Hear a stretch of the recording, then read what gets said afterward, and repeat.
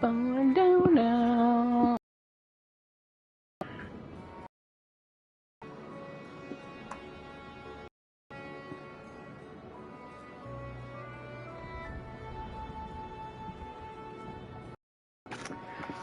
Let me finish this.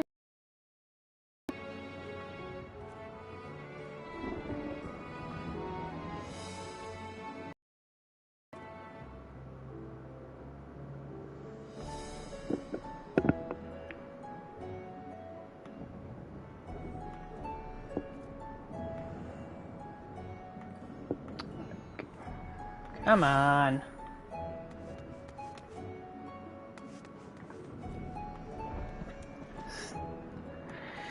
This thing is ridiculous sometimes. It's probably why my streams come out so bad. But, you know, mostly do it for fun anyway, because I don't really get any viewers. I only have 8 subscribers, and I'm pretty sure like 5 of those are my friends.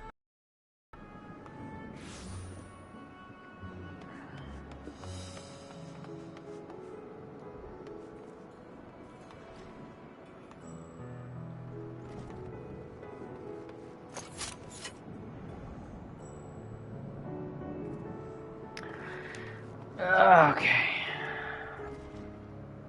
Oh shit. Did it freeze? No? Still looks good.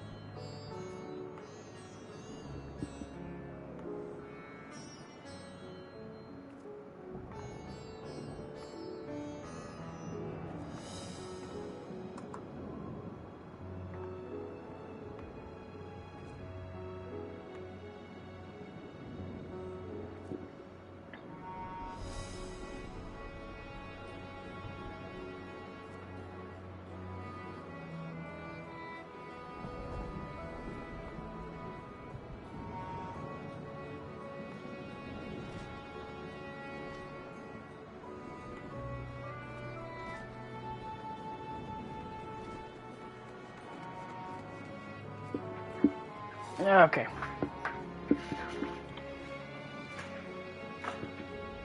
I think we're good. So, yeah. I'm assuming we're pretty much close to the end of nearing the end of the game. We have level 88 quests coming up, and we only have 1.5 zones left too.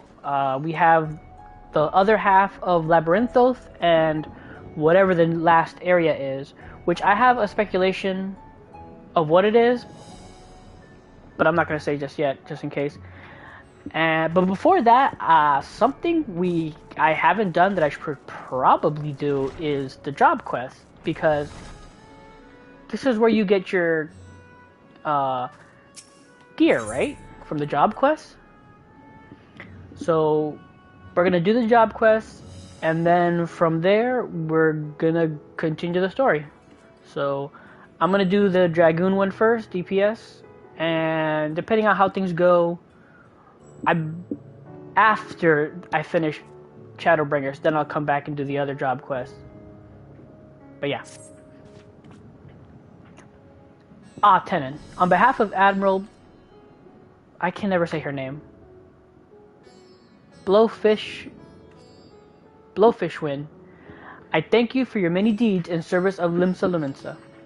We have received troubled tidings that beasts akin to those that plague Raditz Han have been sighted on the Lenosian coast.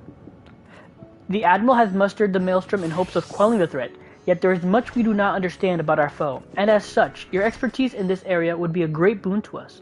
Will you help us? Will you help us? Wouldn't it be much of a hero if I refused, would I? Excellent. The Admiral will be heartened to have your knowledge and martial prowess on our side, I am certain.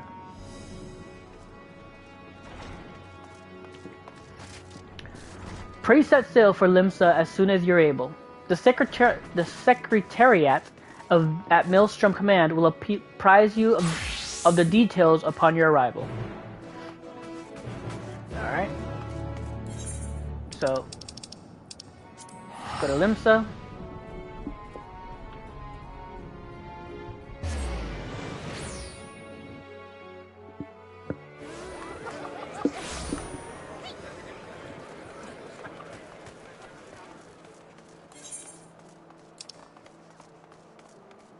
Oh, it's upper decks.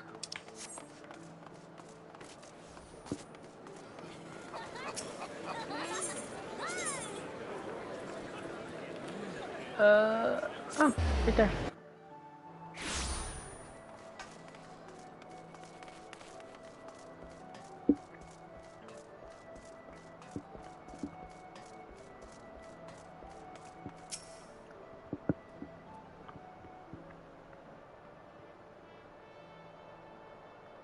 Our man in Radat's Han told us to expect you. I'll inform the Admiral of your arrival.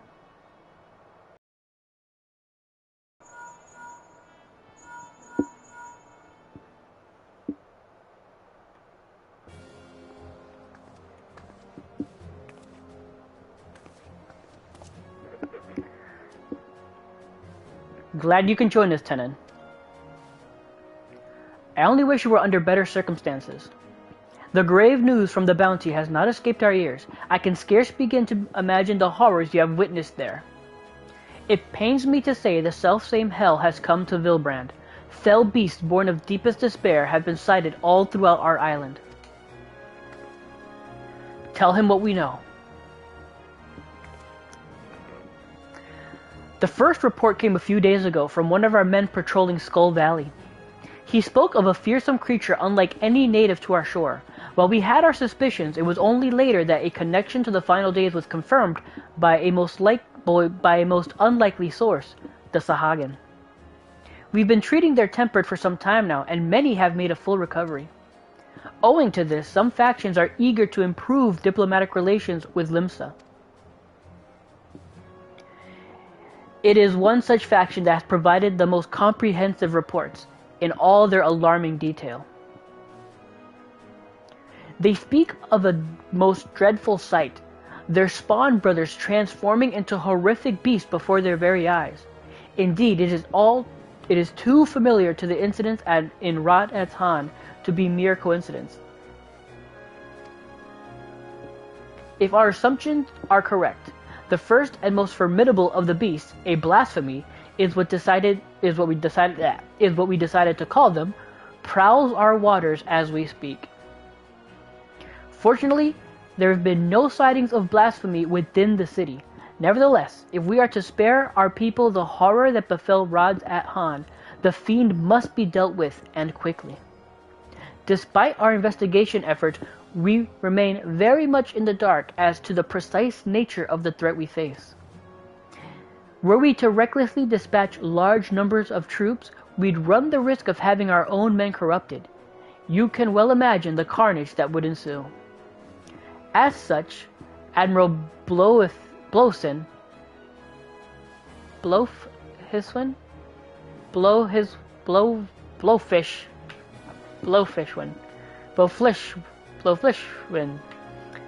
has decided to keep those involved to a minimum and lead the investigation herself.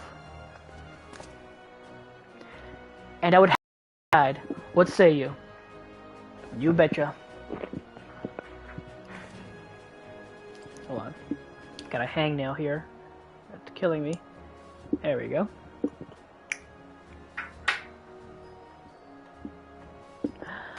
You have my thanks. We will depart at once to meet our Sahagin allies and gather what knowledge we can, that we might devise a proper plan of attack. They are due to arrive at the South Tide Gate soon. I'll go on ahead and wait for you there. Oof, my hair is all a mess. Yeah, I meant to start streaming earlier today, but you know, it's 2 days before Christmas. Things are crazy. Ugh, you know how it goes. Wait. Oh.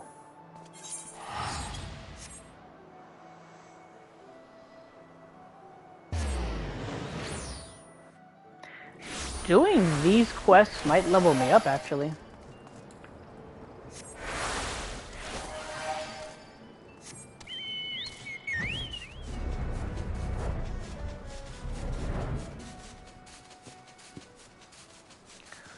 And then, besides wanting to stream earlier, I've been, like, not just because of just to stream, it's just, I've been wanting to. I want to find out what happens next. It's well past our agreed upon meeting time, but the Sahagin are nowhere to be seen. They did not seem the sorts to break their word. This bodes ill. Let us leave this place to the guards and search for Hearthstone for any sign of them. Let's search Halfstone for any sign of them.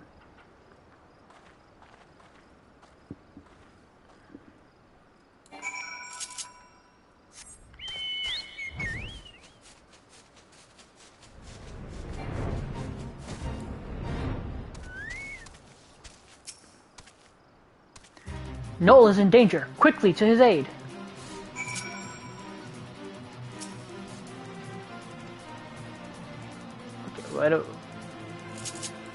Oh, she's protecting him, so I gotta go protect the other guy.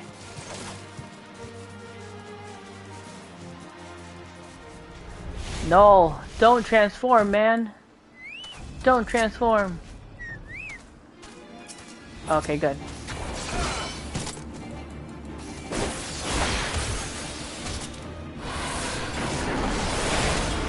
Ooh, that was... My game lagging.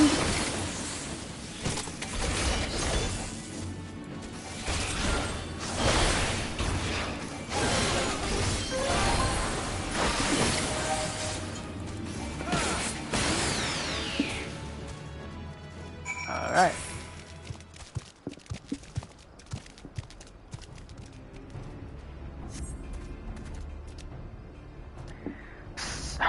Many thanks, Shorewalker. I'm just gonna do that. But pray tell, is my companion safe? The Admiral Self has come to our aid. Glad tidings indeed. You too have my boundless gratitude for saving my life. Let us quit this place before those beasts return.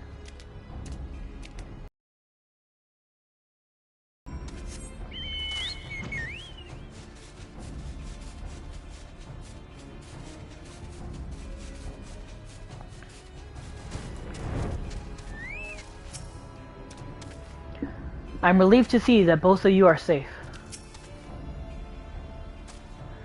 Had the Admiral not come to our rescue when she did, I shudder to think what would have happened.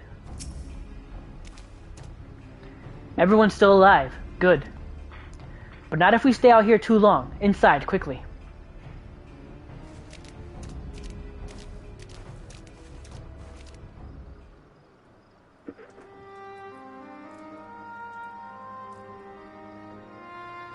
Thank you, my friends. Those ghastly beasts would have made short work of us had you not intervened. And yet it brought me no joy to watch them die, for unbelievable as it may sound, until a short time ago they were none other than our very own spawn brothers. At first we thought them merely cursed, but our talismans and magic availed us not. Aye, 'twas no curse, 'twas an evil like no other, innocent souls transformed against their will into unholy beasts called blasphemies. Blasphemies. Pray tell us more. That would be your area of that would be your area of try again. That would be your area of expertise, Tenon.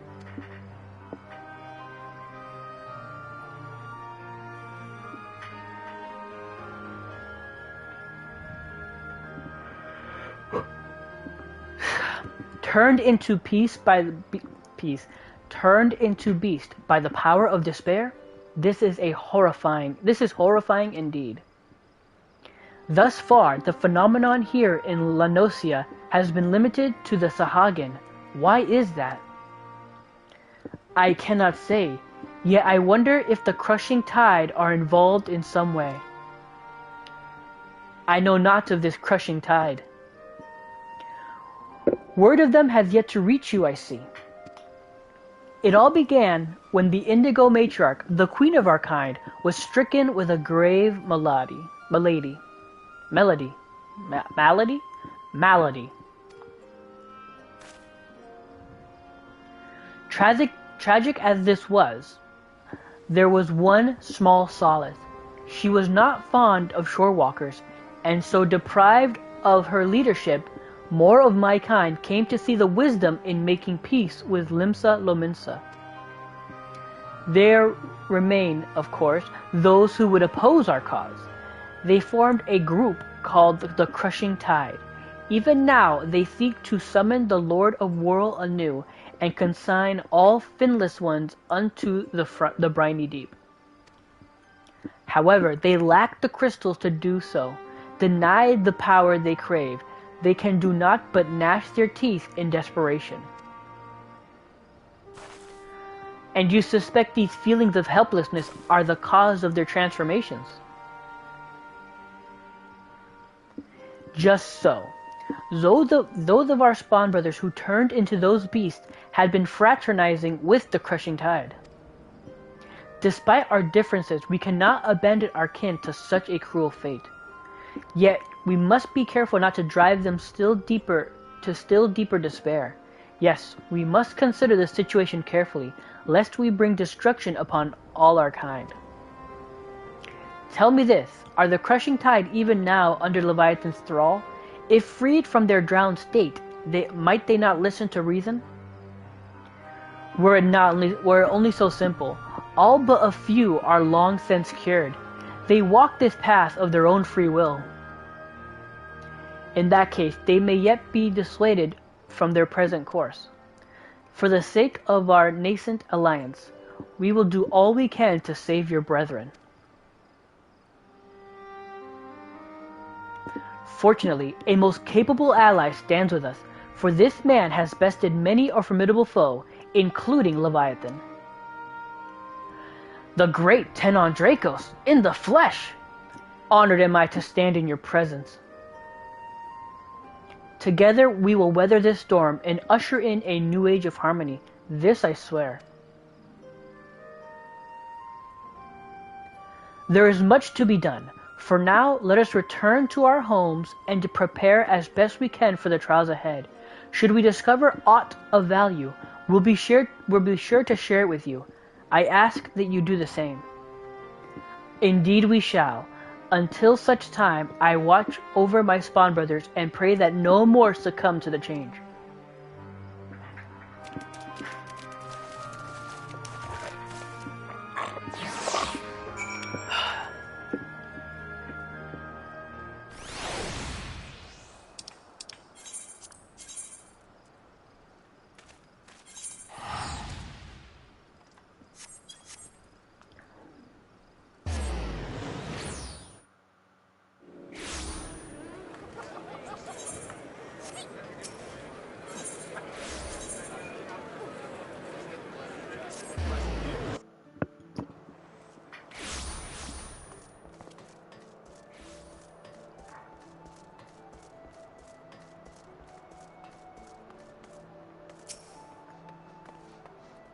Welcome back. Thanks to you and Null, I now possess a proper understanding of the challenge we face.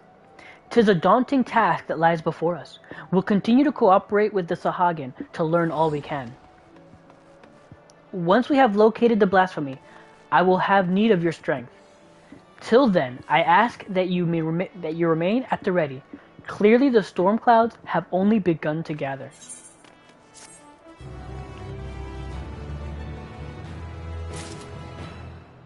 And then 86.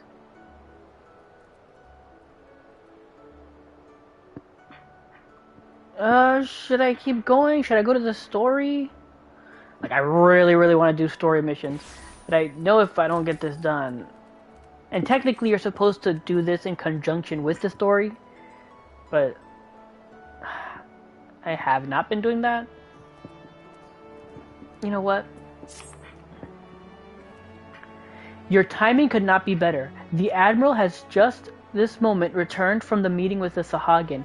I shall inform her of your arrival.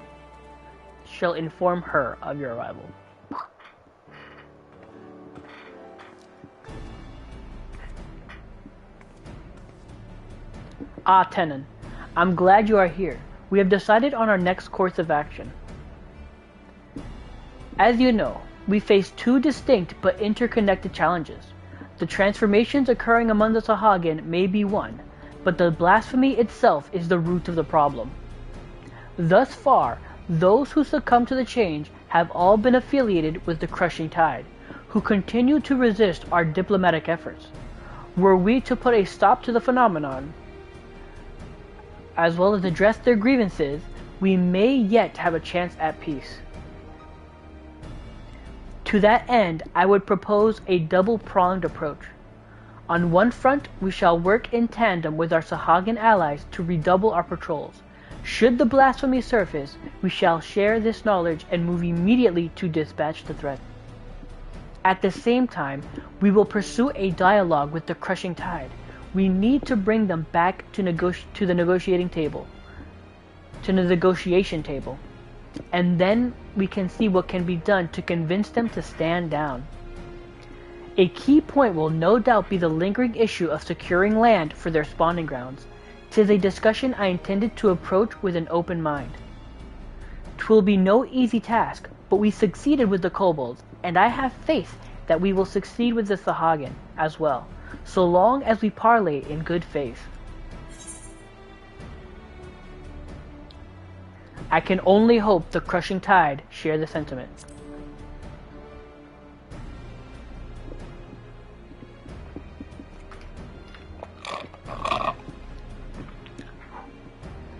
You're wise to temper your expectations, but I would not abandon hope ere we try. At any rate, Null has sent word that one Dao, a priest who styles himself the leader of the Crushing Tide, has grudgingly agreed to hear us out. I will parley with him face to face at the Saspa spawning grounds, and would have you at my side, if you do not object, that is. Excellent. In that case, pray join me at the South Tide Gate when you are ready. From there, we will go together.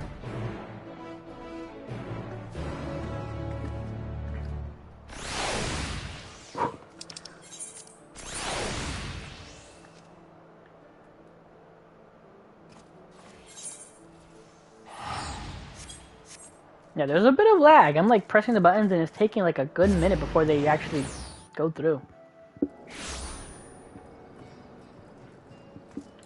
Alright.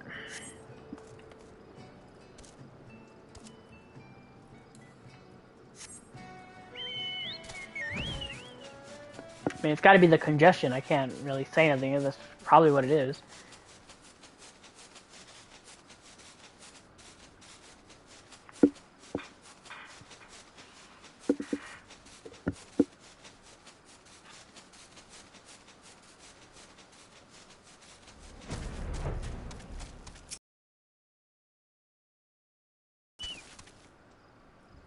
Yeah, it's taking a look at this. Oof. All prepared, are you? Dao is not known for his patience. We must take care not to incur his ire. I was told he would be at the spawning grounds upon our arrival, but it appears he has been delayed. Let us speak with the Sahagin here. Mayhap one of them will be able to shed light on what may be keeping him. One more thing. I come here as the representative of Limsa Lubinsa on a diplomatic mission. Should the talks deteriorate and things come to blows, I cannot be seen to bleed in my hands. I trust you that you understand. And with that, let us be off. Okay, she's gonna be walking with us.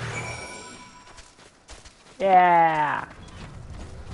Can't wait to do this with, because I think Ishgard was a tank. No, Gridani was a tank. And I think the healer was Ishgard. So that's going to be a good one, being with Sir Emmerich.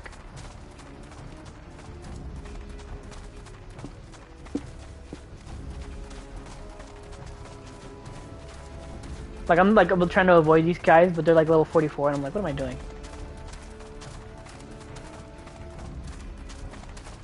Like, much higher level than them.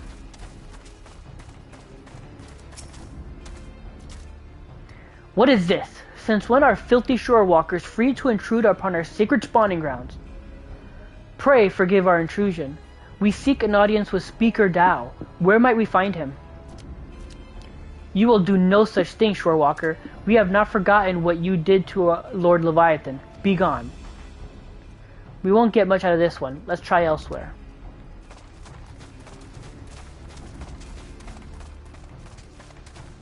Ah, the stoic one. Why do you trespass in our domain, vile shorewalkers? We mean you no harm. We come only for a peaceful parley with your leader, Master Dao. Where might we find him? We desire no parley with the shorewalkers who would steal our home. Were it not for your insatiable selfishness, we Sahagin would grow and flourish. Your grievances are justified. That is why I would speak with Master Dao and work toward a peaceful solution. Empty words from the thieving shorewalker, but so be it. Soon you shall learn the futility of your efforts. Speaker Dao is currently overseeing security at the spawning grounds. You will find him by the entrance, though mark my words, you will wish you hadn't. We shall see. I thank you for your aid.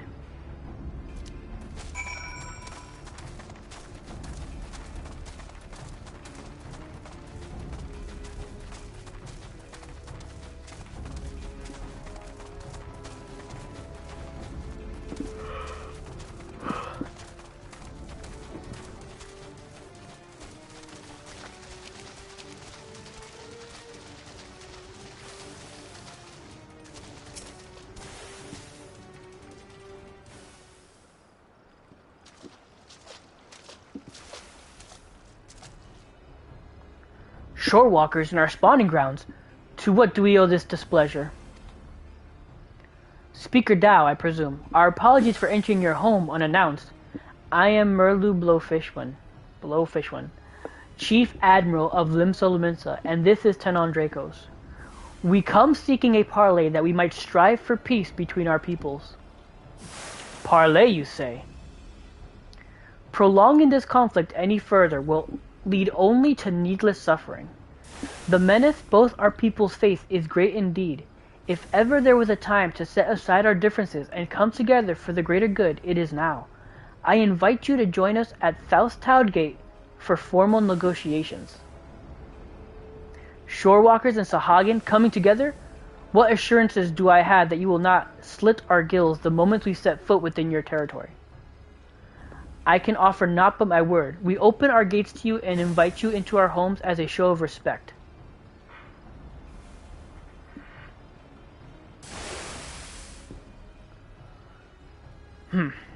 I do not trust you, Shorewalker, but let it never be said that Dao of the Crushing Tide was a coward.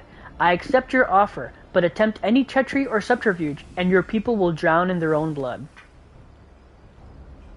Very well, Master Dao. I look forward to a productive discussion. Let us return then. I shall send word to Null as well. I would have our Sahagin allies join us at the parley.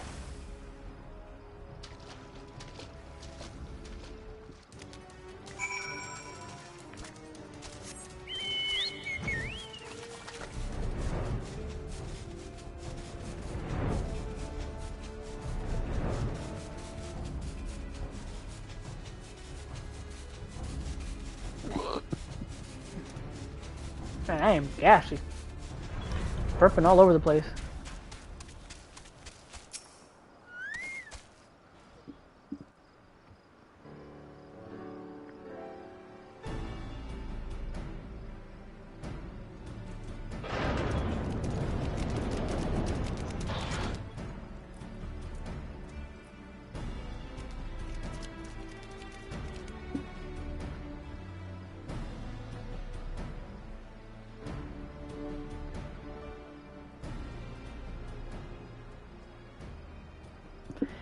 Thank you for joining us here, Master Dao.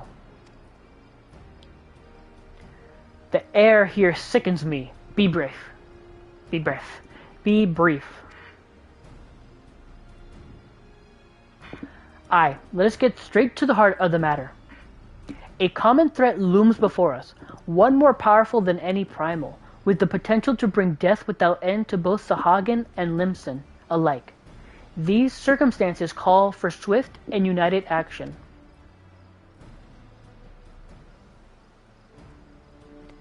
You doubt our intentions, but I remind you that we have liberated many of your kin from Leviathan's enthrallment.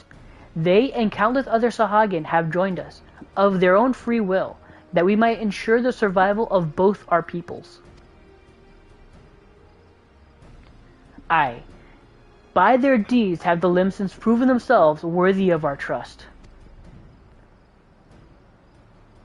Master Dao, you and your crushing tide want only to secure a future for your people. I say to you this can only be done by confronting this threat together. Threats? Threats? What is this threat you speak of?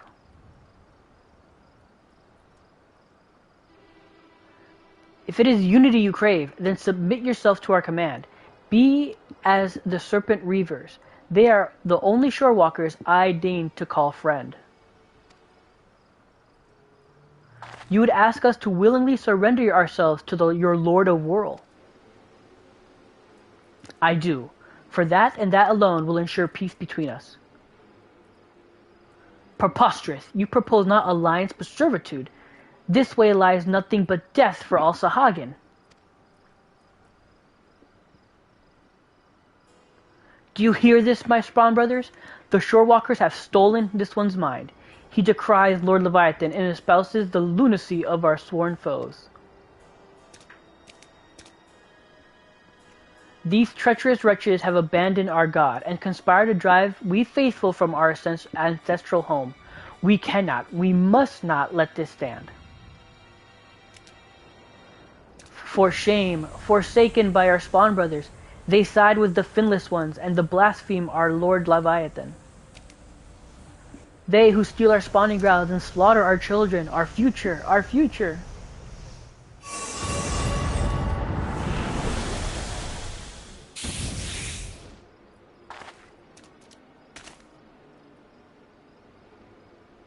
Behold, behold this blessing. Lord Leviathan grants us greater and greater strength.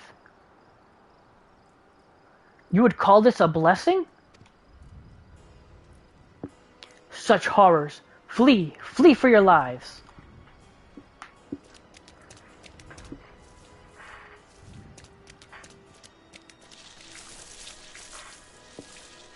The beast makes for Alport. I leave this place to you.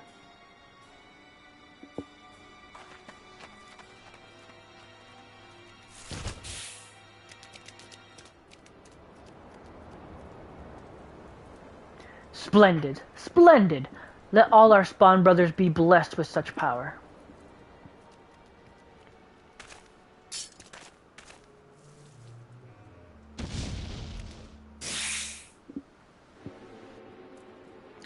What a dick. Turning his own people and thinking it's a blessing.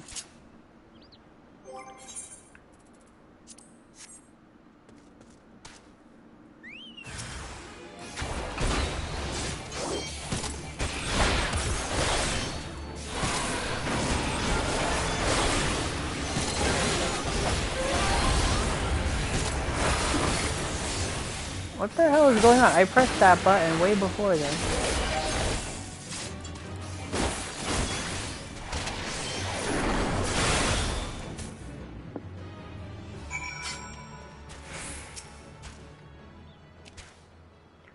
This is the second time you've saved my life, Shorewalker. My gratitude is as boundless as the sea. But what of the Admiral? We must go to her aid.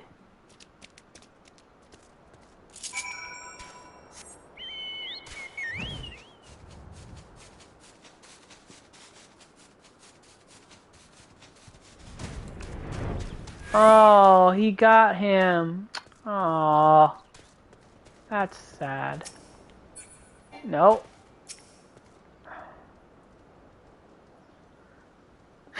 What a horrific sight. I was too late. I am sorry. There is no need for apologies. You are not responsible for my people's plight. But what I cannot fathom is Dao's response. How pleased he was to see him become slavering beasts. The fool believed it a blessing from Leviathan himself.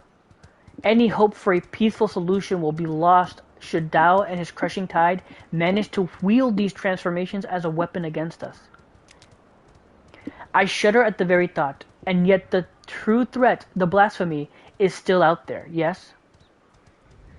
Just so. The first ones to transform are those who have fallen into the deepest depths of despair.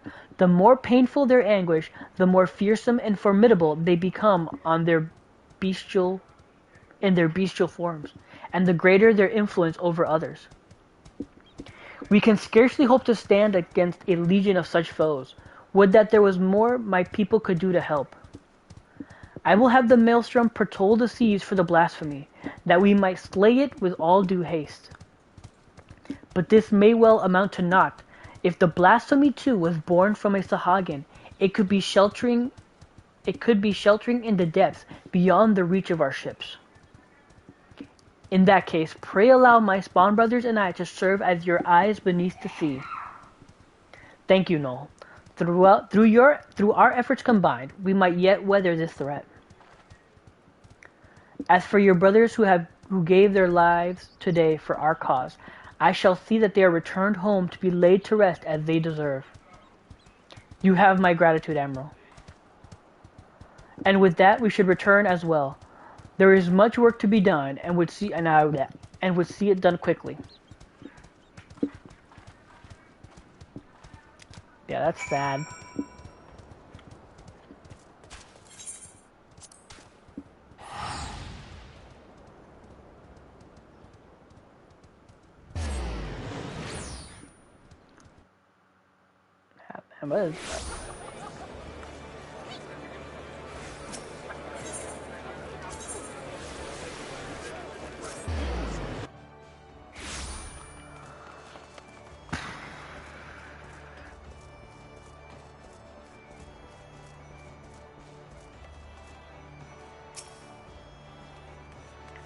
Oh, you've returned. The Admiral was just briefing me on the events at the spawning grounds. Ah, Tenon. I was just sharing our findings. So you see, the danger is exactly as the Sahagin described. While Dao and his ilk have no means of forcibly triggering phenomenon at present, 'tis plain they intend to seek one out. Redouble our efforts offshore and inform me at the first sign of anything out of the ordinary. It shall be done, Admiral. I worry that we might be stretching ourselves too thin. Should the situation take a turn for the worse, I will recall our forces from Garlemald, yet I would reserve that as a last resort. For now, I must get to work securing reinforcements. I ask that you remain close by. We may have need of your strength all too soon.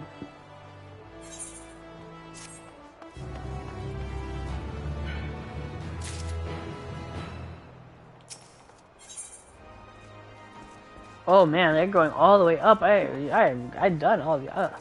Yeah, this might level me up. Okay, hold on.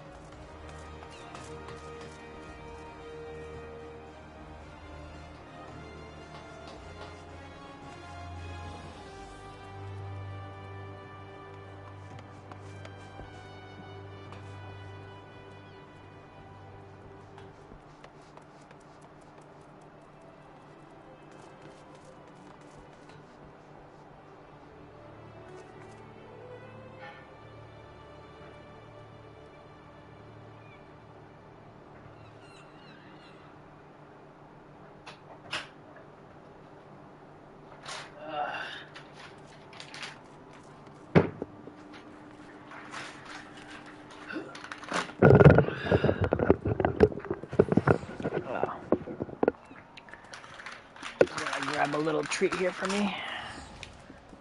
Peanut butter M&Ms. One of the better M&Ms in my opinion. I like the white chocolate M&Ms, but I like the plain white chocolate M&Ms. I don't like the peanut ones. And the fact that only the peanut ones are back annoys me. It annoys me a lot. The Admiral left a message for you. and the news is not good. Ooh, excuse me. It appears that a Limson merchant ship was assailed by a Sahagin raiding party affiliated with Crushing Tide. To further complicate matters, the vessel in question was carrying a shipment of crystals supplied to us by the kobolds of Ogomoro. The Admiral suspects the Dao mean to use the plundered crystals to summon Leviathan. She has gone to meet with Null, that we and our Sahagin allies might take swift action. She bids you join her immediately. Should the worst come to worst, your experience in combating primals may prove essential. Pray make for the South Tide Gate, and rendezvous with the Admiral Blofeshwin at once.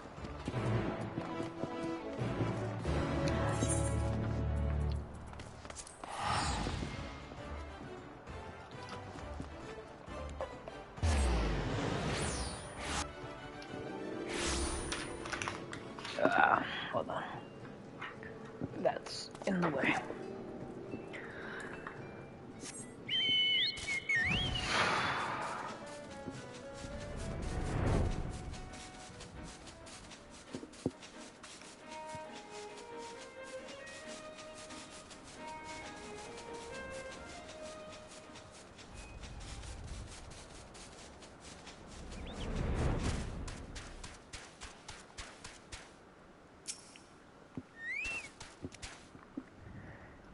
It is good to see you safe, friend.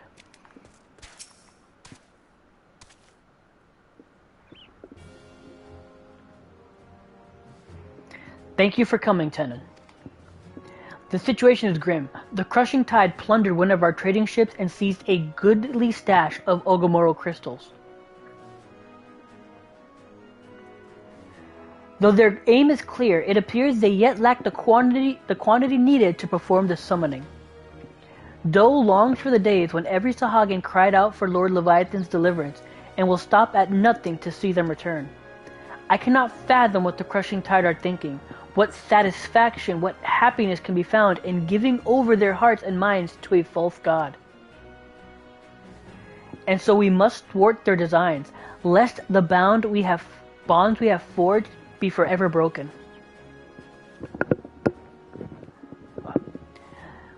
By that same token, we cannot afford the blasphemy nor the transformations its presence may bring about. A battle on two fronts, neither of which we can commit to at the expense of the other. As we sail into the eye of the storm, I would hear your counsel. What course of action would you propose? Might we turn to the three great pirate powers to aid? Let us recruit the Yellow Jackets to the cause. Sounds like a job for the Company of Heroes. Might we turn to the three great pirate powers for aid? Let's try that. As it happens, I've already enlisted the Executioners, the Krakens, and the Sirens to the cause. They've done much to bolster the Maelstrom's efforts to scour the seas for the blasphemy. So if we were to seek reinforcements, we will have to turn elsewhere. But to whom?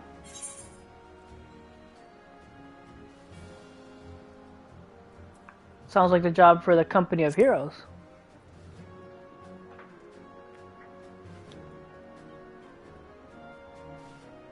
The Company of Heroes?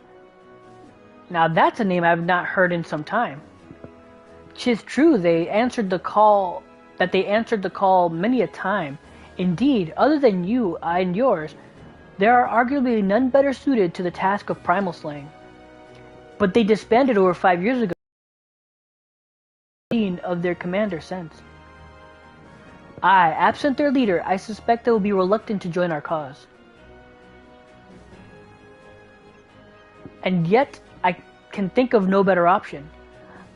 I will contact Whiskate, their erstwhile commander's right-hand man, and see if he will not hear us out. I will ask him to meet us at the Drowning Wench. Let us hope he is receptive to our offer. No, might I trust you and your brothers to continue the search for the blasphemy in the meantime? Of course, Admiral. Should we discover anything, you will be the first to know.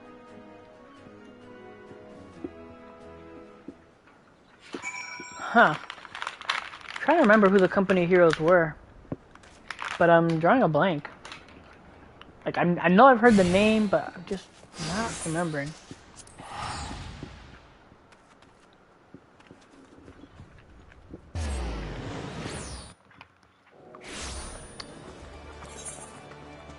Oh, the wench is upstairs? Okay.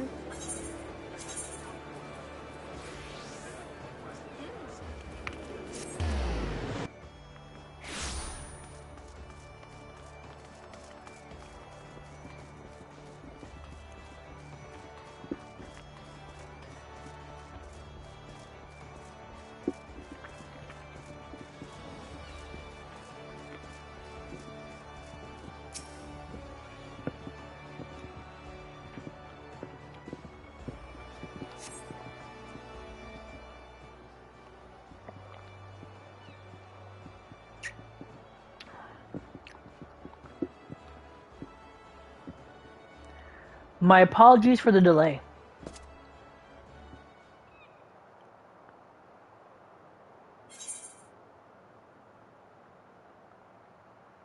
You are alone?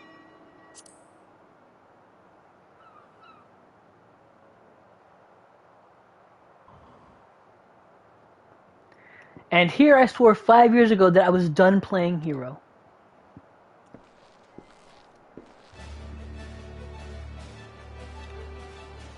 Yeah, this guy looks familiar too. Man, where... Time has gone. Oh yeah, these guys! Could someone explain what this is all about? Believe it or not, I am a respectable man with respectable obligations these days.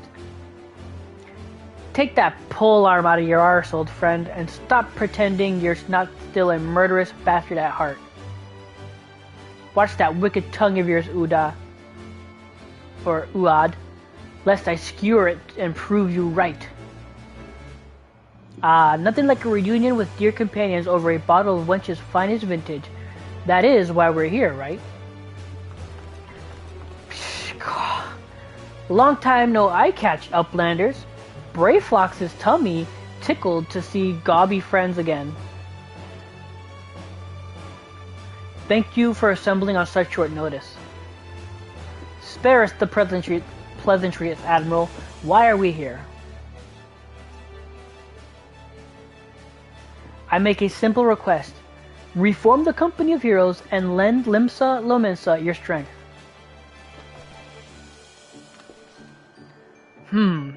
You've a reason, I'm sure I would hear it.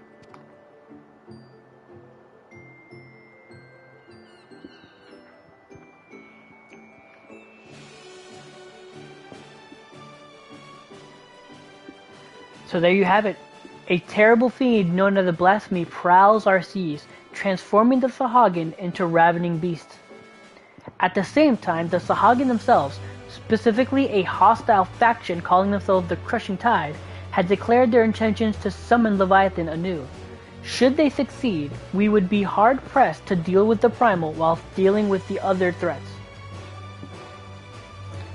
A ripe pickle indeed. But the answer is no. The commander disbanded the company, and as his first mate, it is not my place to gainsay his final order. Sod that, I say. Have you forgotten our company's creed? The duty of the strong is to protect the weak. Are the people now in danger not the same men and women we fought to defend years ago? The commander would not have turned his back on them, and neither should we. Bold words, Landelin. But do you truly believe that we can honor them as we are? Old mercenaries past their prime, lacking the commander whose wisdom and prowess saw them to glory once upon a time? Ah, yes, your commander.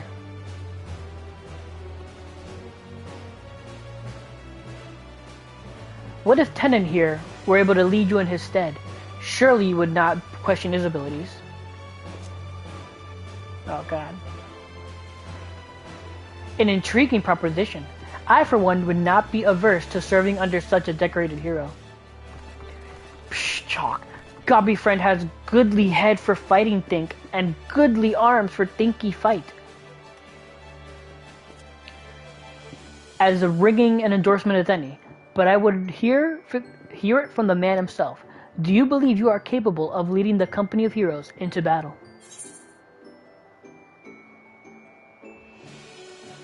If you the stones to follow me.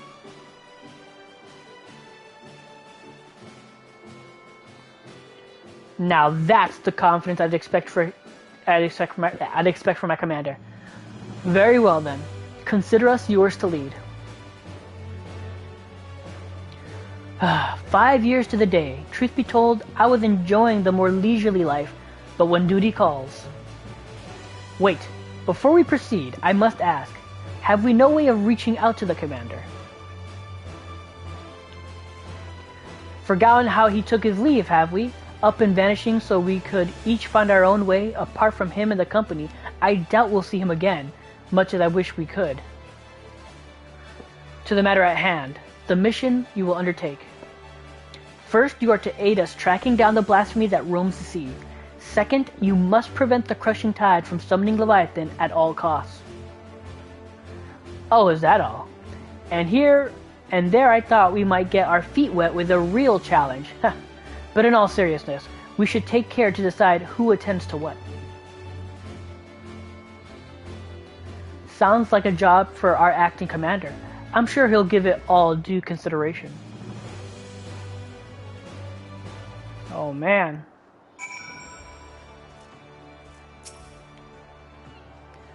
Wisket may be skeptical, but I for one have little doubt you will prove a worthy commander of the company for the company of heroes. Jesus. Talk normal. Alright. Brayflox happily gives hand lending to Uplander. The others may gripe and groan, but not me. I'll be the first to admit that I missed the action. Please think twice before assigning me to the same group as Landolino. I don't know what's worse, his tendency to wave his lance in people's faces or all the shouting and blustering he engages in while doing so. Have we finished with all the logical nonsense? I'm eager for a taste of old violence. You know the flavor. So if I understand this correctly, we're to bring down this so-called blasphemy. Of course, to do that, we need to find the damn thing first. We've also got to prevent the crushing tide from summoning their god, Leviathan, a tall order in of itself. As acting commander, it's your job to decide who will be doing what, based on the skills we each have to offer. I'd recommend that you start by having a chat with each of us, that you might develop a sense of the strengths and weaknesses, mostly strengths of course, of the storied veterans under your command.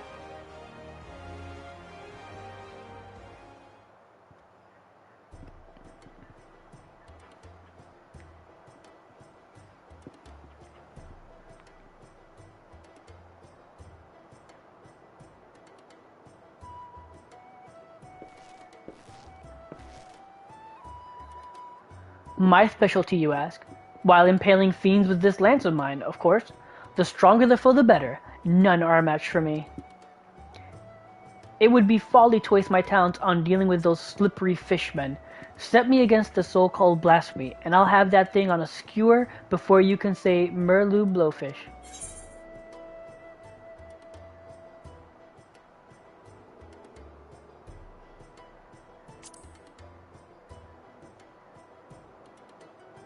A wise choice. Send Landonel after the Sahagin, and he's like to help them summon Leviathan to sate his bloodlust.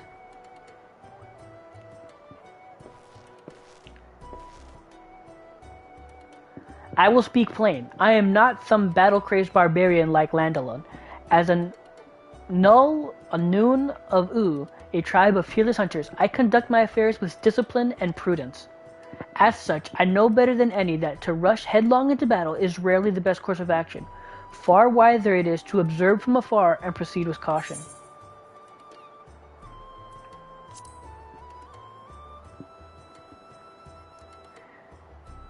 Yeah, send him. And then also there was like a little hint earlier when he said, "Don't put me in the same group as that guy." Very astute, if I'd say so myself. There are few better suited to the task of averting needless bloodshed than the famously circumspect Uad Nun.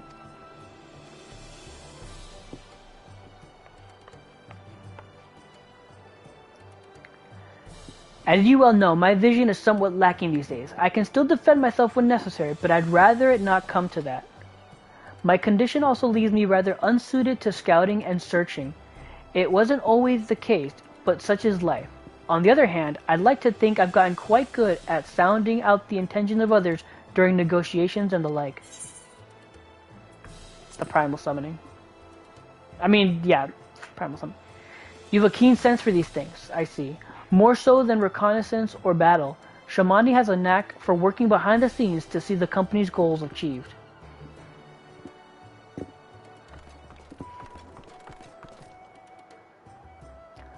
Brayflock's master remarker of Illuminati treasures offers much hand-lending with ingenuity. Far-seeing spyglasses see far into deep ocean, crackfire go boom and blast, beasts into beaded pieces. Pursuing and slaying the blasphemy, obviously. A logical choice, if I do say so myself. Brayflock's mastery of tools and armaments are sure to avail you in tracking and felling the beast. And what about you? It would seem everyone has their assignments. And I dare say the choices you've made are nigh impeccable. If I didn't know better, I'd think you'd been leading us for years. Yeah. And with that, it is time to get to work. I have procured link pearls for one and all, that we may keep in touch with each other. Yeah, or no, not even close. I'm like making my own lines up as I go. That we can keep each other apprised of our progress. You may pick them up at Maelstrom Command. We'd best be off then. Should we have need to regroup or reconsider our strategy, call for us.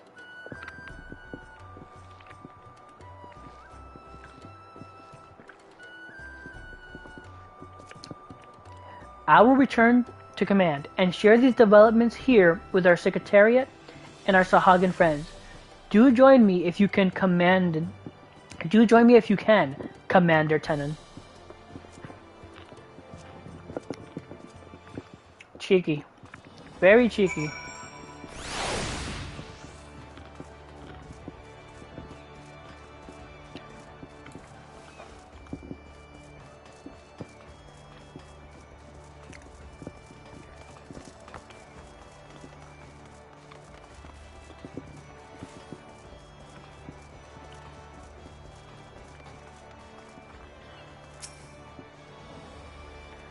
I've just finished briefing the Secretariat. She has something you should find useful. Admiral Bullfishwen has tasked me with overseeing communications between you and the Company of Heroes. First, you'll be needing a link pearl. Pray speak with the Secretariat. Ah, Tenon, the Admiral has apprised me of the situation in full. Furnish Tenon with a link pearl, yes? Of course, Admiral.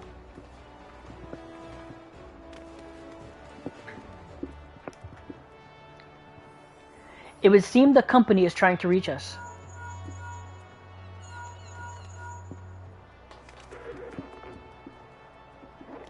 Ho there, Commander. Just give the word and I'll come running. Lower your goddamn voice, will you? Watch your tongue or I'll track you down and rip yours out. They sound more like mortal enemies than old companions.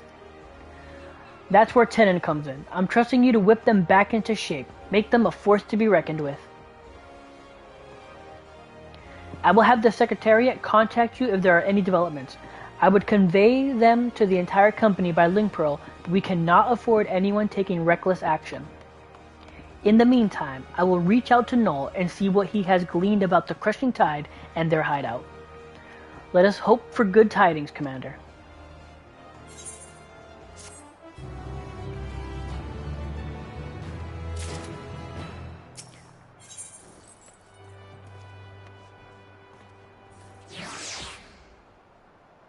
Um.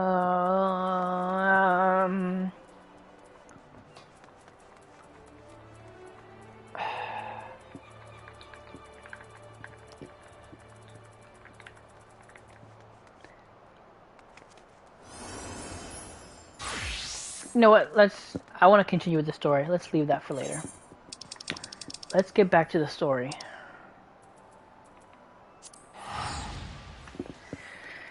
I want to know what's going on.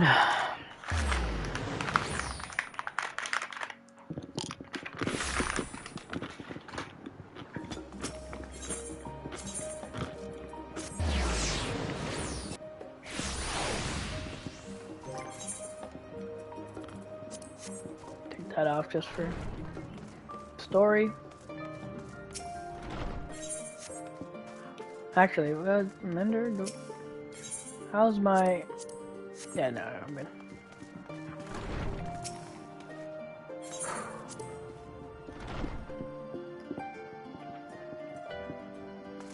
Alright. You have a note? Okay, we already said this, but I'm going to read it again. You have a knack for turning up exactly when needed, and this is no other exception. Alright. As the heavens burn, though you and Kryle both have news to share, hers is perhaps the more urgent. 545 gear. Alright. Let's go.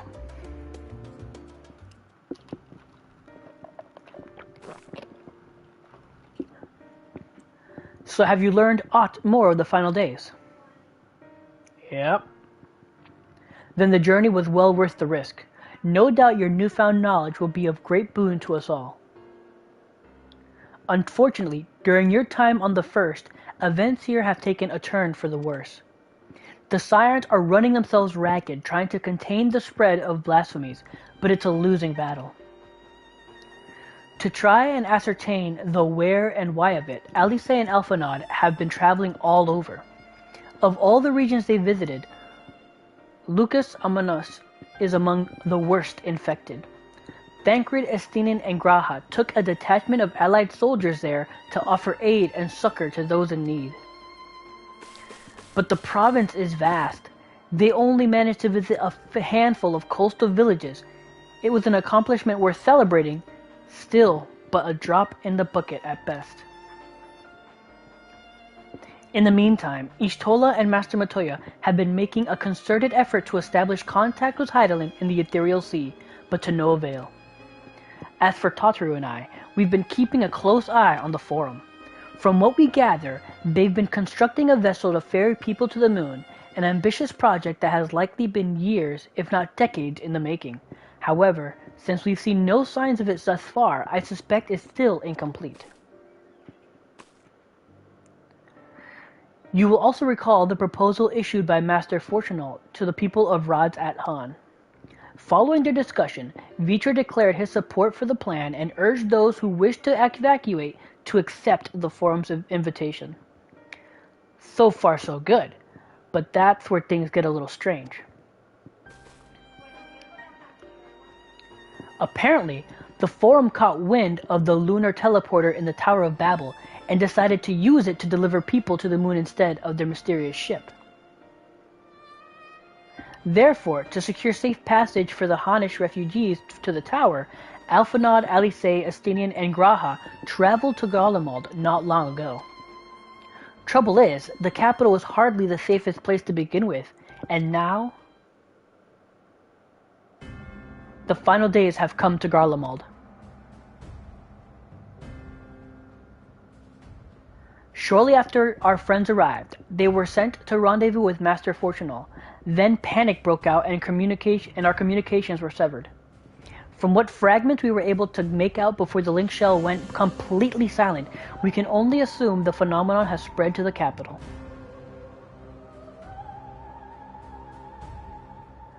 The others need you, Tenon. Please, you must help them. Alrighty. Holy crap.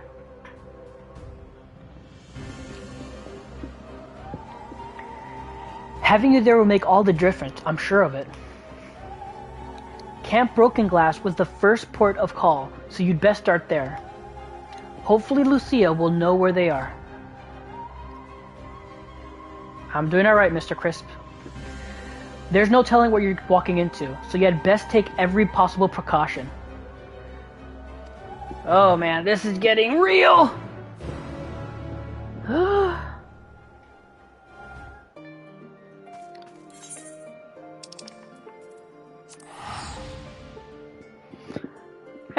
I only do this for fun.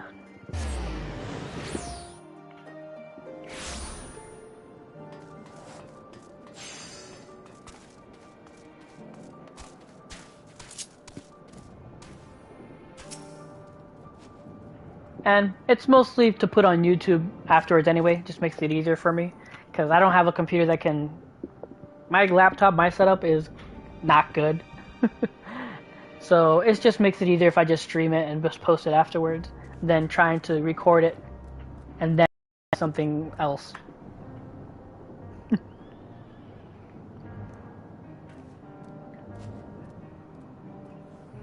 Yeah, I mean, again, like I tried some of this like OBS and things like that, but it's just my computer's not up for it, and I'm a broke ass bitch.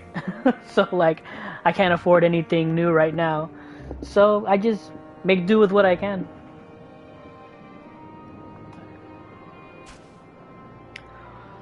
Tenon, and not a moment too soon. The skies over Gollermald are ablaze, but it's events on the ground that concern me. As you will have heard, your fellow Scions arrived ahead of you. We cut the customary greeting short after we received word from our troops on the Magna Glacies that the Forum's airships have landed. It was then that the heavens began to burn. I dispatched your friends at once to ensure that refugees came to no harm. I would have you join them immediately. Additional support is en route, but we will discuss them later. I trust you are ready to depart. Oh, this is Endwalker. This is Final Fantasy Endwalker, the MMO. Upon departing the Magna Glacies, several cutscenes will play in sequence. It is recommended that you set aside sufficient time to view these blah blah blah blah blah. In addition, you will be required... Yep, got it. Yep, okay. Oh god.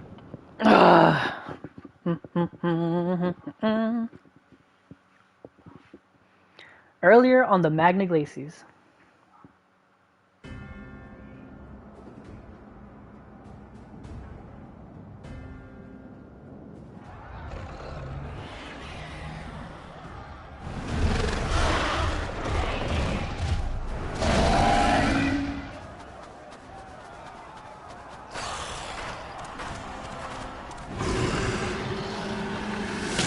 Well, that's over with. No. No. No. We were promised an escape. Not the same one we fled.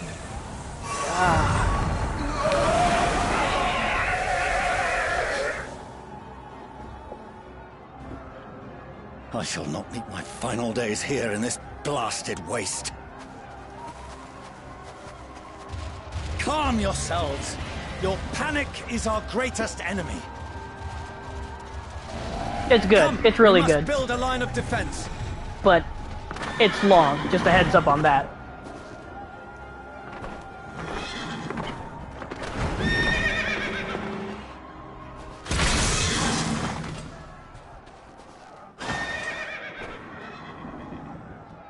How? Leave the fighting to us, Father. You must lead the people to safety.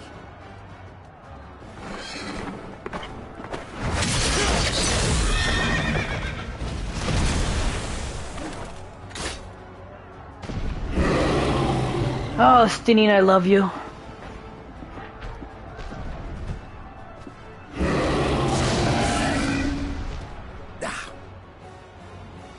I can handle this pair. You shall tend to the refugees. Let us be about it.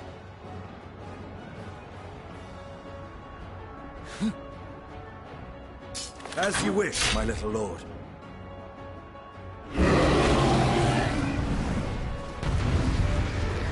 Oh shit. Okay. Well, since yeah,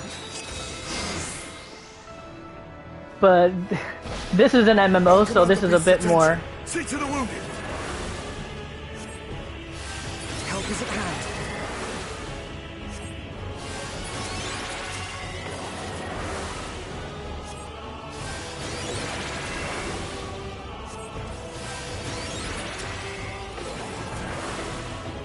What's sad is I'm also a sage, but my setup is not like this at all, so this is throwing me off completely and utterly.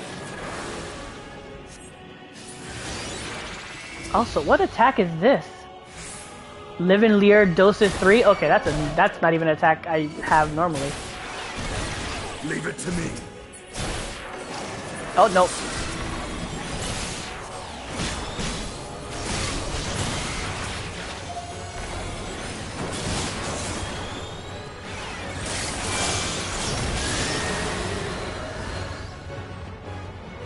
Bum, bum, dum.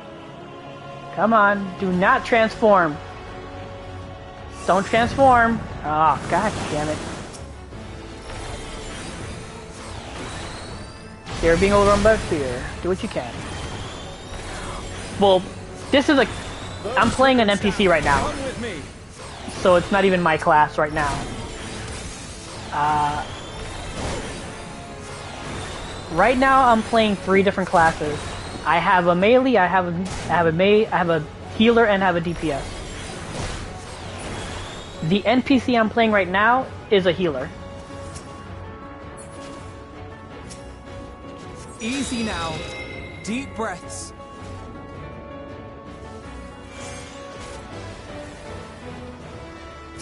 You're safe now.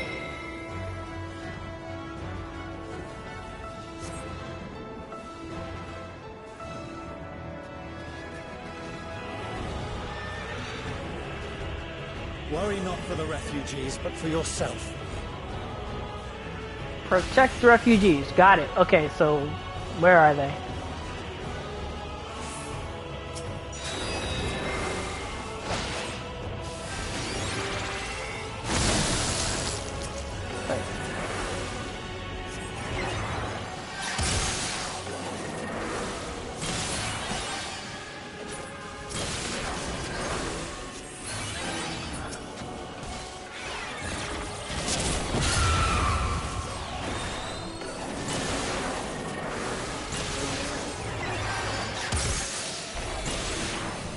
It's so weird because my buttons are not like this at all.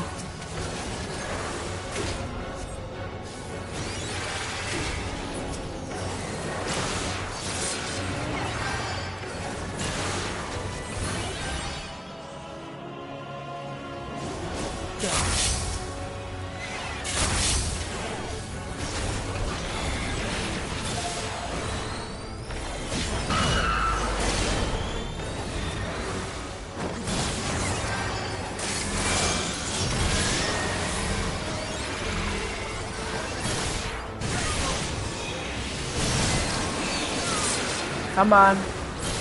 Oh, I hit the wrong button.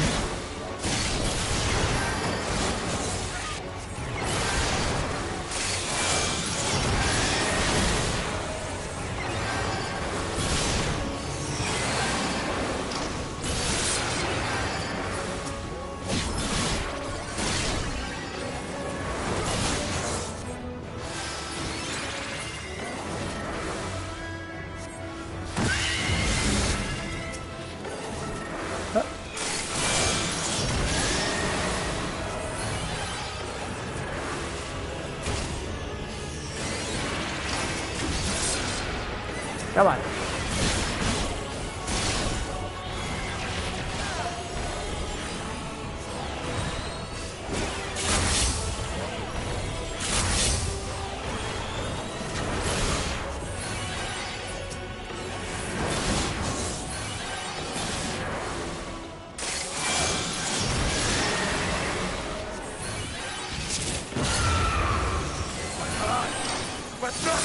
Oh god, I pressed the wrong button.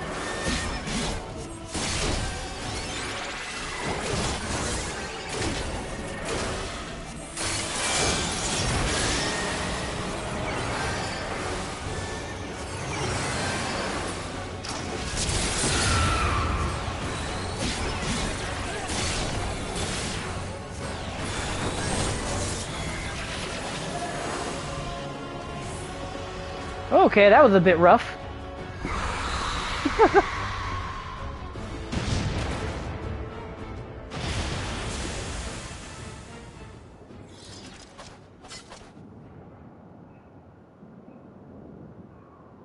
Yeah, that was weird because, again, I don't have my buttons for that class the same way.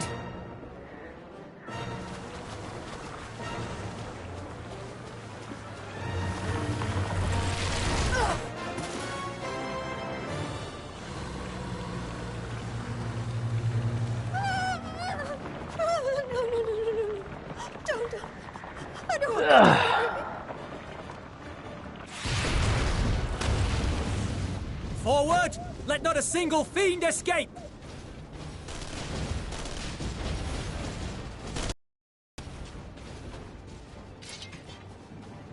Wait, that's... Euless and the army. So, you've recovered then? Whew. In time enough to be of aid. For once.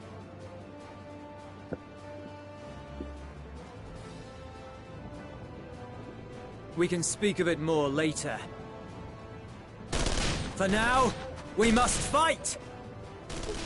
To repay your salvation in kind, or with better! For Garlemald has her pride! It's all well and good, dude, but... Okay, I'm not gonna say nothing. Not gonna say Of that nothing. I've no doubt.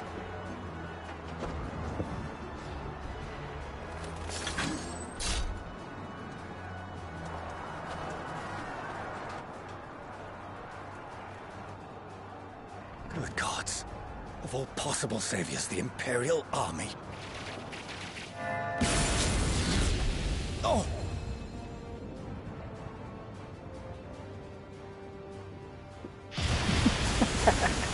Yep, your daughter's here too. I had hoped to take all of them down at once. Think a withdrawal might be in order? Oh, sod that. You know who would never abandon these people to their fate. To be devoured by their former friends. That'd be beyond cruel. These beasts must fall here and now. Well then, I'd say it's high time we threw caution to the winds.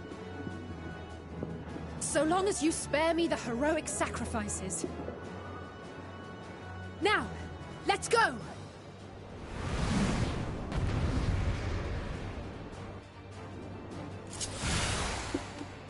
There. Are we playing as her now? Hold on. Oh shit, we are. I did not know how to play Raid Mage. Oh, wait. Give me a second. Hold on. Deal the next target damage, turn opponency. Attack 400 targets and all nearby. So it's AoE. That's the combo. That's second combo. That's Cure. Embolden, increases own magic damage, blah blah blah. A limit break, of course. Okay, so heals, buff, limit, OCGs, and combos. Okay. I think I got it. And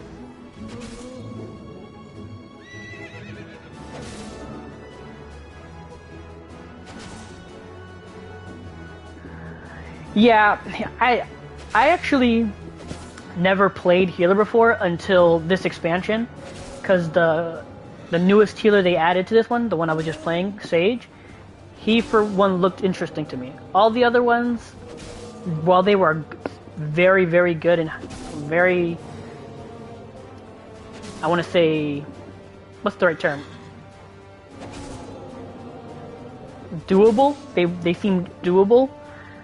I was just never gravitated towards them. So I only just now in this expansion am trying out healer. Usually, most of the time, I was a DPS, and then over time, I've been tanking little by little. I don't do raids, I do dungeons though. But it's still hit or miss sometimes. Okay. Let's embolden. Alright. And let's go.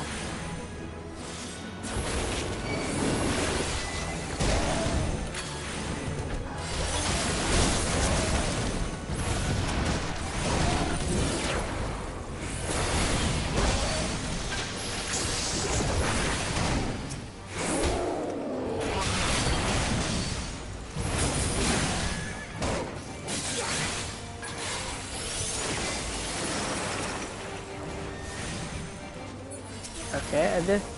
Is this?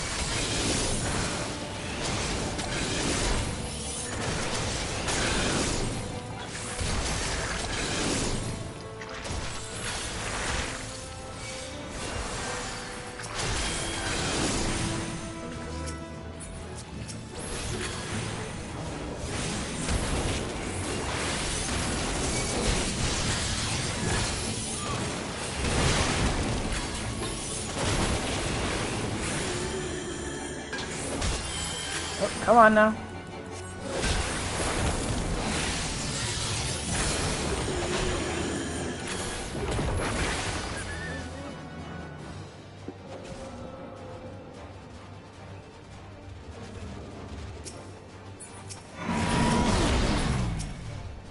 Okay. So that happened.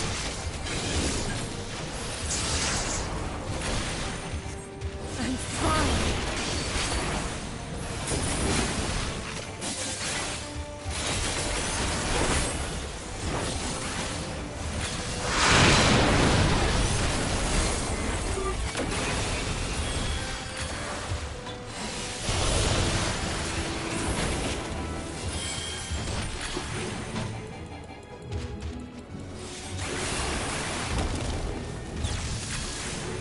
Oh, run away.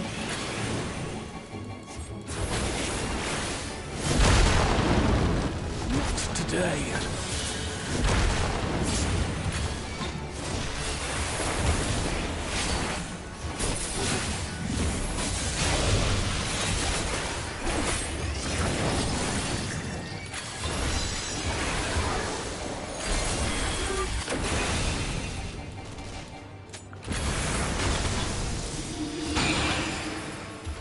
Whoop, whoop, whoop, whoop, whoop.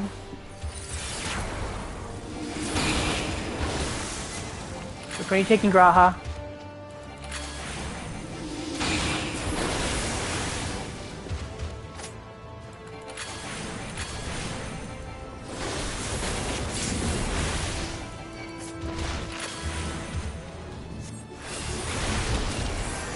Oh my god, using the heal resets your combo? That is stupid. I'm not done yet.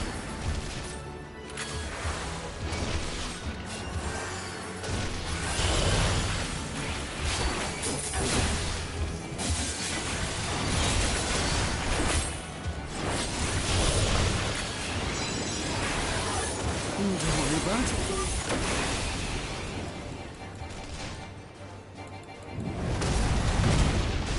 Really? Oh, Crackles with energy. Find cover.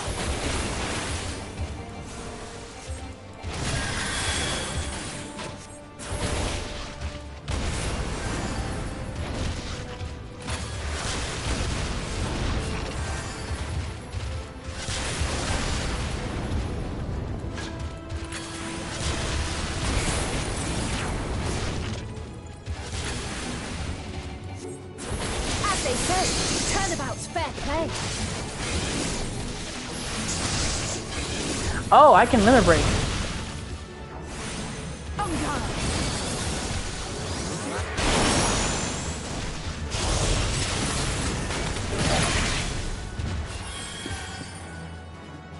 Nice.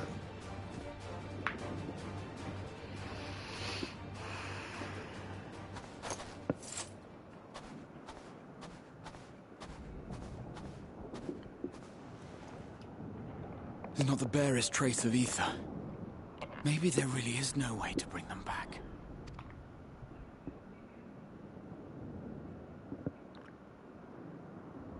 Thank you for saving our lives once again.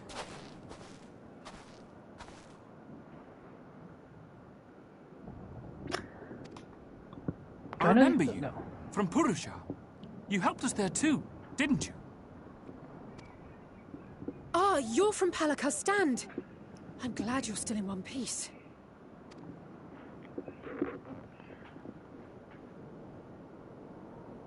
Or you will be, once I see to that injury of yours.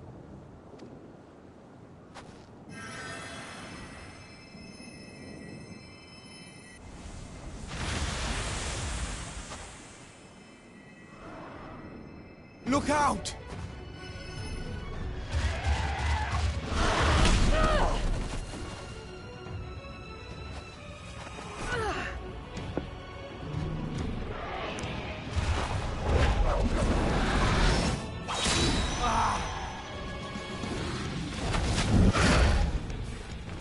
Oh, Graha does what you did in the trailer. That's cute. I won't lose them. Not a one. This will be a brighter future. I won't let a madman's apocalypse ruin everything we've fought to achieve.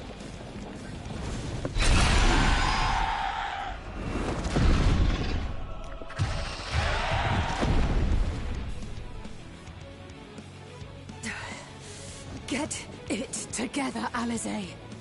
You're embarrassing yourself. And in front of Father, no less. You might never measure up to our champion.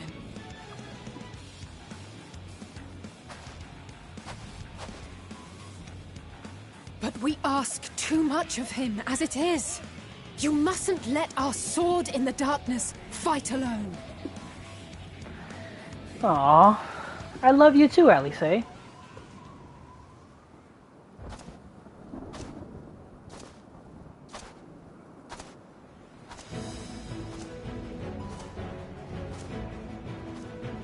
Oh, Oh, you gotta make a badass entrance.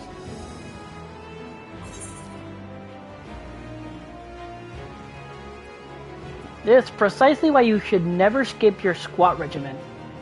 Nah, you've done well in my absence.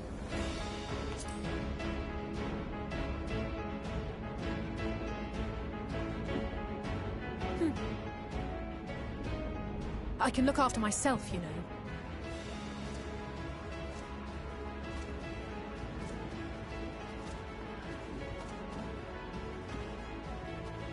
Everything's in order, I trust? More or less. Gotta tell you about it later.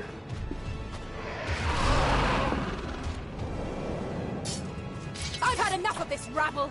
Come on!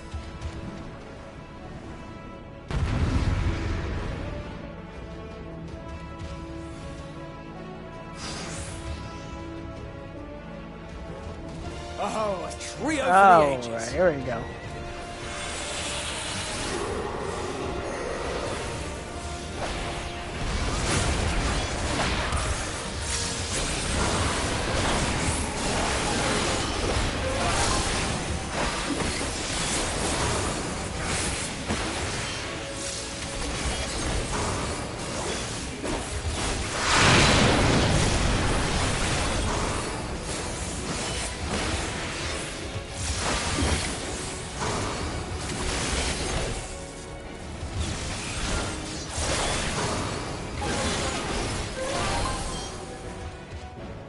Come on.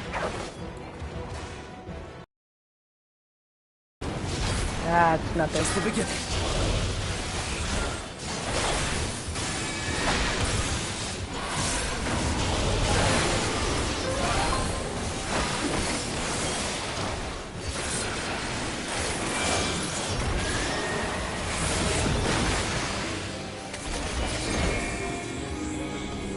What? I had a feeling I'd find you here. This should be the last of the worst troublemakers. With me!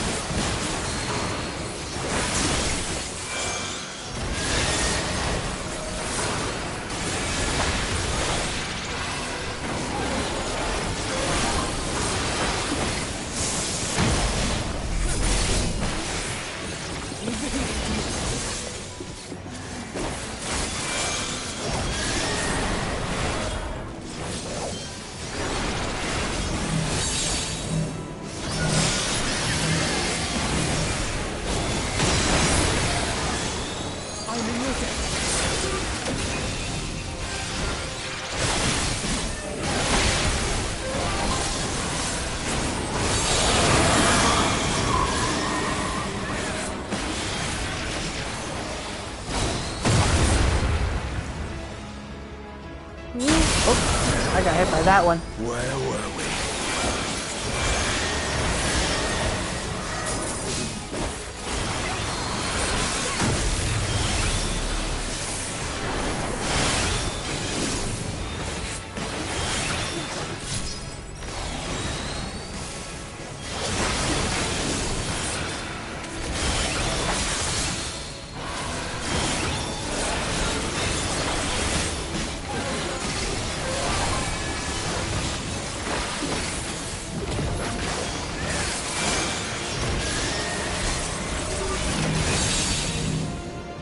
Oh, it's done. Ooh, I'm good. That was great. That was very cool.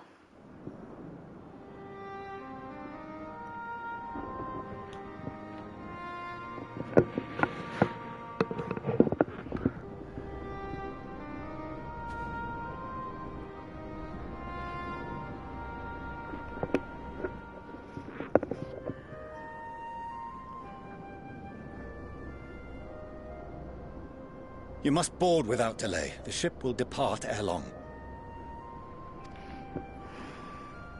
Your offer to host us in Sharlayan is most appreciated. But will the final days not soon fall upon it as well?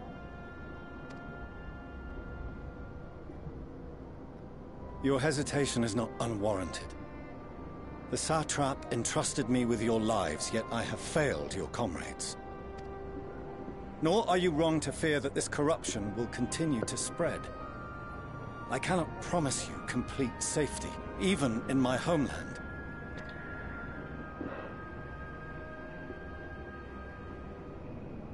What I can promise is that I will do all in my power to protect you.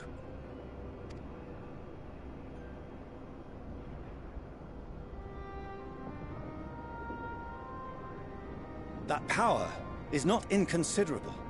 Even now, my countrymen are preparing the vessel that will deliver us to a sanctuary on the moon. Join us on our journey there, and beyond, to new horizons. Come to old Sharlayan. Please.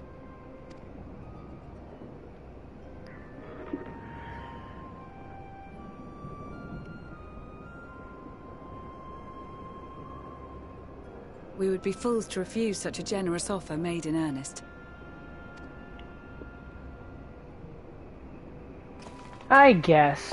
Doesn't stop him from being a dick, though. It seems they've a new destination.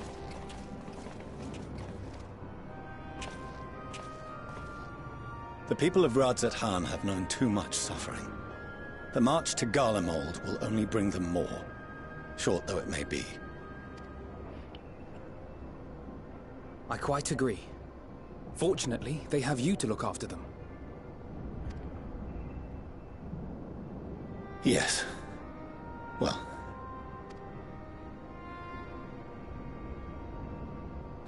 Behind you! Just there!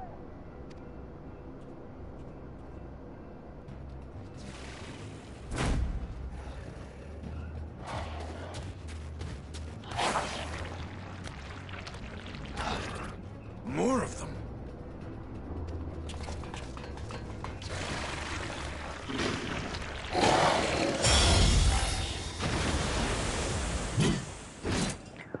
Oh!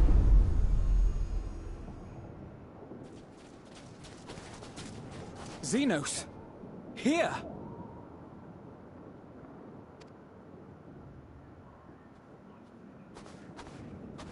You'll be all right. Hurry to the airship.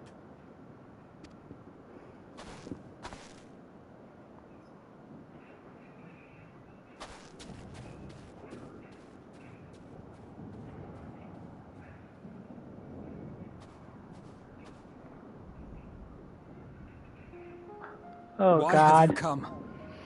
Oh, God. A heretofore unseen beast. 'Twas ripe for the slaying. Poor sport, alas. Unfit to temper my blade. Oh, for the love of... You cannot still be on about a rematch. That is and has ever been my sole concern. Oh my god.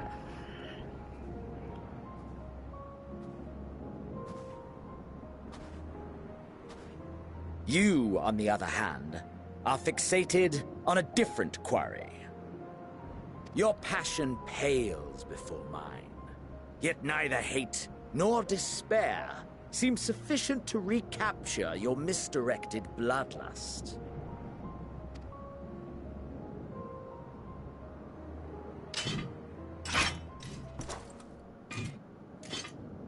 So, I hone my blade, and I wait.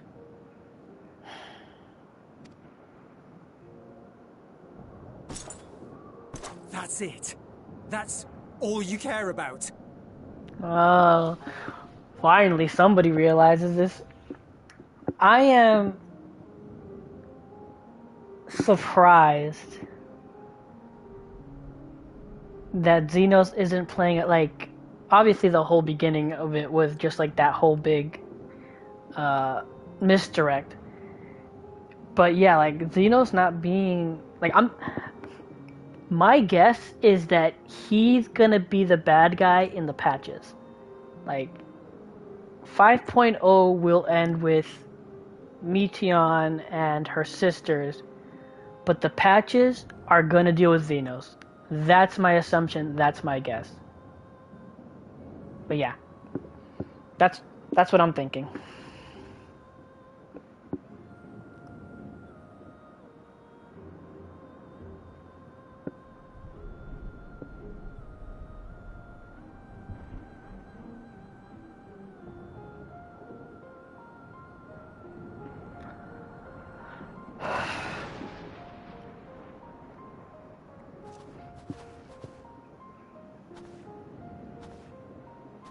Garlemald is in ruins. Our homeland, the nation you rule, is as good as gone. Along with so many of its people. Not just soldiers like us. Not only those who fought and killed for power and duty. Innocent civilians. Murdered by their own flesh and blood. Lost and confused as they breathed their last. While we who survived with our lives and minds intact were left to freeze to death. The Eorzeans tell me all this was your doing! You slaughtered your countrymen! You did! For what? For nothing, in the end. So much wasted effort. Oh, damn.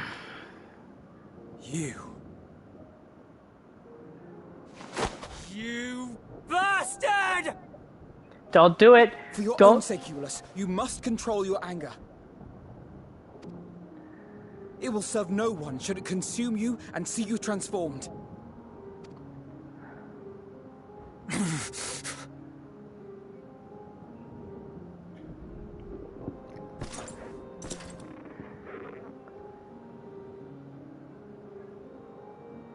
Would you be happier had I a good reason?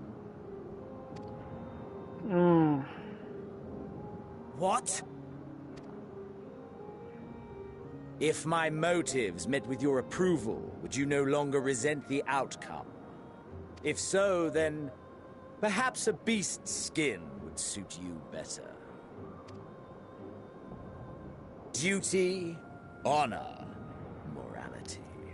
All constructs of convenience when put to proof. Surely the war taught you how easily power becomes the tool of the self-righteous. How the people's justice was merely a means to their ends? Oh, man. Yet you would ask me why. Ask any creature of this star and those above for answers, and they will tell you what suits their fancy. And they would be right to do so. What meaning there is to be found in the petty vicissitudes of your existence must be gleaned by you, and you alone.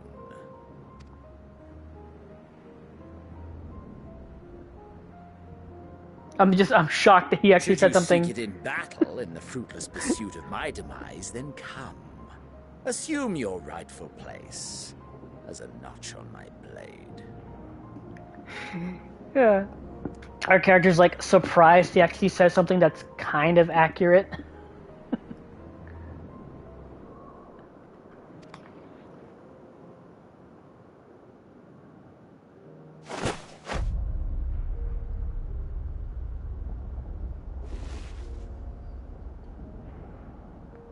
You are a blight on the Garlean race, and there would be no more satisfying way to expunge it than by beating you to death.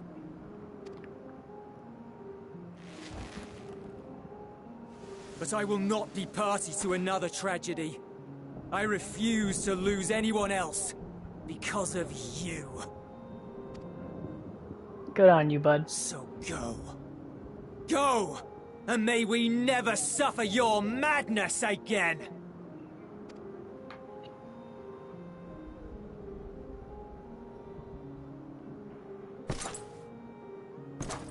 Xenos!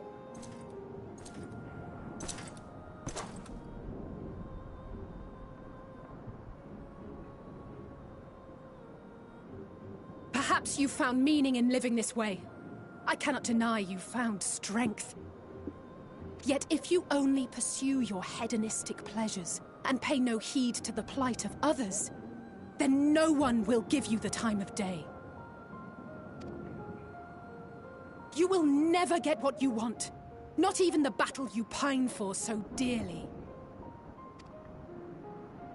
You'll be alone for an eternity, and you'll deserve every agonizing second of it.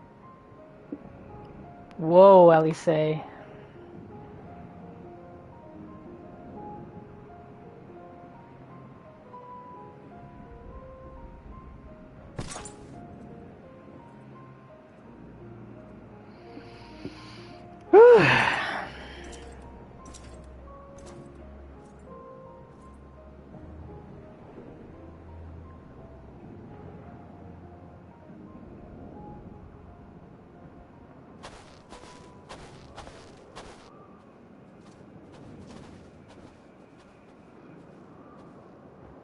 We're ready to depart.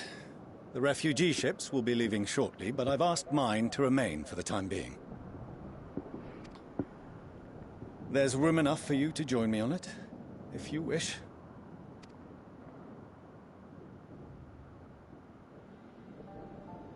Don't do it. Do contain your surprise. I needn't agree with the Scion's methods or intentions to acknowledge that their deeds are deserving of gratitude. God, what a dick! Whatever. Screw you two. We appreciate the offer. But might I ask why you are delaying your departure? I presume it is not solely for our benefit. I must visit Garlemald ere we return to Sharlayan. Having caused such an uproar, 'tis only meet that I explain myself to the Ilzabard contingent.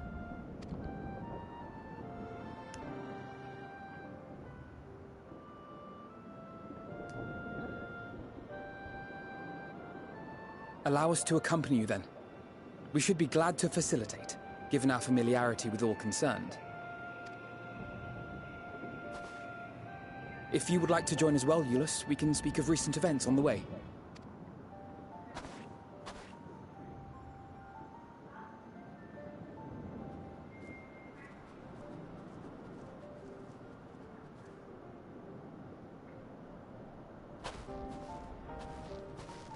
He'll be after your seat on the forum next.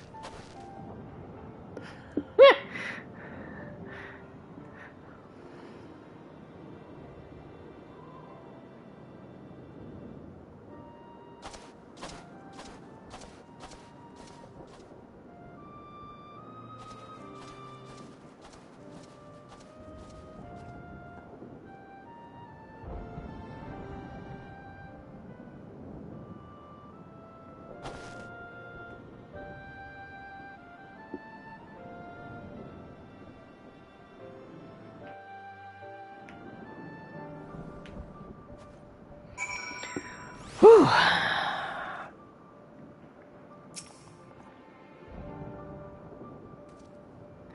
We couldn't save them all, but if we'd arrived any later, it would have been a massacre. Things were looking bleak until you and the first show turned up.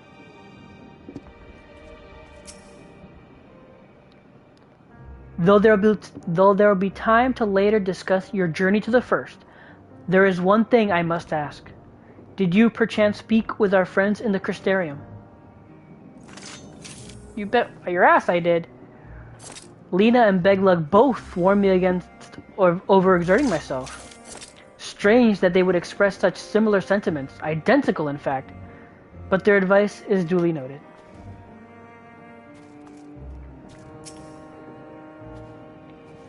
It's been a while since we last spoke. For some time, I was not myself.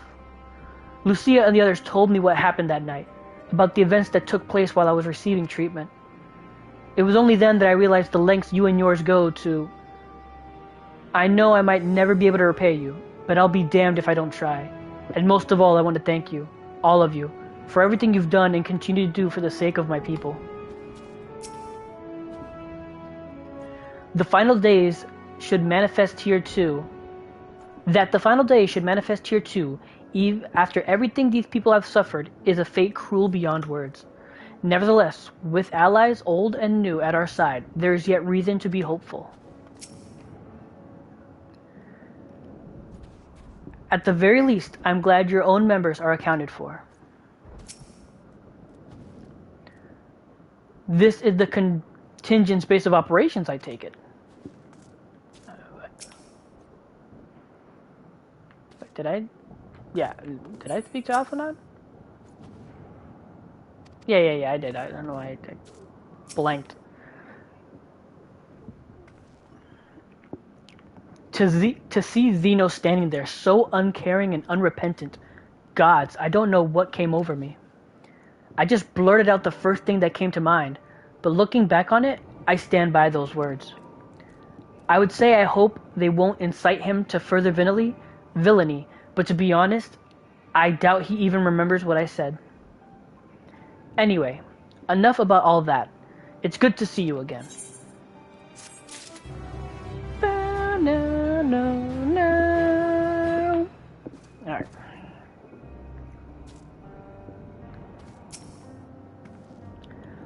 We still need to quiz you about your time on the first, if we ever get more than a moment's respite. Oh man, do I got a story to tell you guys. Outside help. Lucia is taking stock of the present situation.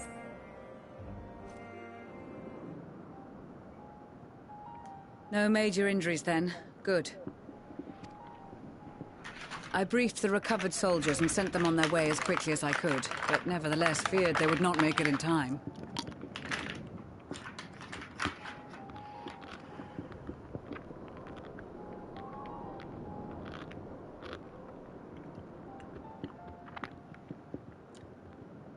The additional support was invaluable. Your men saved more than a few lives.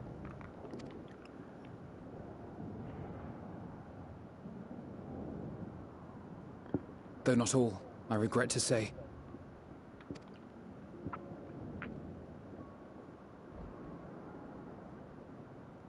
I take it that I'm addressing Lucia Junius.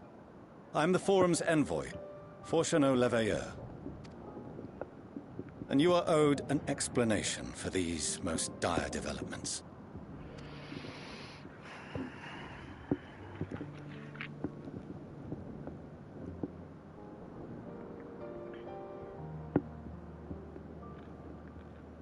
Another trial wrought by the final days. I was beginning to suspect as much. You doubtless feel some consternation having been forced to abandon your original plan. But trust me when I say you were right to send the refugees elsewhere. Beasts have been sighted within the capital. Perhaps it was a stroke of grim fortune that the population was decimated beforehand, as they've yet to appear in any great number, but in time. In any case, Maxima leads the remainder of the contingent in an effort to cull the creatures and evacuate the populace as we speak. Once the airships have taken to the skies, I pray your men can be persuaded to join him.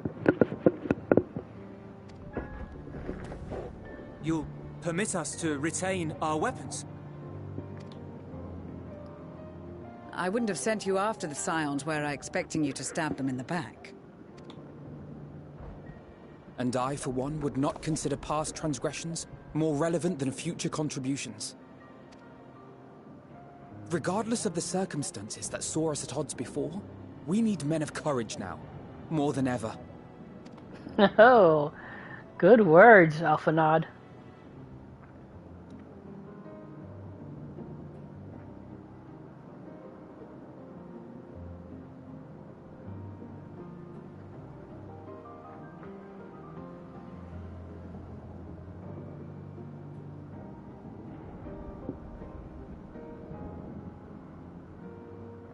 We swore to defend Garlemald, and so we shall.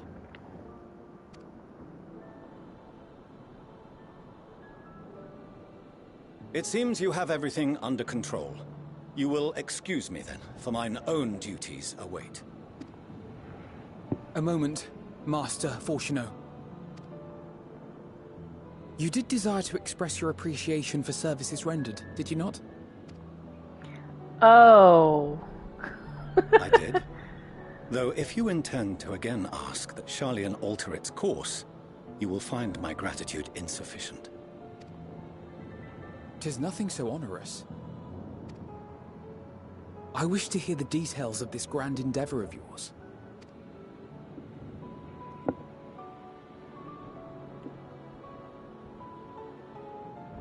Do you swear to listen and to learn, and not to embark upon some scheme to impede us?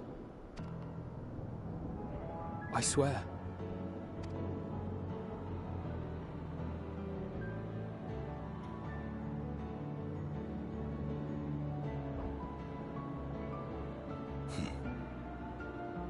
Any other I would doubt, but you I trust to keep your word. For not once have you broken it. Very well. I will request that the Forum make you privy to our plans. You may await our summons at the Baldessian Annex, assuming the decision is in your favor. Does that suffice? It does. You have my thanks. Excellent. You can regale us with tales of your most recent sojourn to the First while we wait. Is no one of them gonna ask what the First is? Did you hear something just now?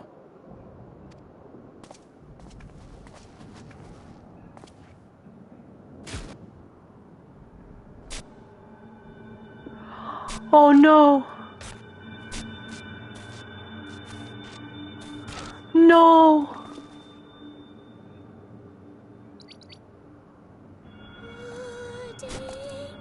What?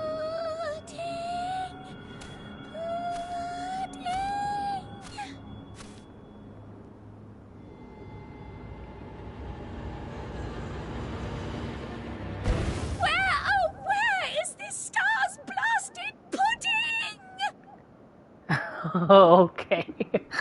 Oh, thank God.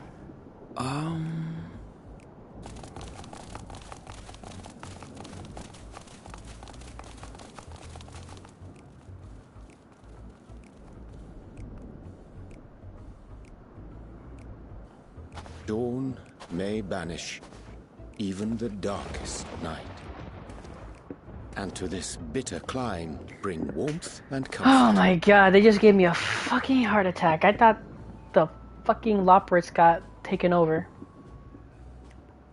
'Tis heartening to see such an assembly upon my return. I thought often of you whilst I looked down upon our star's brilliance from the moon above.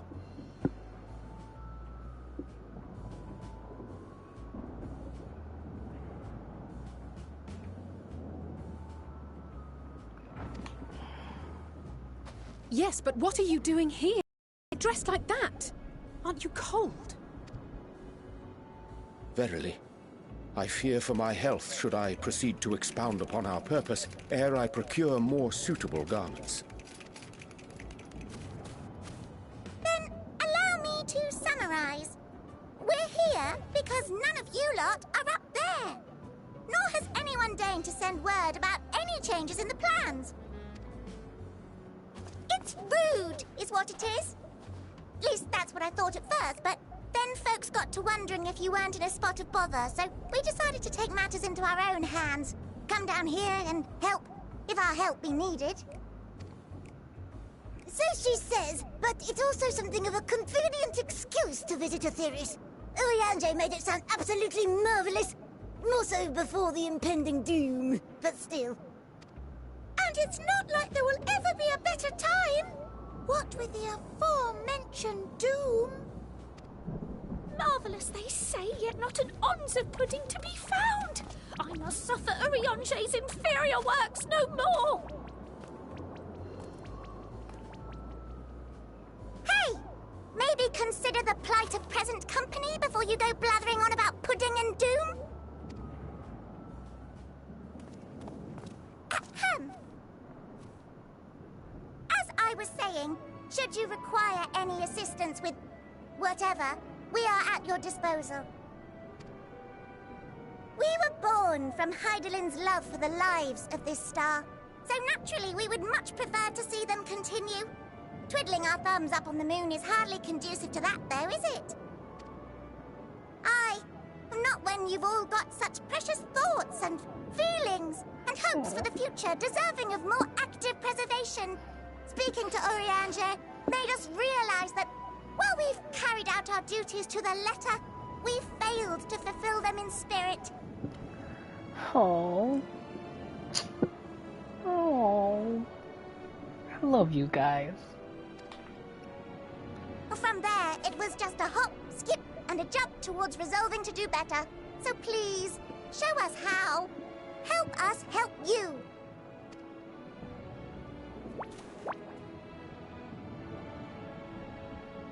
Forgive me, but are they... Thy distant collaborators, indeed. Hail, fellow, well met. You'd be a member of the Forum, would you? It's an honor and a pleasure to meet you at last. Like you didn't know what they look like. Oh, that's fantastic.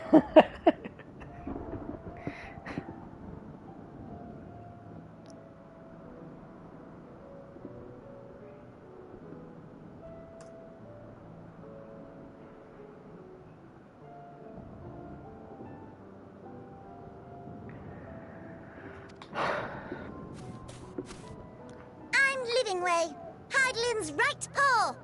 That last bit is very important. As am I, if I may humbly say so myself. I bid you welcome to our star, Livingway. On behalf of the Forum, I thank you for traveling such a distance to meet us. As you have surmised, preparations for the Exodus have not proceeded as smoothly as we had hoped. I should be happy to personally escort you to our headquarters in Sharlayan, where you may advise us as you deem fit.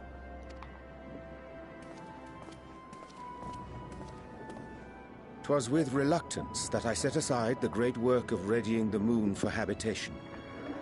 Be assured that I did so only after the Loperites made plain their earnest desire to come hither, and I myself felt a growing certainty that their contributions here would prove invaluable.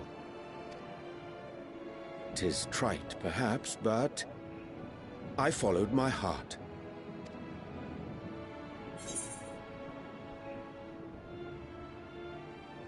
May thy disciples banish this darkest of nights. Good to haveth you back.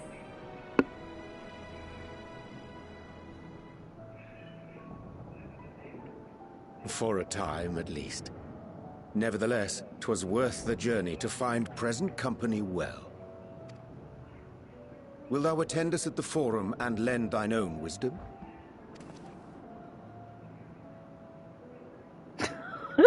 If that's all quite settled, can we start moving before Urianger catches his death? Even I'm freezing out here.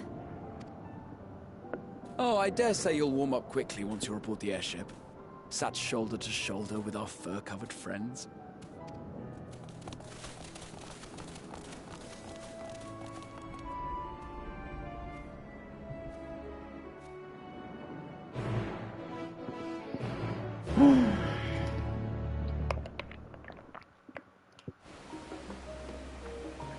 Oh, they nice enough to just teleport you back here. Holy. Unless this is an instance. I dare say Master Fortunal was nonplussed as we to learn the identity of Heidel's lunar custodians. As he will soon discover, they have much and more to offer the Forum. Might I suggest we return to the Annex forthwith? We may have yet time to discuss thy recent adventures ere we are summoned to the Rustra.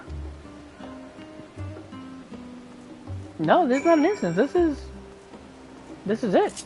This is Charlian.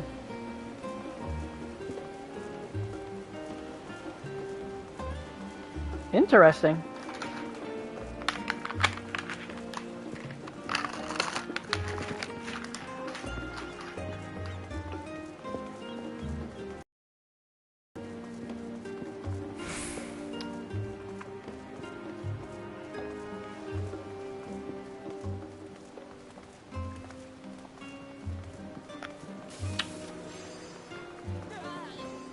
Oh yeah, I forgot to unlock.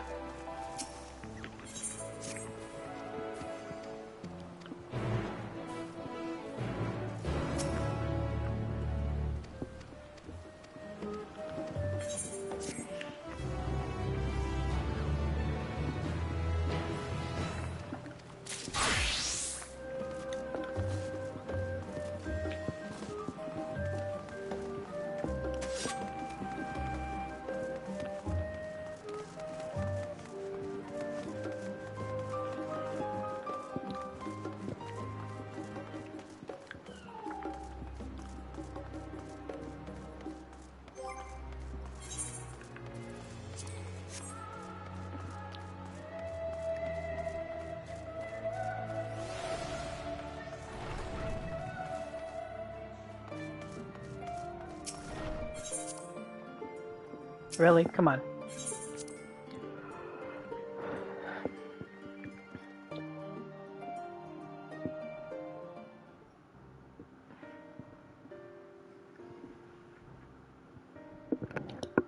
Are we gonna finally tell these people what happened?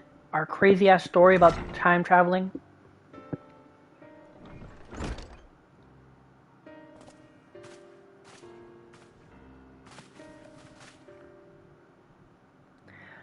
Not that I'm complaining, Oriange, but I wasn't expecting to see you quite so soon. Nor I thee. In exalting the virtues of Aetheris, I did inadvertently awaken in the Loporrites a desire to avert our beloved star's demise. Crowd tells us you have obtained new knowledge that may aid us in our ongoing efforts. Yeah, I know the freaking source of this calamity. I have news to share regarding our study of the Ethereal Sea, but your findings are certain to be of greater interest, and so I would rather hear them first. To what revelations did Heidelin's Ilpis flower lead? Oh boy. Yeah. So, met with Elidibus. He was able to send me into the past. I met Heidelin, Elmitselk, and Hythlodaeus before the Thundering. And Fandaniel and Metia are the cause. Then this dynamis is what drives the final days. If it and Akasha are one and the same, this all but proves Nidhana's theory. Were an entity through sheer force of emotion to channel this vast, dormant reservoir into a raging river, its power might surpass even that of Aether. But if our star is so replete with Aether, said entity would need to be outside its influence to effectively manipulate the dynamis of that great expanse. Meteon, or rather the sorrow and suffering of fallen civilizations that she had been hoarding for a millennia. Untold anguish, fear, and hatred drawn from every corner of the universe, all for a single purpose, the destruction of Aetheris. Then our foe is no longer some unknowable calamity. We have but one aim, to defeat Meteion. You make it sound so simple, but you're not wrong. Vanquish Meteion and we deliver the world from the final days. But to even attempt it, there are two conditions. First, we must determine her location. Before Meteion escaped, an enchantment was placed on her by Vana, the woman who would become Hydaelyn. The implications of temporal magics are not entirely understood, and so we cannot assume that our Hydaelyn and the Vana you met in Elpis are one and the same. Nevertheless, due to her intrinsic qualities as an all-powerful being, I'd wager that Hydaelyn possesses the knowledge we seek. Whether she would share that knowledge with us, however, remains to be seen. After all, she intends for us to flee Aetheris, not to stay. Do you suppose she abandoned her pursuit of Meteion? The Not I know would never give up. The Not I know would never give up.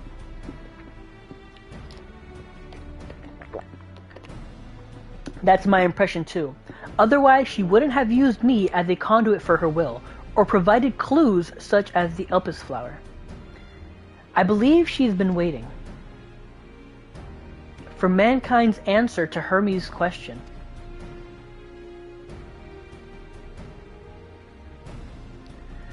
So what's the second condition? How to get there? We must find a means to reach Meteion. Naturally, our chosen method will depend entirely upon wheresoever she has made her nest. Oh God. Then communing with Hydaelyn must by necessity come first. Did you and Master Matoya have any luck with your investigation into the Ethereal Sea? Sadly not. Though we enlisted the help of Arenvald and other Echo-blessed allies, we couldn't detect so much as a whisper from Hydaelyn, even from within the Antitower. Master Matoya is of the opinion that in the years since abandoning it, the Forum has found some other method of receiving instructions from Hydaelyn. If so, it would most likely be some sort of apparatus for observing the Ethereal Sea, but closer to home.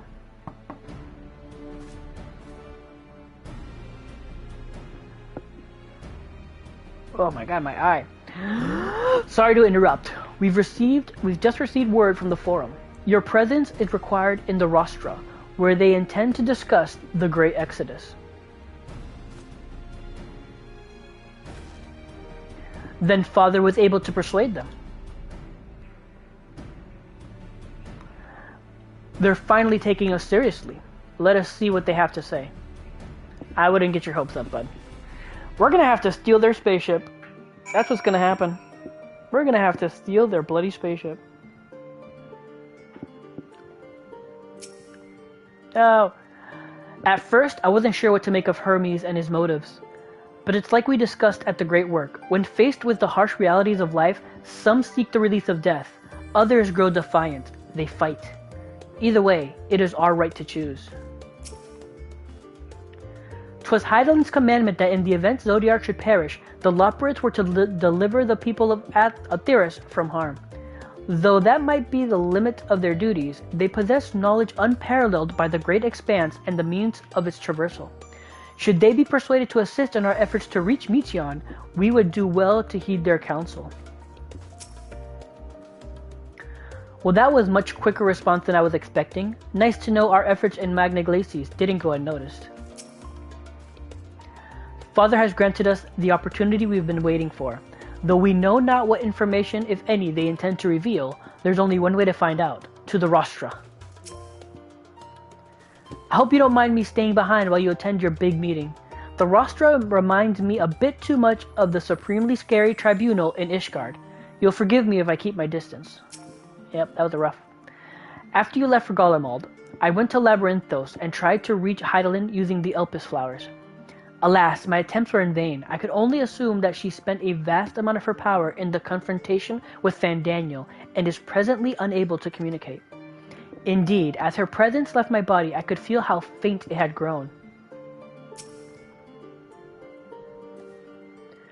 Master Matoya has suspected for some time that the Forum has been constructing a new facility for the purpose of surveying the Ethereal Sea. Of course, as the custodian of the anti-tower, which would presumably be rendered obsolete as a result, she has a few things to say about that.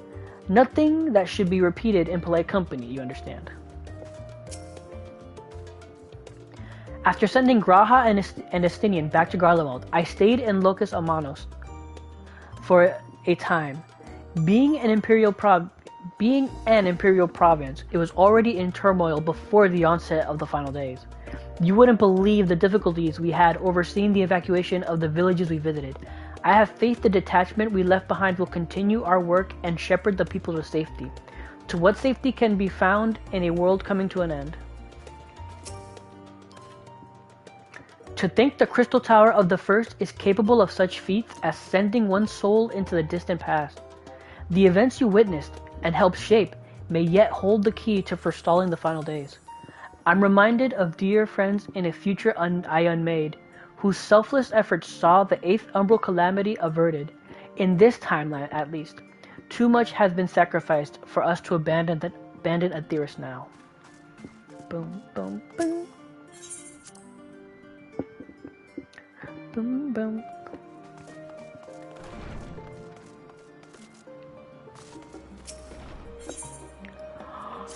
Barastra.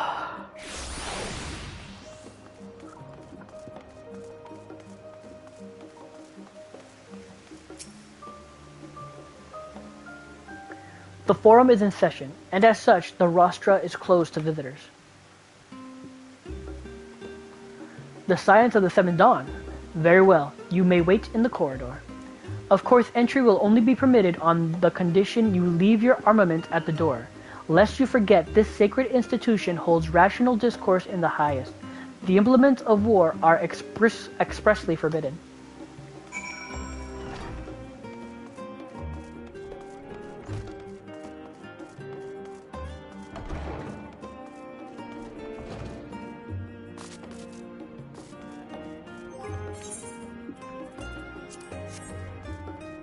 Take that off then, so that we may...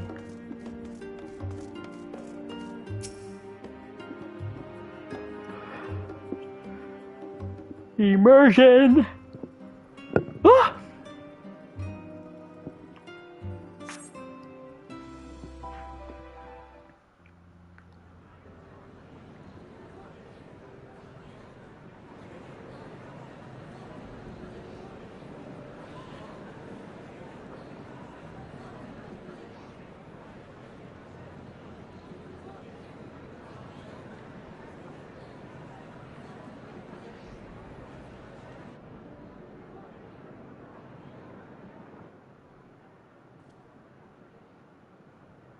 There is a matter I wish to raise with you before we enter.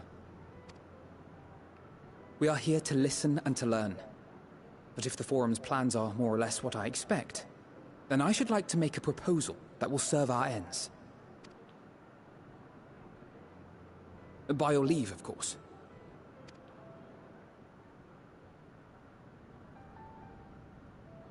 I don't see why not. Your words and wits have gotten us this far. Oh man. Agreed. I will present our queries so that you may consider the most advantageous way to advance your proposal without distraction. Thank you, everyone. If I may have your attention, the ad hoc session will now commence. The purpose of today's assembly is to brief the Scions of the Seventh Dawn, at their request, on the Great Exodus. You may enter.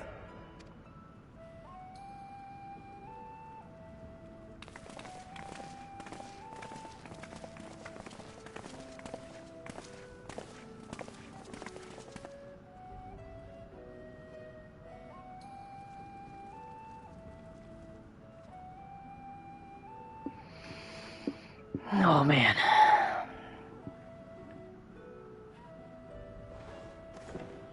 On behalf of the Forum, I commend your heroic actions on the Magna Glaciers. We shall not soon forget your service to us and the people of Radzat-Han. The Satrap, whom we have informed of the refugees' new arrangements, sings your praises as well.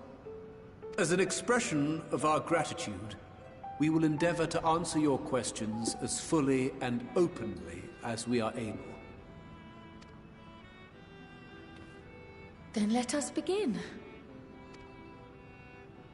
First, it is the Forum's objective to ferry the life and knowledge of this star to the moon.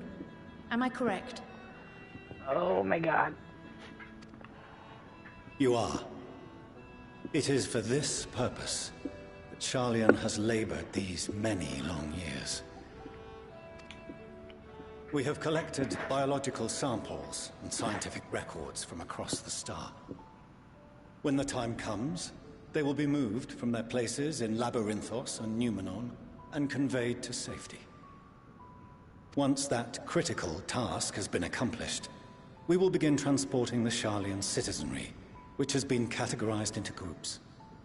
The earliest arrivals are to ensure hospitable environs for those who come after. Following our people, we will send those of other nations in turn, beginning with our allies.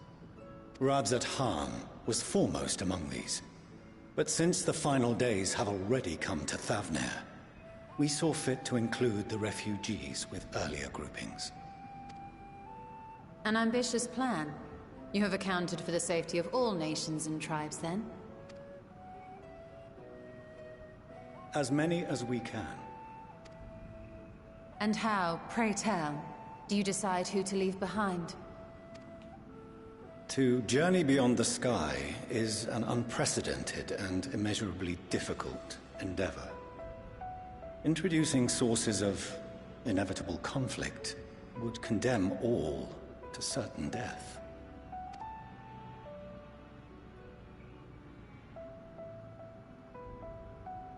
Questions as to the validity of that approach aside, are your plans proceeding apace? We're under the impression that your primary means of celestial transportation is incomplete.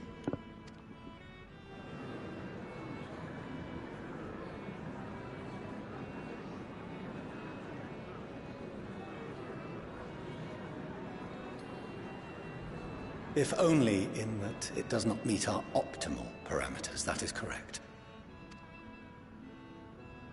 This Ark, as some have taken to calling it, is fully operational, and could be launched even today. However, the final days have progressed more quickly than we anticipated. At present, the ship is incapable of attaining speeds sufficient to meet our evacuation targets. Should we put the vessel into service, as it is now, we will be unable to travel to the moon and back quickly enough to complete the necessary number of trips. Precious lives and knowledge will be lost. Seven hells. Is there anything to be done? The ether burner, the primary means of propulsion once the craft is in the space between stars, is undergoing testing to determine whether it can be made more efficient. Though cargo is being loaded for the initial phase of the Exodus, we are prepared to continue our experimentation up to the day before launch, should it prove necessary.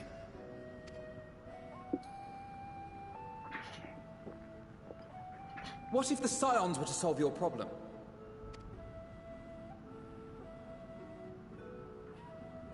We shall help devise a means to improve the ether burner's efficiency, on 2 conditions. If we succeed, you must allow us to meet with Hydaelyn.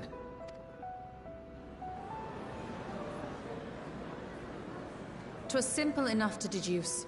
You have a Concord, and so you would never have abandoned the Anti-Tower had you no other means of communication. One far more convenient, I suspect.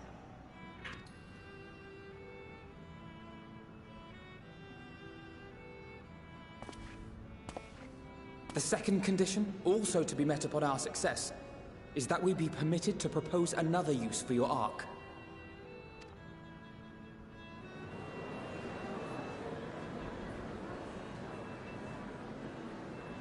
We would be at liberty to refuse this proposal. Of course. If we cannot prove its merit to the 99 here, who are we to stake on it the lives of all peoples of this star?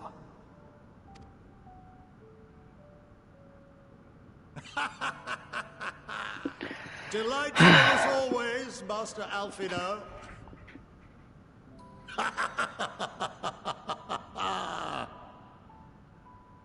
Oh, we couldn't have asked for a finer plan.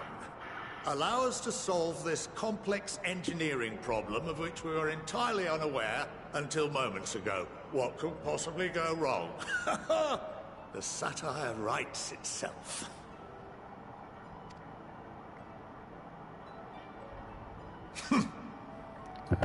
Yet, what field has not benefited from a change in perspective? When we are at wit's end, what we need is not the same dry theories recited ad nauseam, but fresh inspiration.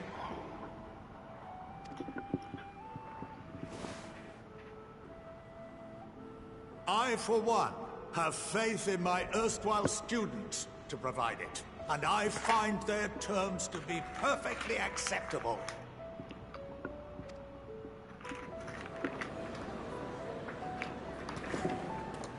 Order! Order! We have no time to waste on debate.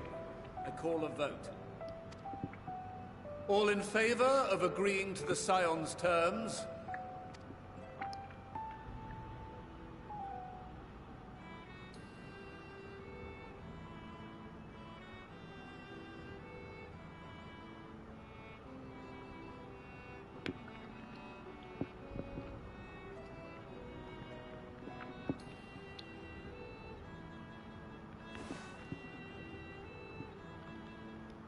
"71 in favor, 28 against. The ayes have it. Fortuneau, as the architect of this project, you are the best candidate to show them its current state. And bear in mind that regardless of your personal misgivings, this is the will of the Forum.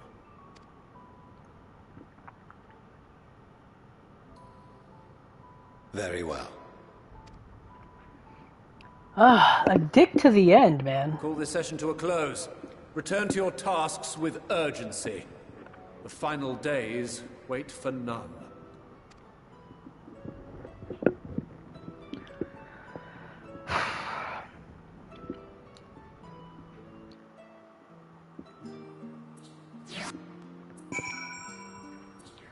Gotta just be a dick all the time.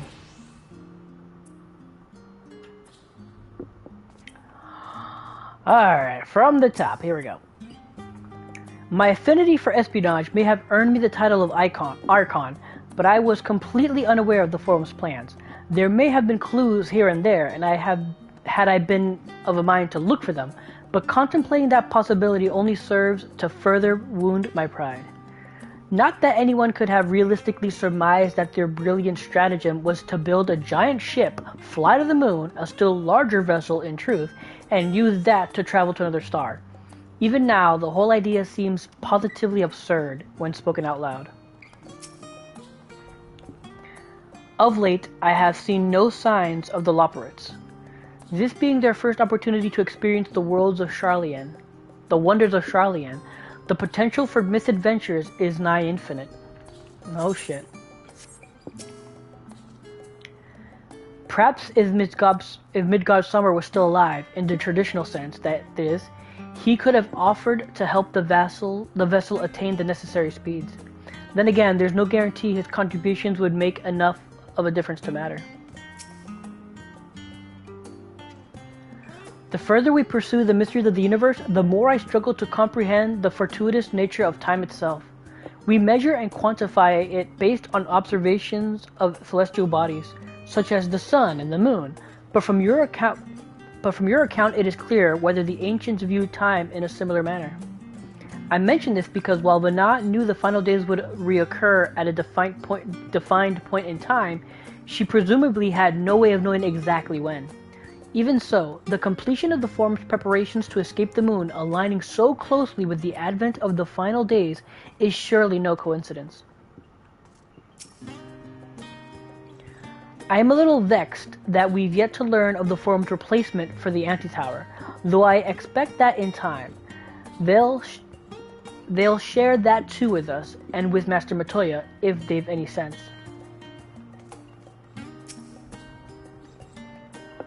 While I very much take issue with the Forum's approach to selecting whom to save and when, they're not wrong for wanting to minimize potential conflicts. Fortunately, if this plan of ours actually works, the Great Exodus itself will become entirely unnecessary. I'll admit, bringing up the issue of the Forum's incomplete arc was more than a little daunting. They were, to their credit, quite open about the current state of affairs. What was even more surprising, though, was when they took Alphanod up on his offer. Rest assured, I have every intention of honoring the Forum's decision. Sorry about not letting you rest. Sorry about not letting the rest of you in on my plan. I was admittedly thinking on my feet for the most part. But since we require both a means of communing with Hydaelyn and reaching Meteion, in the spur of the moment, I saw involving ourselves with the completion of the Ark as a way to work towards both objectives simultaneously. However, we must first keep our end of the bargain by solving the problem of the ether burner. I'd like to think it is not a challenge beyond our combined expertise, or at least the expertise of our extended circle of associates. It might behoove us to learn how an ether burner actually works before we attempt to improve it, though.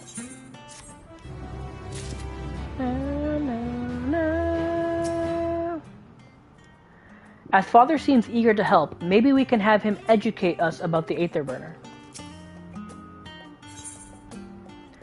Going underground. Okay, so we're finally going to get to the other half of Labyrinthos. Fortunal's ability to maintain a stiff upper lip is being sorely tested. As instructed, I shall take you to see the ether burner. Meet me outside the Archean. I trust you can make your way on your own. I can trust you make your own way there. So the Ark is being built in Labyrinthos. Hardly surprising. Where else could they conceal such a massive undertaking? Boom, ba-da-da, boom. Alright, Ooh. Wait, another door here. Now let's go jump. Wait. Okay, I can just do that. Boom, boom, boom, boom, boom, boom, boom, boom, boom, boom, boom, boom, boom, boom, ba-da boom. Okay, here we go again. Start with the Stinian. I don't understand the appeal of reshaping it to look like the world above. Make your peace with what is, or go outside if that's what you prefer. That we have been granted permission to enter the lowered levels is proof of our increased standing. Would they have been willing to confide in us sooner? Among the many and varied documents sent to the moon, I did chance upon several inventories made in the Archean. Mayhap the Forum believes such records would provide insight into the intricacies of clerical duties. Regardless, the Loporits did not consider them worthy of more than a cursory glance. It has been many moons since I last visited Labyrinthos. As vast as the archives were back then, they've only continued to grow in the days since.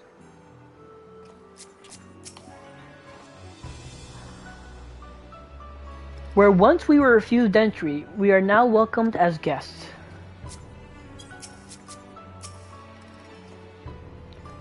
Some would surely object the Forum allowing foreign elements to have the run of their secret facilities. We should count ourselves lucky. Do they intend to carry everything into Archean to the moon? They said they started loading scientific records and biological samples, but do they really need all of it? It seems so long ago we first set foot here. Alright. Get this going. Our destination lies in the lower levels. The Forum, in its wisdom, has granted you access to the Archean's lift. Step inside and have Ophilin take you to the medial circuit.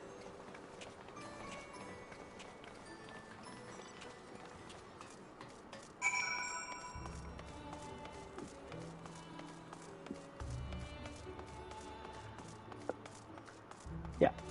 Fuck you, guy.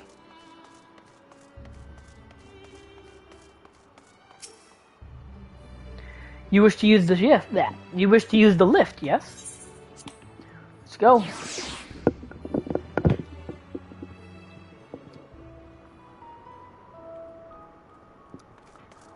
Alright, let's see. Where are we? Alright. We've already been here. I have sent your associates ahead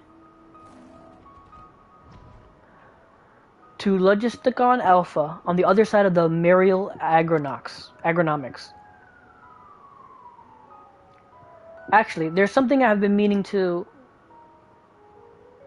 No, never mind. It can wait. Let us attend to the matter at hand.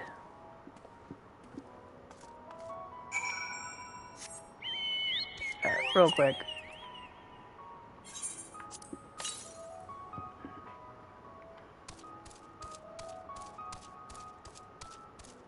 I just want to see...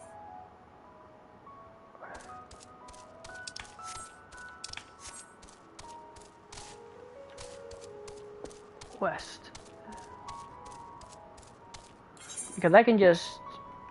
Where am I supposed to go?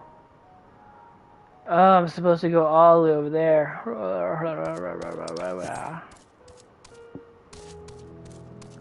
Alright, let's just go west real quick. Let's just...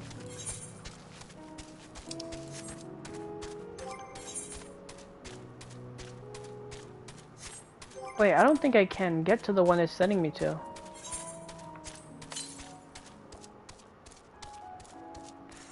Southwest.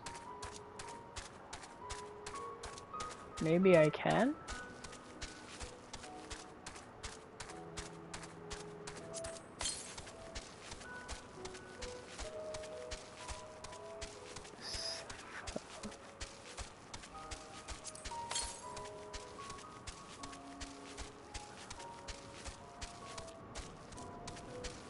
Nope, we can't.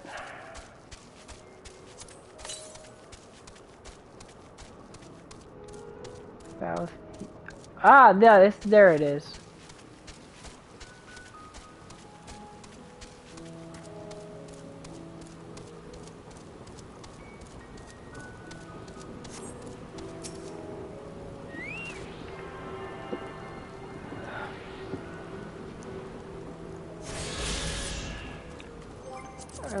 Just to be sure. I should be able to find one more up here.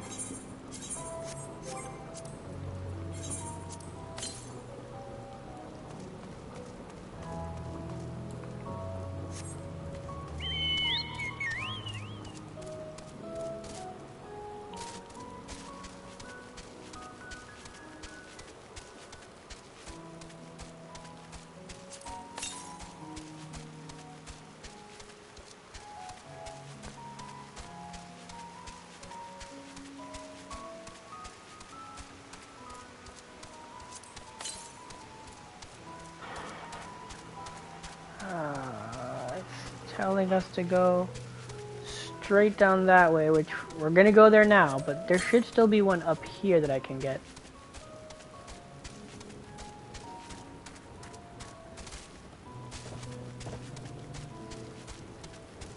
It's gotta be...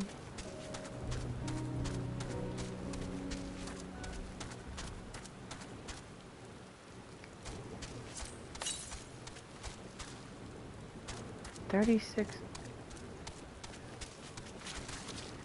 Oh, there it is. I see it. How the frick do I get up there? Oh, right up here. Okay.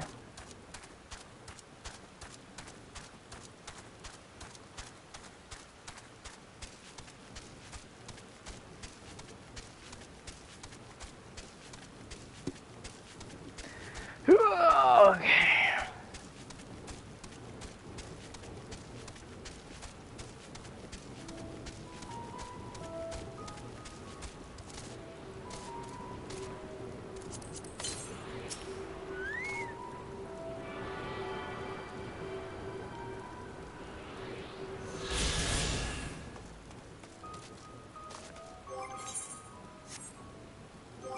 Alright, yeah, the other 5 should be in the other side of the map.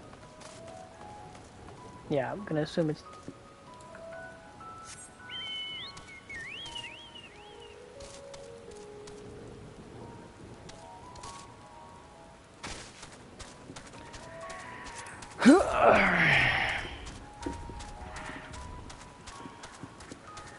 We gotta go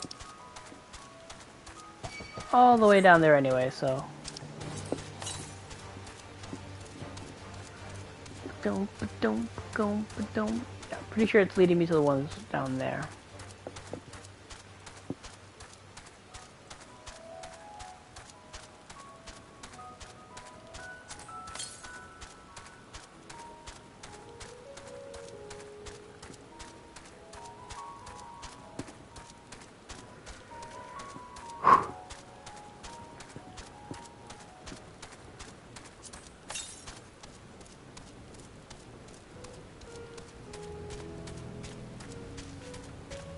Yeah, no.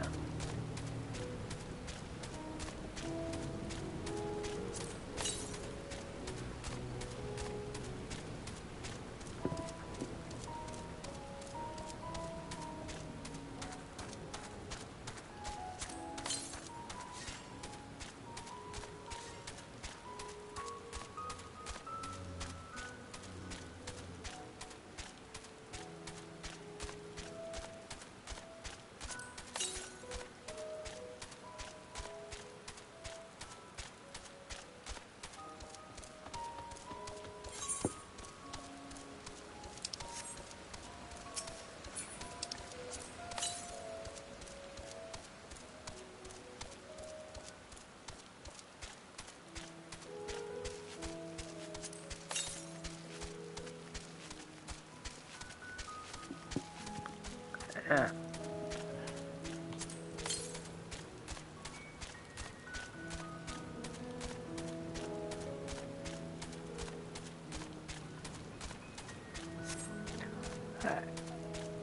Pretty positive it's in the next area.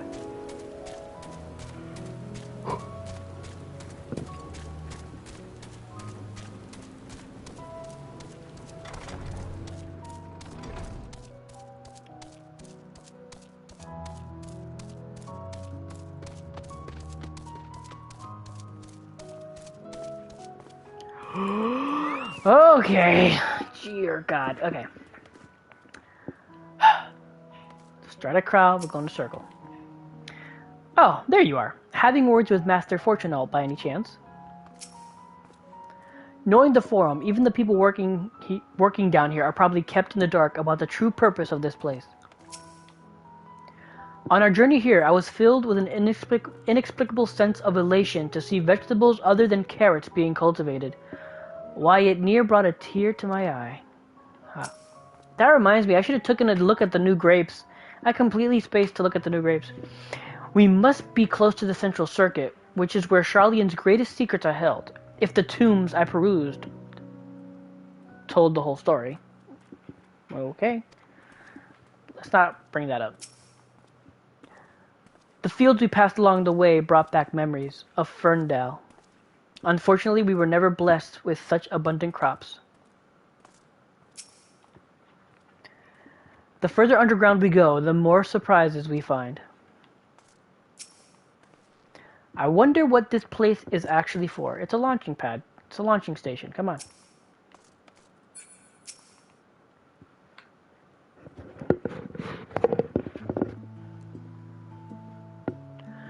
We are to wait here while our father arranges for us to use the next lift.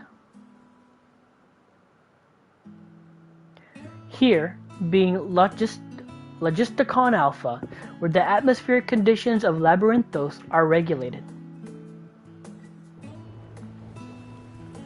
Water is drawn from the underground and dispersed as a vapor, stimulating the formation of artificial clouds and rain. By manipulating the temperature and air circulation, they are able to create the ideal environment for growth and preservation of the biological samples kept here. Hold on, how do you know so much about it? Why, father brought me here as a child. What? And left me behind? Actually, you're the one who left me behind when you went off somewhere with grandfather. That night before, I'd been asking father how clouds are made, so he decided to show me. It was fascinating. I peppered him with questions the entire time. 'Tis all too easy to take for granted the many interweaving aspects of the natural world, to grow inured to the wondrous.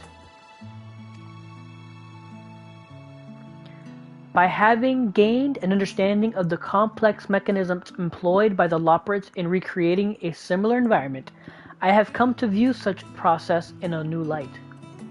The subterranean gardens of Labyrinthos, the lunar prison forged to contain the ancient Zodiac, the habitations built for all mankind neath the moon's surface, each unique yet undeniably similar.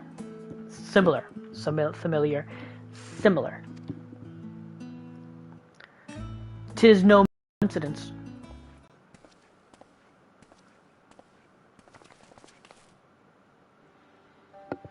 Ever since Hydaelyn unfolded to us the grim fate that awaits Aetheris, every essential resource we could spare has been delivered to Labyrinthos in preparation for the Great Exodus.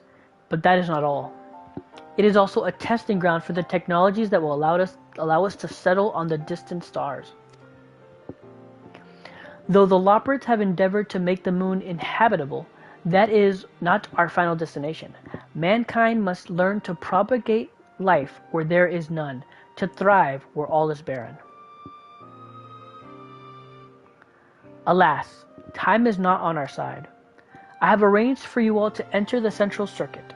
It is there the most of our preparations for the Great Exodus are carried out, the construction of the Ark among them. Though our plans have been made public, access remains highly restricted. You, however, will not be subject to said restrictions and will have free rein to come and go as you please. Such is the will of the Forum, after all. We will prove ourselves worthy of their trust, your trust. Stop trying to please your dad. That's going to get you messed up.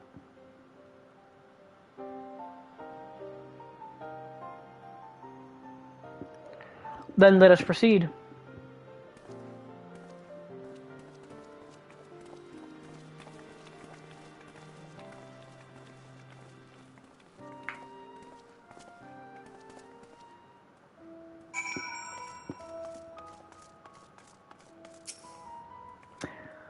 By the decree of the Forum, the Scions of the Seventh Dawn are permitted to enter the Central Circuit.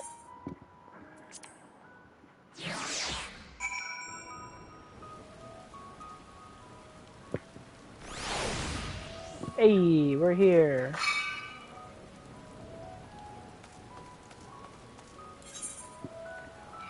Alright, so we got this area and this area here. Alright. That being said, how close is their Aether to us? Northwest, only 195? Okay. From the top, okay. The temperate environment here is not unlike that of Bestway Barrows, though the diverse vegetation doth produce a far more complex bouquet of aromas. A welcome difference indeed, for I have grown weary of the scent of carrots. I have no idea what makes Alphanod so confident we can solve this problem of theirs. Relentless optimism, I presume. A not unwelcome trait in a youth, but less so in a gambler. Aye, let us resolve never to let him set foot in the gold saucer. Haha. I imagine the secrets kept here would be of great benefit to mine own research, but I will refrain from indulging my curiosity for the time being. Yeah, please do. The sooner we can get a look at this aether burner of theirs, the sooner we can start working out how to improve it. We might finally have a chance to commune directly with Heidelin, provided we somehow manage to succeed where Charlene's finest engineers have failed.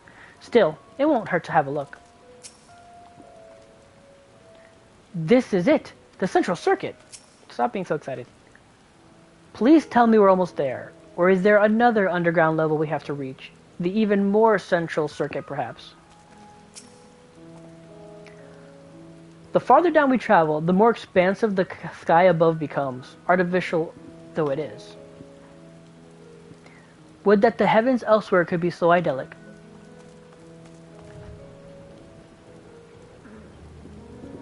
I guess so, yeah. The aether burner is being constructed not far from here. Overseeing the work is Kolkol Donkol, after whom the forge is named. Once the necessary introductions have been made, I shall leave you with him to discuss the particulars. This way. Oh, buddy.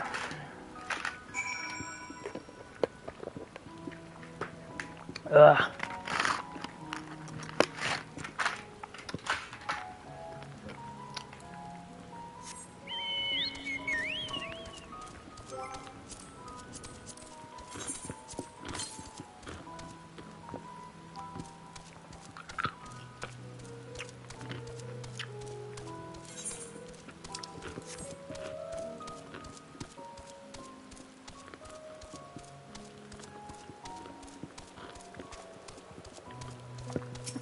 Oh my god, they're sectioned off.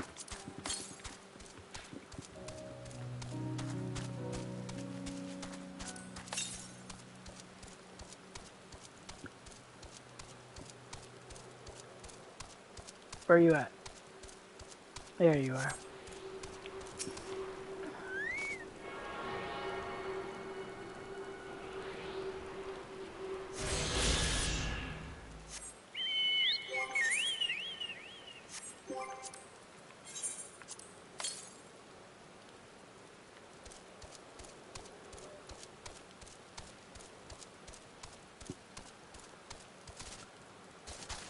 Northwest, let's go.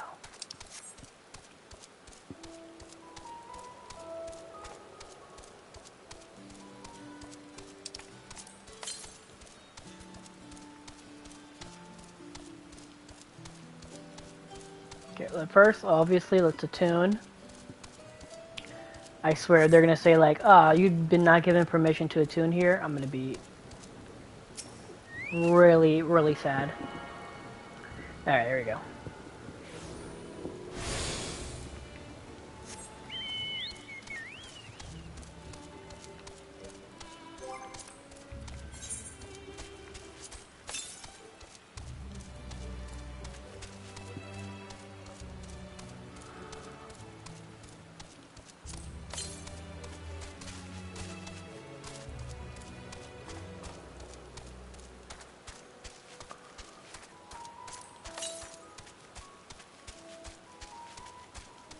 Oh shit.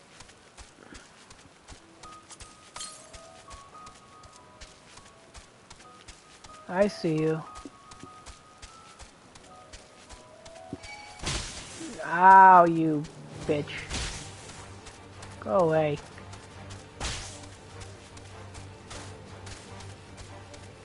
Be able to shoot shit from that far. I call shenanigans. Oh, God. And you're looking right at the aether current? Yeah, you are. Bitch!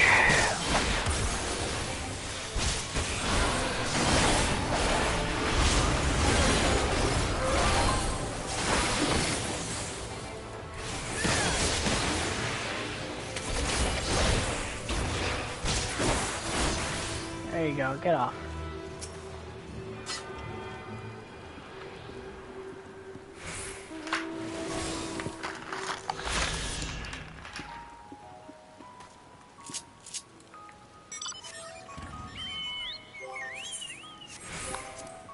I keep doing that.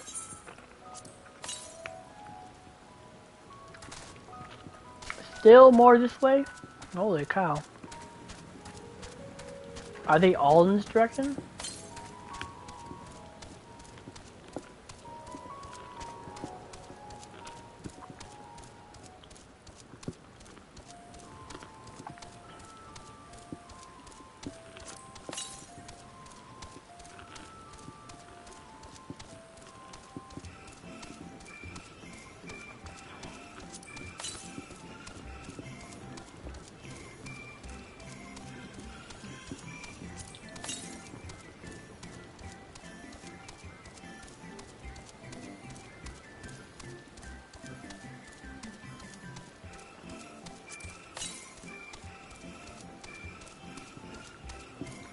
Following those guys on the bikes, 'cause I'm pretty sure they're going to the same thing I am.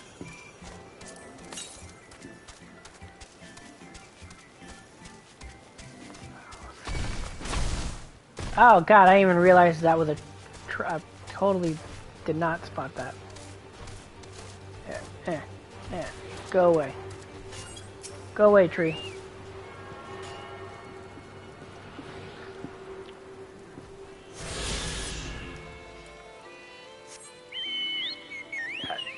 Totally wasn't paying attention.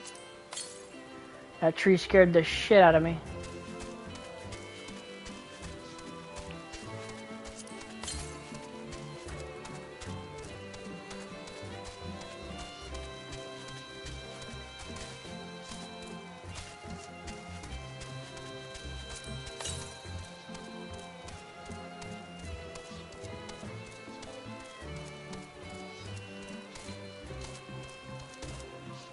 Oh, I can't.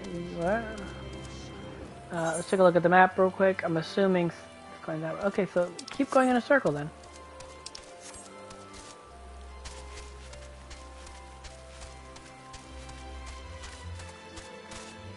Big old circle. How many ether currents? 2 left.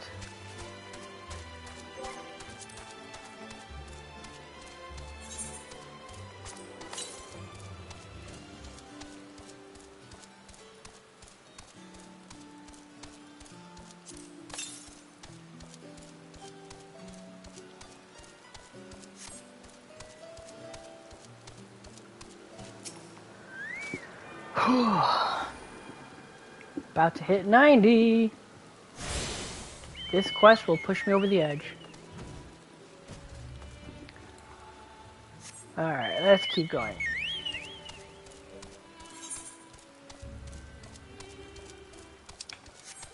Alright.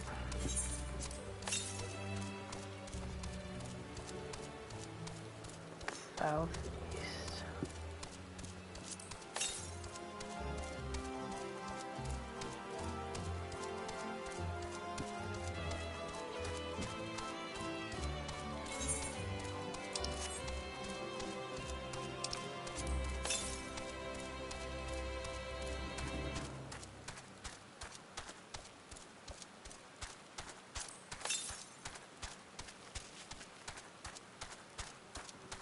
I see you.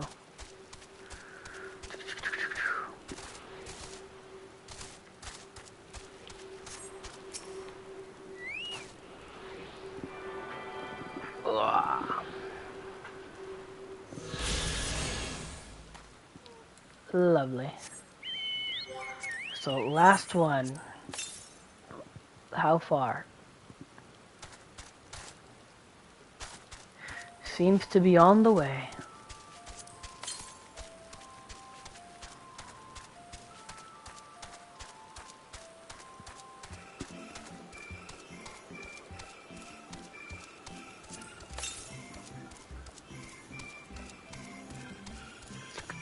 Bum bum. Bum bum.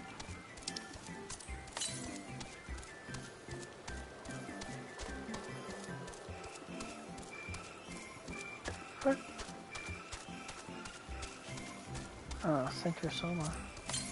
I see you. I see you.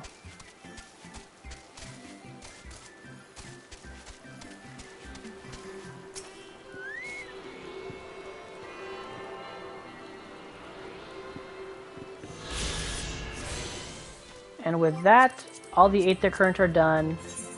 Now all I need to do is the probably 4 blue quests that are gonna no, 3 blue quests and 1 main quest. It's usually how it goes.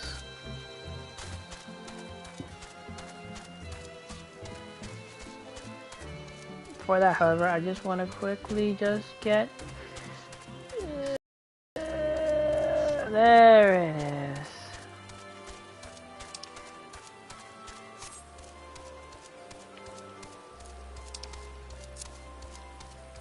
Come on. Just a little further in. Or can I not go to the center yet?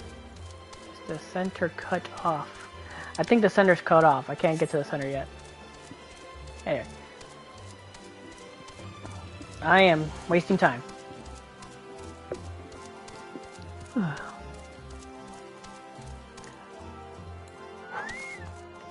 Let's see.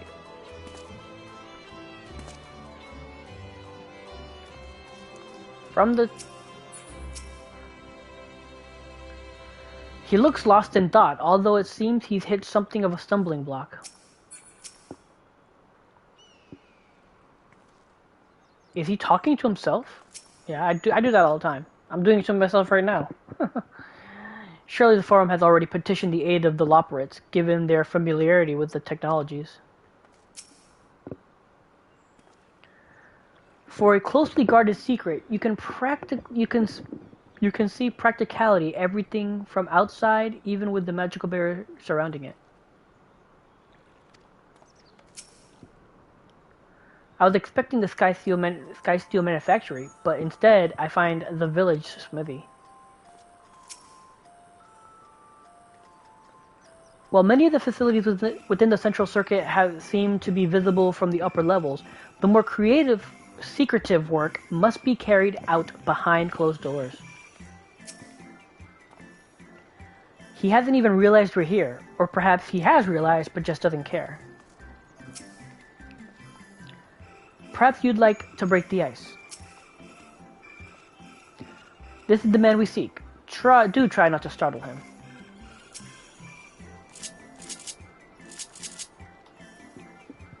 Alrighty.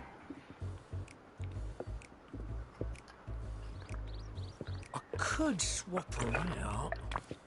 No, been there, done that. Damn near lost my eyebrows. Think, Coco, think! We'd be well on our way to paradise. Visionaries patting themselves on the backs for their grand accomplishments if you'd only think! Yes, that does sound rather lovely. Yeah! I mean, Master Force, you know, what a pleasant surprise. We're not blasting off already, are we? The schedule remains unchanged, for better or worse. Which is why the Forum has elected to accept assistance in resolving the ether burner conundrum.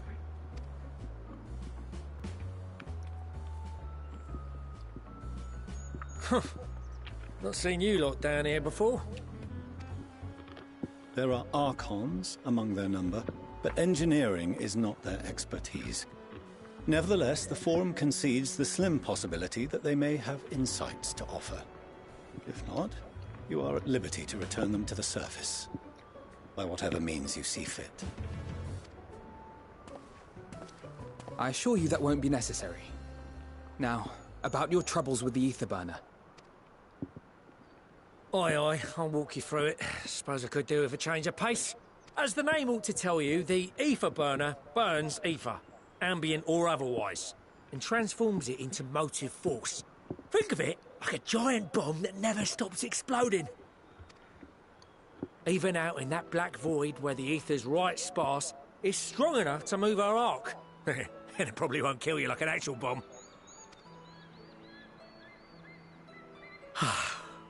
but it ain't perfect. According to my calculations, to travel to the moon and back fast enough for the forum's liking, the conversion rate needs to be 6% more efficient. A measly 6%, you say? But if I could have squeezed even another 0.6 out of it, don't you think I'd have built it that way in the first place? Hast thou consulted with the Loperites? Yes, they too are conducting their own research, for lack of a ready answer. The moon's propulsion systems are considerable, naturally, yet they are commensurately massive.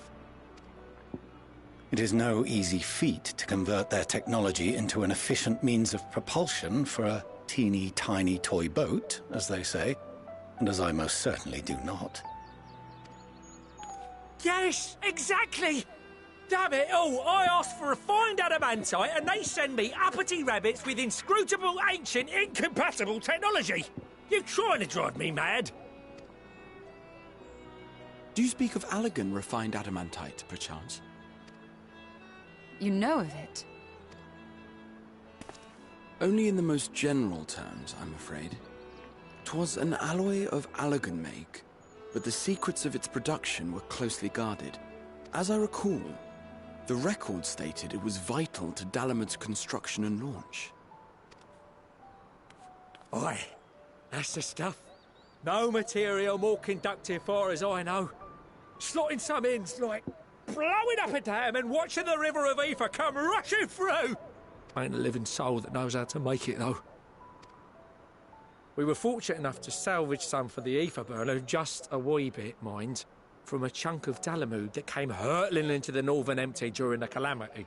With more, well, that extra 6% efficiency would be child's play.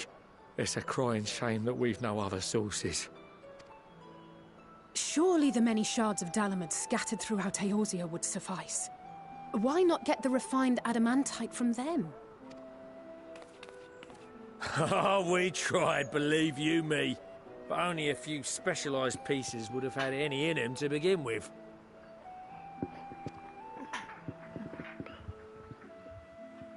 Drive calls from Ragnarok-class internment hulks.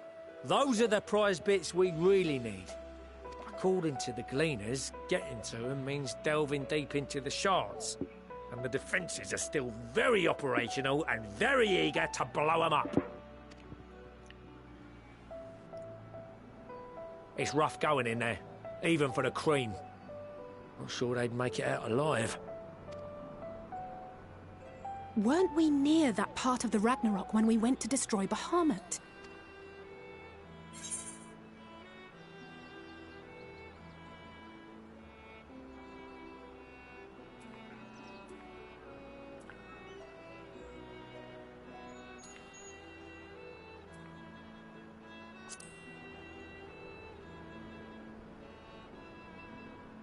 Heavens, are you all right? You look pale as a... Well... Best put that battle from your mind for now. Deep breaths. That's it. Yeah, man. Fucking... Second coil, turn fucking 4. Jesus, that bitch.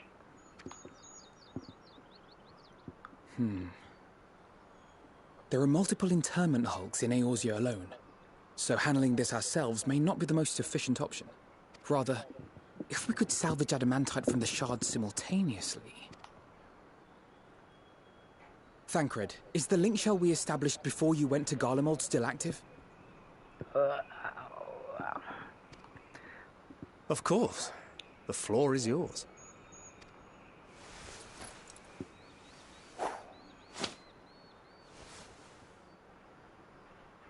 What's all this?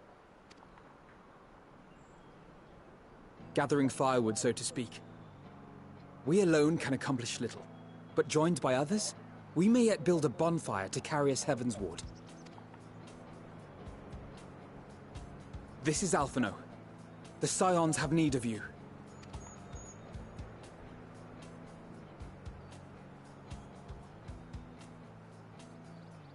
Understood. I will contact the Lord Commander and dispatch our finest at once. My sisters are somewhat preoccupied with the final days. So I will lead the 12-foot expedition myself. Hell yeah. Are you aware of any other sources of refined adamantite? Logically, such an invaluable alloy would have been utilized solely where absolutely necessary, in components intended to conduct or collect surpassing amounts of ether. Any extant instrumentation or devices would have likely found their way into the hands of etherologists, or enthusiasts.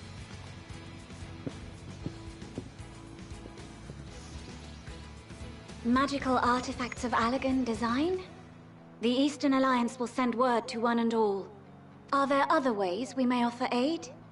No shards of the Lesser Moon scar our soil, but our stake in this cause is no less for it. Is there anything in Othard that might be of use to you? What did you say? Oh, you got friends in far places, lad. Anyway, if you're offering, I wouldn't say no to one of those Far Eastern sacred relics. Some of them can hold enough ether to summon a whole damn primal. Combine a source like that with the ether burner, and 3, 2, 1, kaboom! I gather you heard his explosive enthusiasm. Might you secure us a suitable relic? It shall be done. I know little of machines, but I promise we will do our utmost to gather the materials you need to finish your starship. I am glad for the work, in truth. Better to busy oneself than wait and fret over disasters foretold. Then why are we all still standing about yapping? There's plunder for the taking. And I'm a born plunderer. I'll be an old Charlian before you know it. Start mixing the grog. I'm certain that can be arranged. Thank you all, and do be careful. Just like that. Aye, just like that. Our refined adamantite is on its way. Now let us consider our next steps, shall we? There's yet much to be done.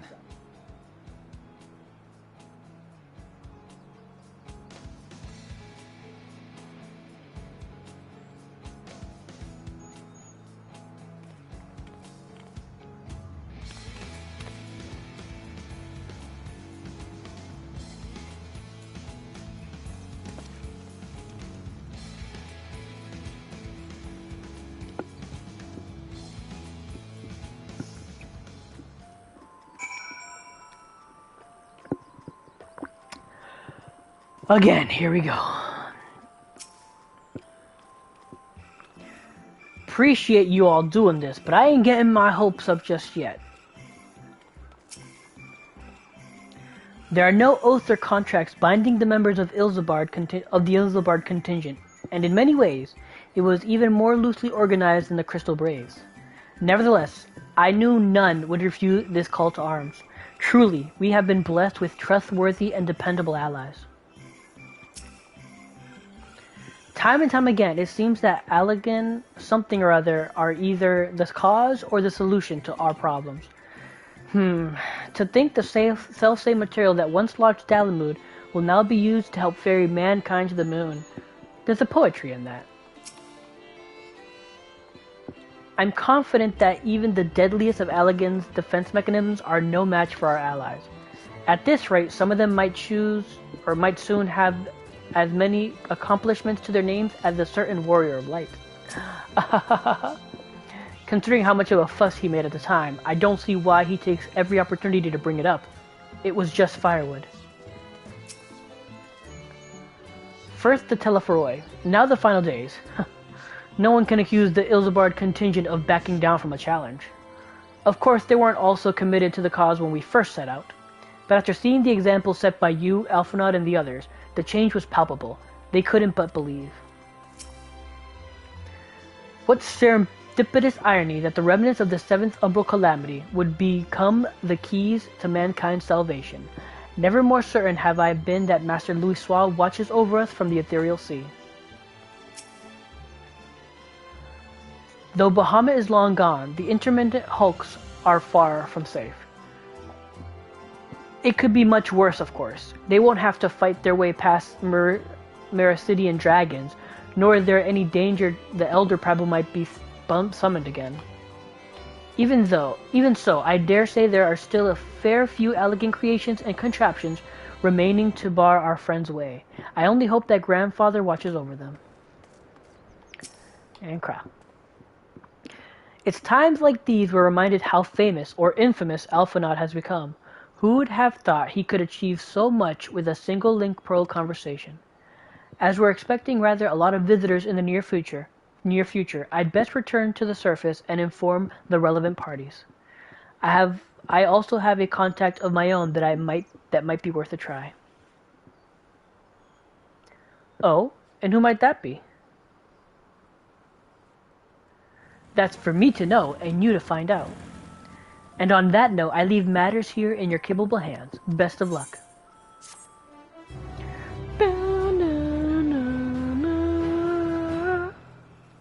And the Bulu quest should show up now, hopefully.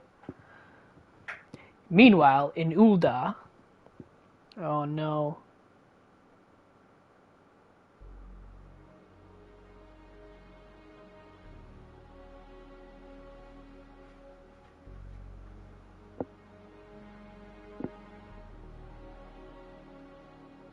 Our course of action is clear. We must harvest refined adamantite from the shards of Dalamud and procure arcane relics of Allagan make. Summon the best and brightest of our immortal flames and form an expeditionary party at once. Call upon the Sultan Sworn and brass blades for support as you must. Papashan, send word to the guilds. We will require the expertise of master artisans if we are to have any hope of identifying and recovering these elusive materials. Viergeist, we have need of your stone torches. They are to assist the immortal flames in scouring the ruins and to help secure the surrounding areas. I trust I can count on your support. As commander of the stone torches, my son Zimberk will personally see it done. Pippin, I would have you lead the raiding party. Assemble your finest, and with Tizona's blade clear the way. Lord Lolorito, I pray you take charge of the search for Allagan relics. Surely you know of some being traded on open or clandestine markets, or sleeping in collectors' vaults. Of course, I ask not that you do this out of the kindness of your heart. By all means, profit on the transactions. I wish you the joy of it. The final days descend upon our world. If circumstances are truly as dire as they say, Ul'dah's best efforts may be for naught. And yet, when we Eorzeans rose from the ashes to rebuild our broken realm, did we not learn one simple truth?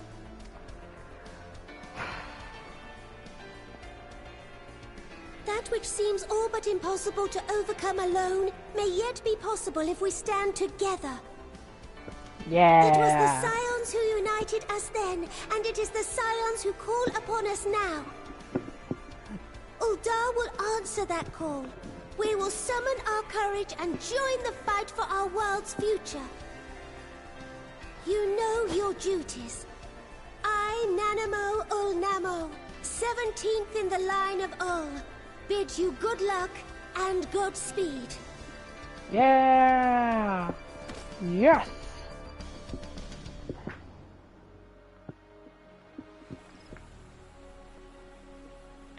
Meanwhile, in the Black Shroud...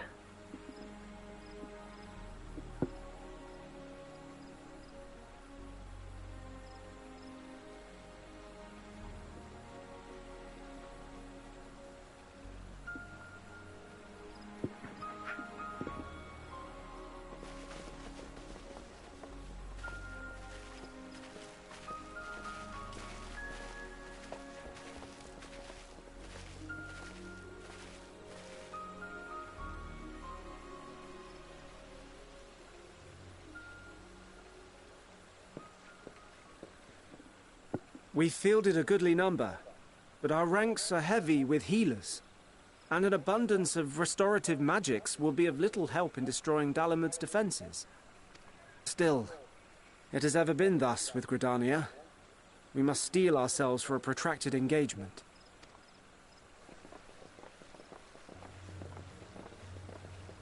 In that case, might I suggest taking us along?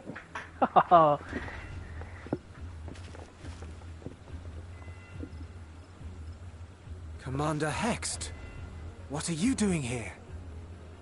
None of the shards in Girabania are big enough to hold an internment hulk.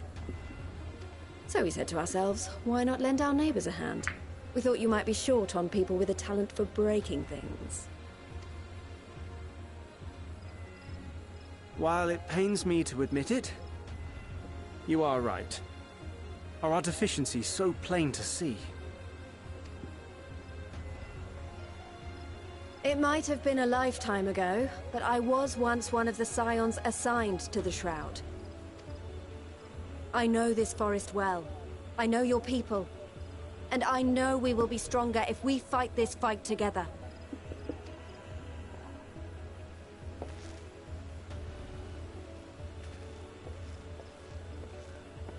Then I will impose upon you with a clear conscience.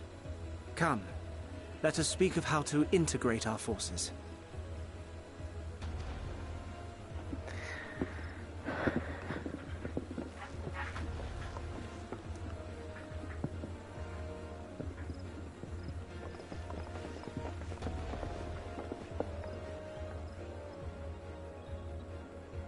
I won't let it all be for nothing. I promise you, Papalimo.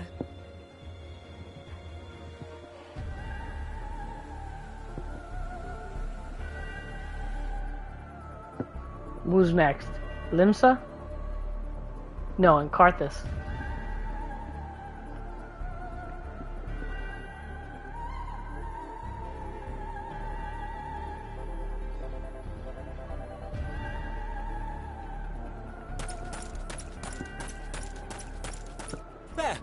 There you are! We've no time to waste, brother. Everyone has already... Ah.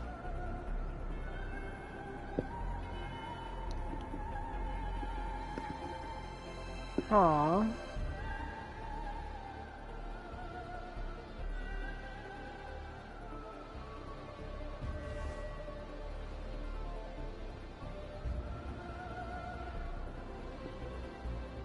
So beautiful.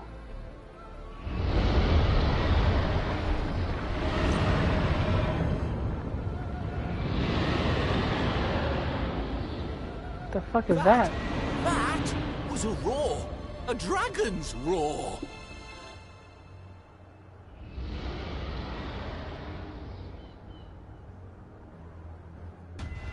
Uh-oh, what's happening? Meanwhile, in the Ruby Sea...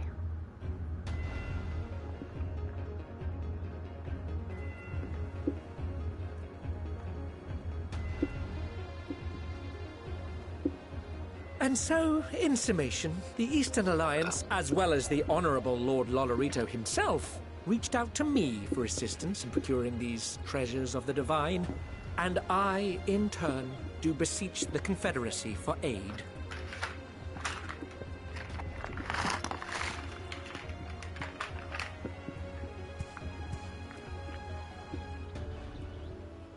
Hmm? Is that... Token! Hancock? Thoroughbon, what I a mean. surprise this is. And a fortuitous one at that. I have a favor to ask, you see.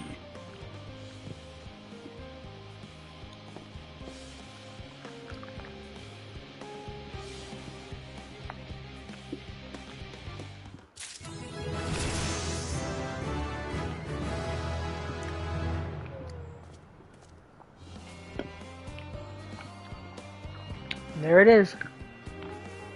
My first level 90 character.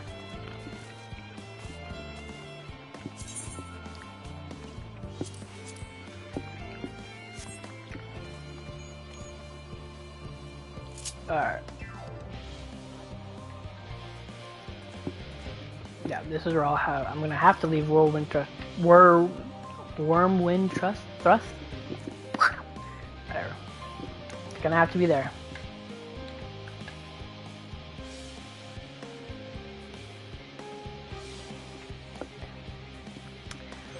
Alright.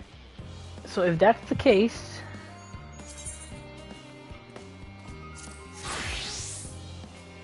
my Dark Knight, which is also almost max level, and then I'll keep going down. Wait, did the blue quest open up? Not yet. I'm gonna assume they're gonna be over here somewhere, but whatever. Alright. Anything new? Nope, nothing new for you. So it's just Kryle's thing. No job too small. Alphanaud is resisting the urge to pat himself on the back. Though our friends are searching for refined adamantite and sacred relics, we only know if they meet your expectations.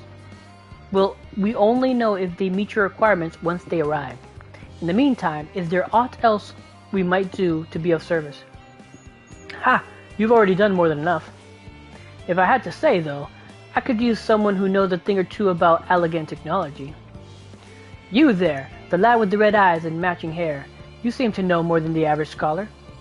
Oh, that's an understatement. Ha! If only Master Coco knew how right he was. While he and Graha establish a rapport, why don't we help with the preparations for the Great Exodus? Indeed, this would mean going above and beyond the terms of our arrangement, but I propose this not to curry favor. As confident as I am that we will succeed, we must be ready for every eventuality. This would also be an opportunity to familiarize ourselves with the logistics of traversing the Great Expanse, and if nothing else, it beats twiddling our thumbs while we wait for the adamantite.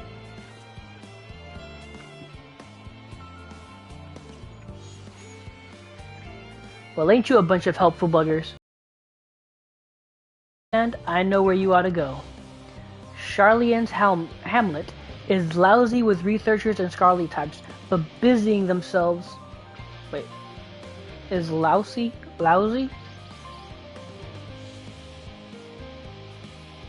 Busying themselves preparing for the Exodus. Okay. Pah! That lot need all the help they can get. Well then, off we go.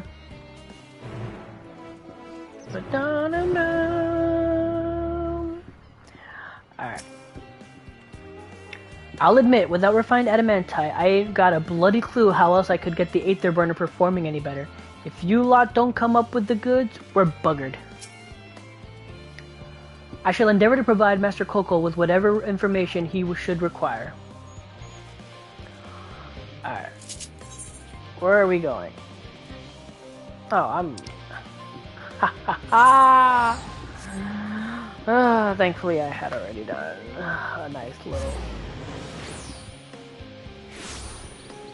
Okay, and is there no way to fucking... get to the center here? I see these, I tried going to one of them and it didn't let me, so I don't know. It probably is and I'm just missing it like an idiot. Okay.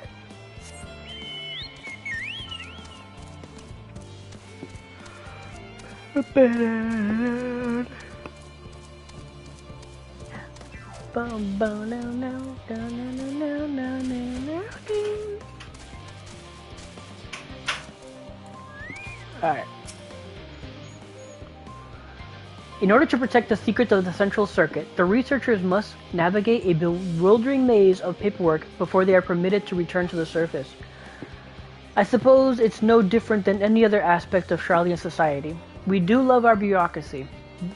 It is very much the mirror of the city above, which is perhaps how it came to be called the Charlian Hamlet. What a quaint little settlement this is. A shame it is hidden underground. I don't mind a bit of heavy lifting, but I draw the line at paperwork. So much as a sheaf of documents at me. Oh, so much as wave a sheaf of documents at me, and I'll put my lance through it.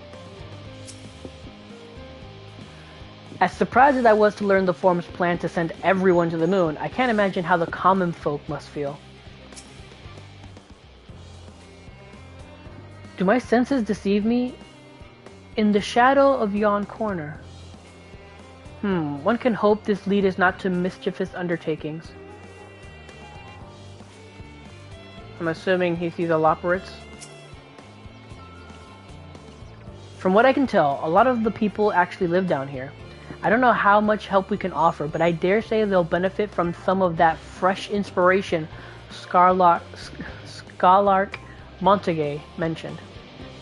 Let's start by asking around, ideally without getting in anyone's way. Let's meet by the Aetherite once our work is done.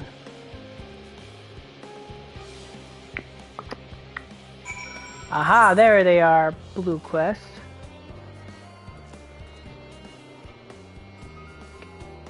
Okay, that Blue Quest I'm gonna do.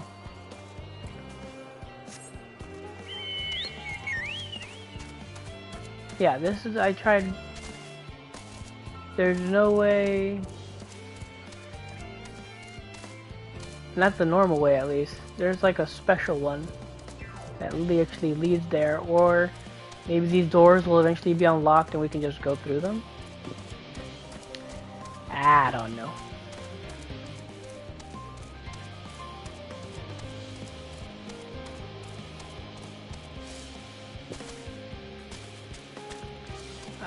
There's one person. There's two people.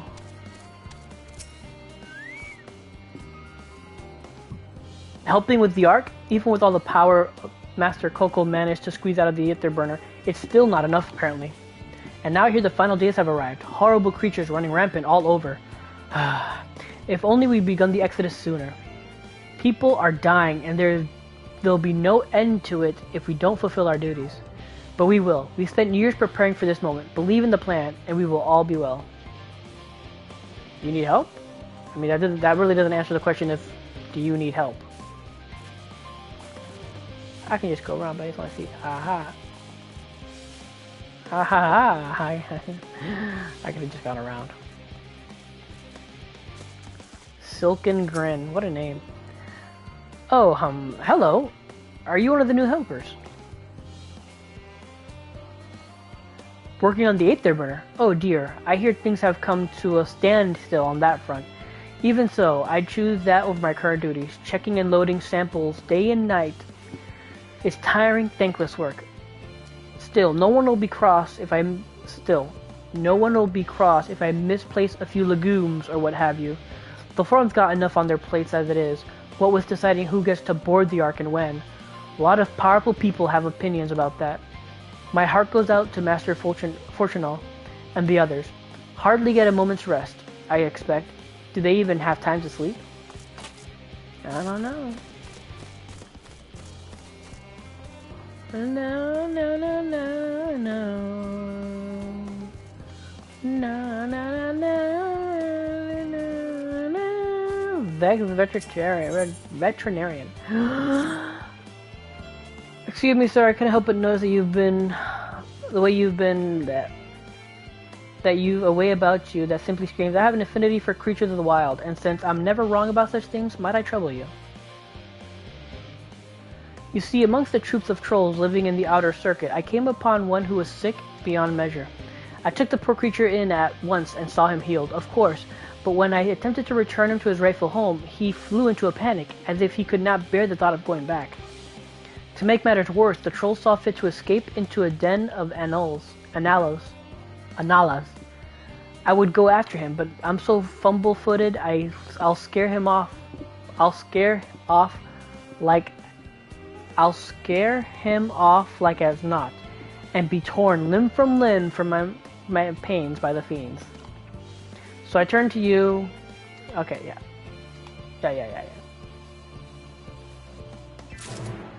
Yeah. For that, though, we gotta keep looking for this person.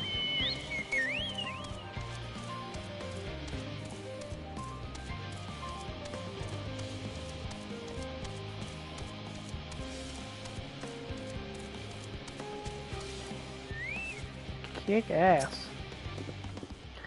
Offering to help, that's very kind, but I should be able to organize the rest of the documents myself. It's mostly a list of things we'll need once we arrive on the moon, and whichever star we choose as our new home. My duties largely concern the maintenance of living conditions, so I'll be a lot busier after we depart. I hear that our lunar collaborators have come down to assist in our efforts. I'm looking forward to finally meeting them in person, after having communicated with them in such a limited capacity thus far. To be perfectly honest, I have not even the slightest idea what they look like. I do hope they're not enormous looming giants. Why, I would much prefer something small and fluffy, like that beheaded rabbit that just ran by. Oh my god. So they're around. They're doing stuff.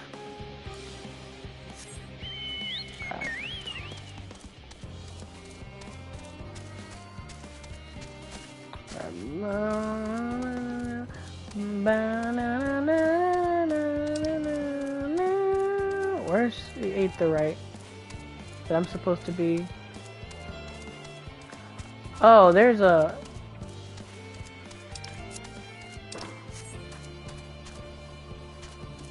Oh, something exploded.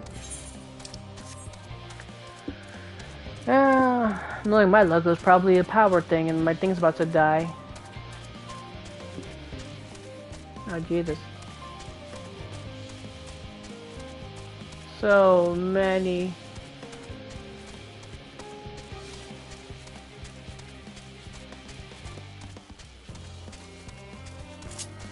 Alright. Let's do this.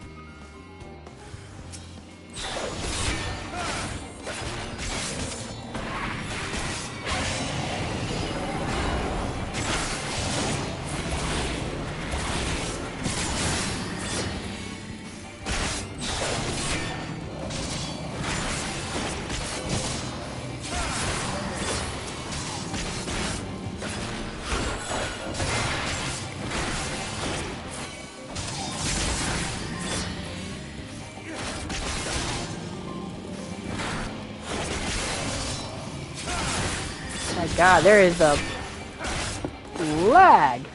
Look at this. Whew.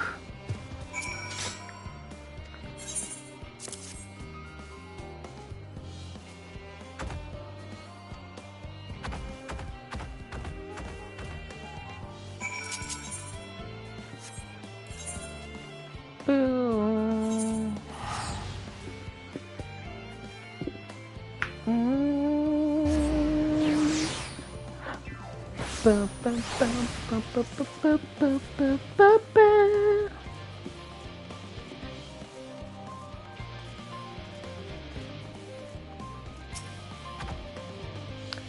Look, he's returned. I can't thank you enough. I know that he may look like it, but the trolls are quite intelligent indeed. Blah blah blah blah blah. Though they're docile being. Yeah, we know. We've run into trolls before. Natural habitat. Watching over them. Okay. Started. Okay.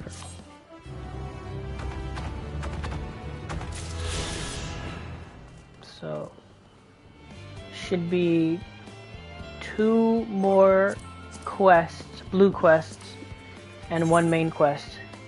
Yep. So there's 2 blue quests left and 1 main quest to go.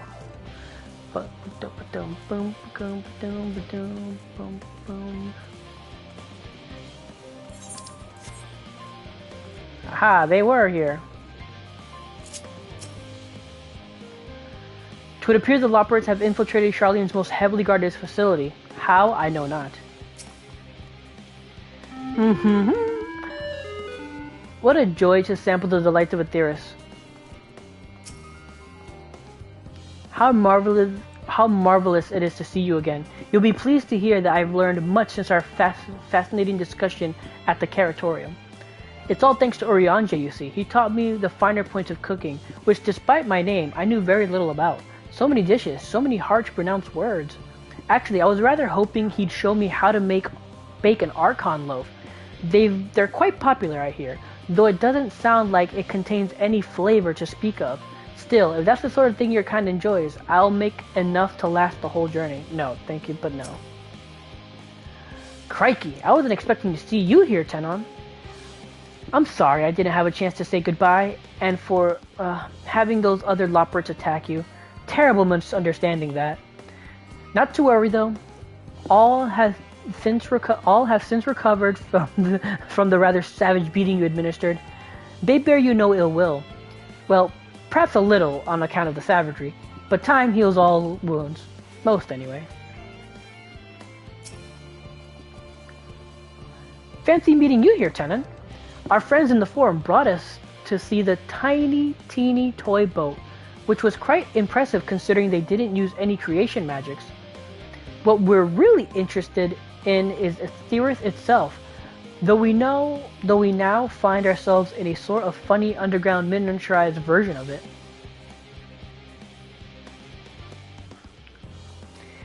We were hoping the forum would give us a guided tour, but it appears they're rather preoccupied.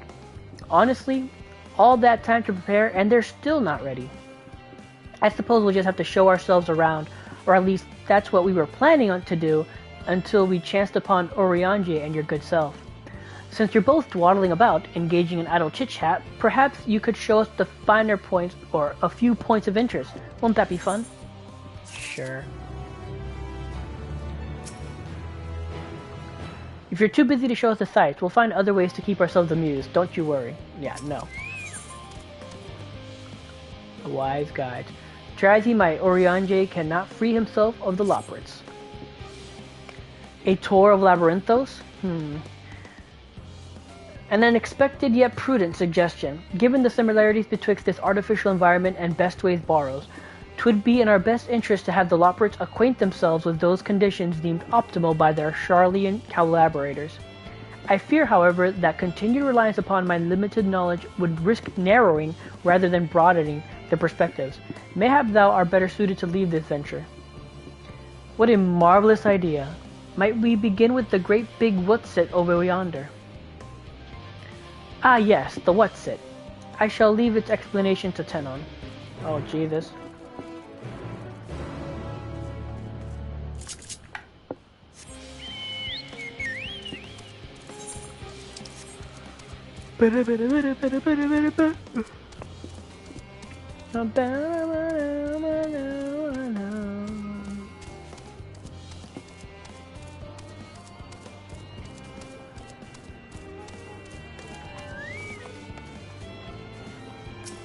Growing way.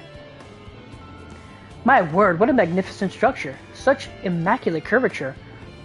I have to make several adjustments to my work if I'm to match this degree of craftsmanship. I shall leave no corner unrounded.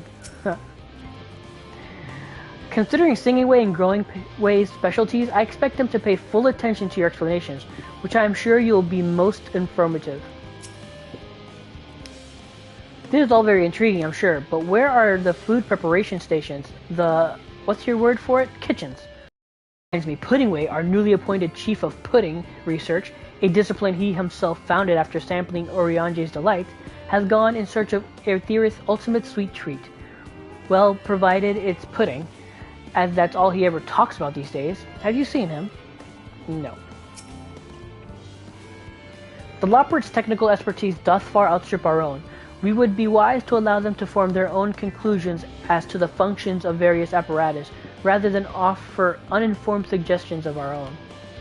Unless, that is, unbeknownst to me, thou art possessed surpassing knowledge concerning the construction and operation of advanced Charlian what's-its. Goodness me. To build something so large without creation magics is positively stupendous. Perhaps you could direct our attention to its most prominent features.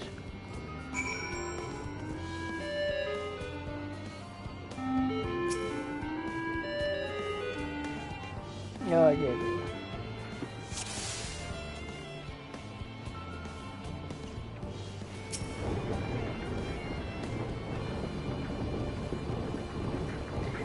Is that the water I hear inside that great big tube? It must be because those cogs and the gigantic wheel at the top. Oh, I see. That's how they draw up the water. There's probably some sort of spiral-shaped mechanism inside it, too.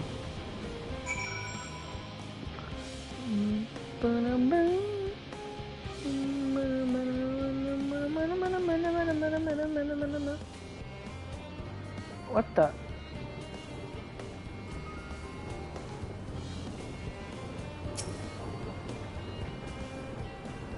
You spotted an optimist, an especially lively one at that. It would appear that the concept you observed another time, another place, was a proof for life in the wider world somehow. Huh. Cool.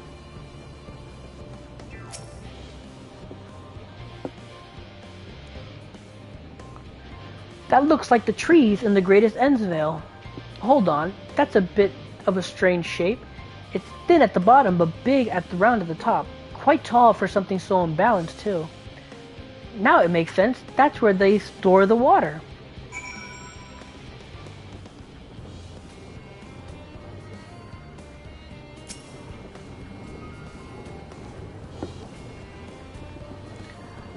It's a little hard to see from here, but it's the golden pipe connected to the top of those tanks.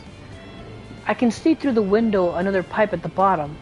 Ah, this must be for purifying water drawn up from below.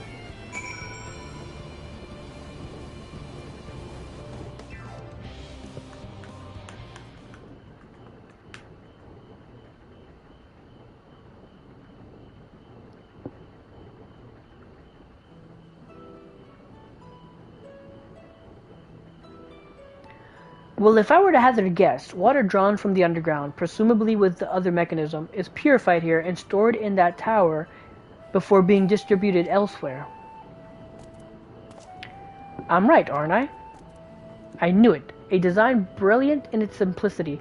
I dare say it would take only a moment to install in even the harshest of environments, for us Loperids, that is. Indeed, securing a reliable source of water is of the utmost importance for any fledgling settlement. We have read, however, that peoples of Aetheris sometimes make their homes in arid deserts and such. How are they able to survive? Areas near waterfalls are common sites for villages in Garabania.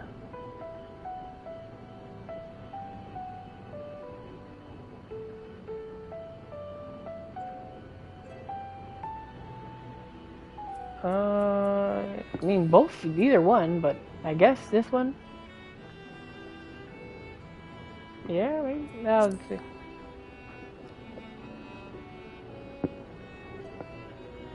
So wherever you choose to live, you're never far from water. Oh dear, I worry we won't be able to procure the necessary amount. We can provide enough water to keep them from drying out completely, but it would appear they rely on it far more than we've anticipated. A few adjustments may be in order, once we've calculated the average rate of consumption per individual. It may also be worth learning more about how exactly they obtained their water in the first place. Master Alphinaud spoke of the machinery responsible for that feat during our journey through Logisticon Alpha, did he not? Mayhap the Loperids will share his appreciation for the engineering marvel. Oh yes, that sounds absolutely splendid. We must journey beyond the structure of the Charlian hamlet. I shall lead the way. You mean we'll have to brave the untamed wilderness? A valid concern indeed. We could not help but notice the many dangerous-looking creatures with big, nasty teeth lurking beyond the safe confines of this settlement. Were we not escorted by burly custodians, I dread to think what would become of us. Regrettably, too many a hungry predator with the aforementioned big, nasty teeth, Loperids may appear to be a potential and rather appetizing source of sustenance. Might I impose upon thee to insist in securing safe passage to the Logisticon Alpha? For my part, I will act as an escort to living way and cooking way. I entrust singing way and growing way to thy care.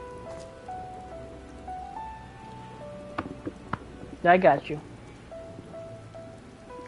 A more valiant protector they could not wish for. Godspeed.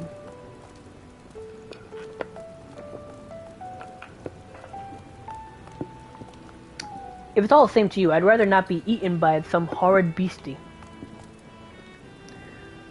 Come along, growing way. To the water extraction, what's it? Alright.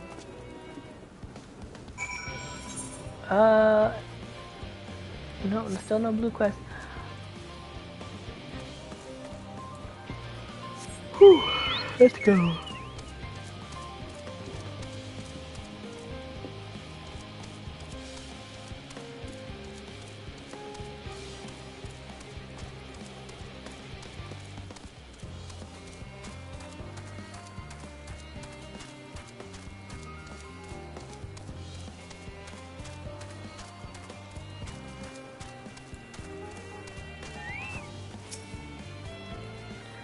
Perhaps you could tell the local beasties were not nearly as delicious as we might appear. I have a feeling the way forward is not as clear as we'd like. Could you go and take a look? Let's do this.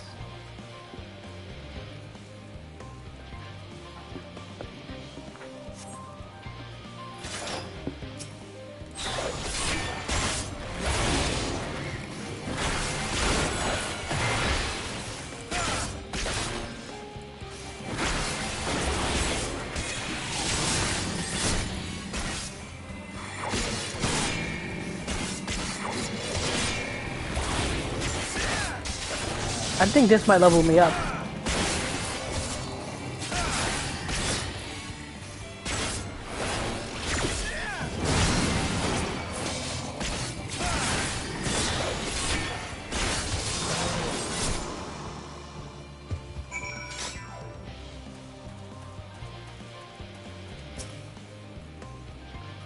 I say, that fiend had a mind to feast on roasted loporrit. Thank you so much. I really hope this water extraction what's-it is worth these harrowing experiences. All part of the fun, some might say, but I'd rather not be burnt to a crisp if it's all the same to you.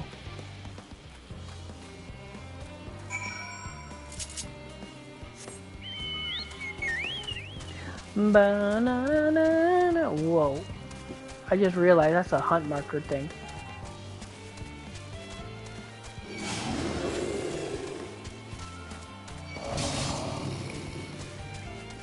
A little slow there, buddies. Boom, boom, boom, boom, boom, boom, boom, boom, boom.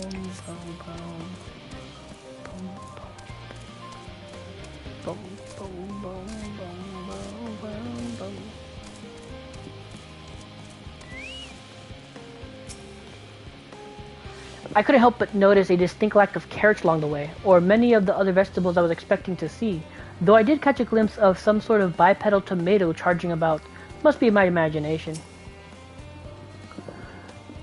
You've done well to see these two here safely. They can be a bit skittish at the best of times, so I'm pleasantly surprised they didn't run off and get themselves killed. Whoa. Harsh. That was all very exciting, but I'd rather not do it again. Wait, how exactly were we planning to head back later? I'm gonna teleport, I don't know about you guys. Let's get moving. The building looks nice and solid and safe. My friends, I bid you welcome to the Logisticon Alpha. Our destination does lie at the lift's top. Pray follow me.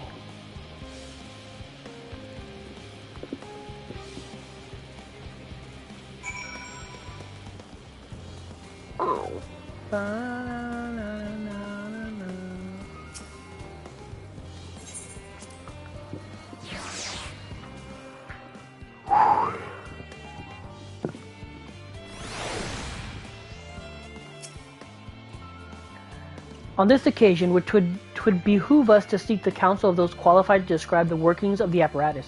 They may also be in possession of the schematics or other useful documentation. Excuse me. Should the loppers request them. As the forum's esteemed guest, 'tis unlikely they would be refused. Yet thou knowest as well as I that the changeable dispositions of Sharlayan's bureaucrats. Forgive me for asking, but are we any closer to the kitchens? Come to think of it, why am I even here? Atmospheric manipulators are hardly my area of expertise. Yeah, I was wondering the same thing. That was terrifying, but at least the scenery was more pleasant than the what's-name Garlemald. As a first impression of a theorist, it was far from favorable. Anyway, onwards and upwards, quite literally, as is the case here. As I understand it, places like Labyrinthos are the exception, rather than the rule. You don't all build enormous underground living spaces like this, surely.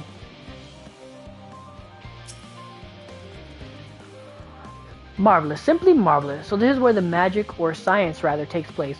The perfect environment to sustain life, artificially created. The knowledge we'll gain here will be essential when we start looking for new stars for your kind to inhabit. Apparently most of them don't even have air for you to breathe. You're all very lucky that Aetheris just so happens to provide everything you need to thrive. Or did mankind turn out the way they are because of the available resources? I wonder. Either way, it's nothing short of miraculous, and I cannot wait to see more of it. Yeah, there it is.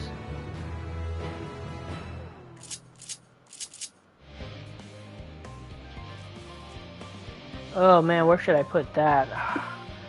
I don't think I want that there. Oh, I just realized it's not a... This whole time, I thought Shadowbringer replaced the Flood of Shadow. Like whenever it came up. Oh, wow. So that's a fucking button. Oh, no. Can't put it there. I hate having it there, but I don't see any other option. Yeah, I don't see any other option. Damn, that sucks. Oh well.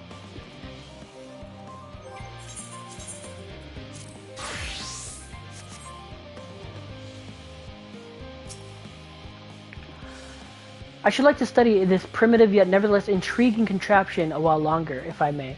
That the Charlians were able to build something of this complexity with their limited knowledge and resources is most impressive.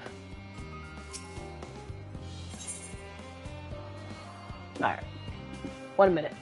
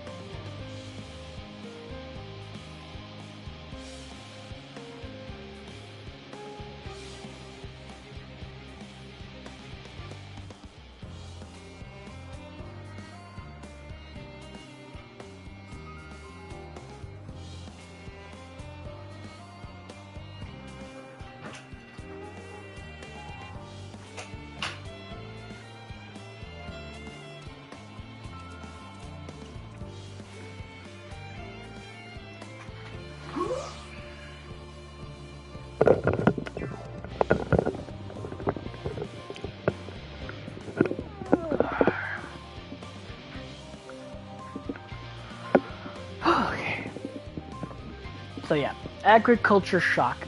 Cooking Way is eager to change, for a change of venue, or at the very least, a change of what's it.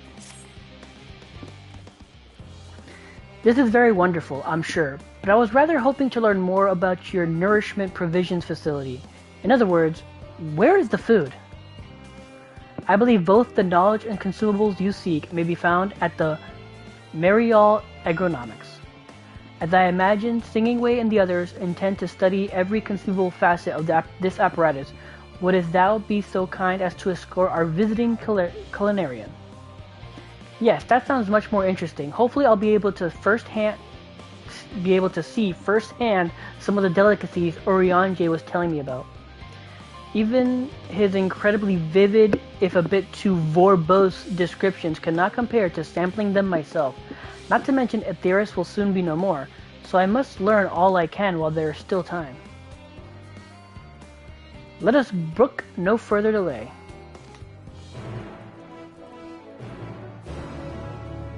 Okay. It would appear I have inadvertently taken upon myself the more demanding duty, entertaining 3 inquisitive lobbrits to thy 1. Yet be that as it may, 'twill be my pleasure to impart what little knowledge I possess to our would-be saviors. That was terrifying, but at the least the scenery is more... Okay, no, I already read that. Yeah, no, I already read that too. Okay.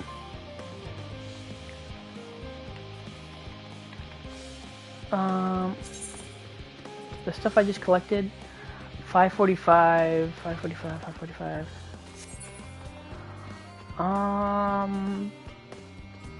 I think I might just give that to my sage. But like always, I'll wait until I have the full set before I do anything. Wait, can I just teleport where I need to? Nope, I can't teleport. He's not all the way there. Bum bum bum ba-dum bum bum.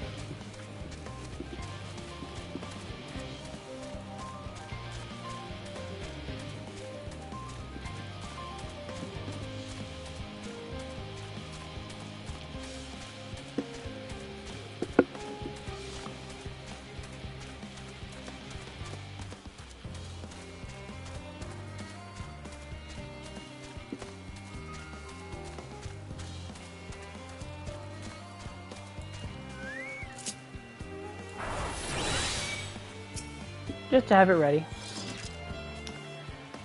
This is the place, yes? The heady aroma was enough to guide me here, and I've spotted several of the fruit and vegetables featured in our compendium.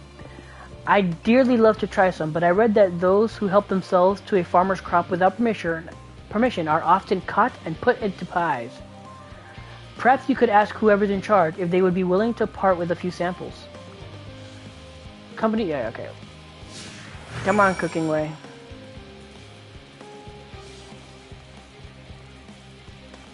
I'll go check the grapes in a minute.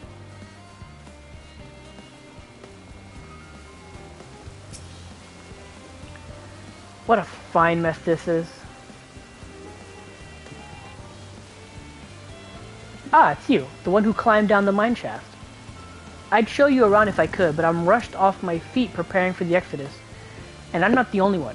We've all got to find ways to do what we do down here, up there, first on the moon, then on whichever star the Forum decides will become our new home. It's all so sudden, so unreal. Don't you want to go to the moon? Well, it's better than waiting for the final days to claim us. But no matter how carefully it's all planned, we'll never be able to take every variety of flora and fauna with us. Even the ones we can take may not survive in their new environment. So many species doomed to extinction. Sorry, that's not what you came to talk about, is it? Nothing quite so dire, I assure you. We merely wish to sample a little of your produce, if we may. By all means, help yourself. Much appreciated, my good fellow. So, where to begin?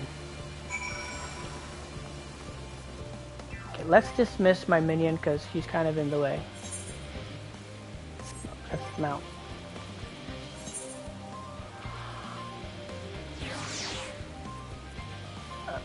Oh, I did the Christmas event, so I have the little Christmas minions. Very adorable. Alright, let's see these new grapes they put in.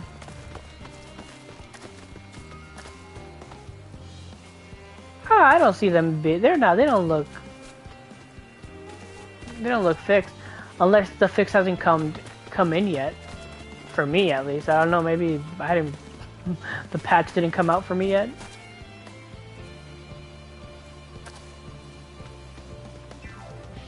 Or did they just round them out a bit? Because they do seem a bit rounder. They're not as they don't seem as blocky. I don't know. Anyway. Oh, I know what these are. Grapes, yes? Let's see if they're as delicious as they look.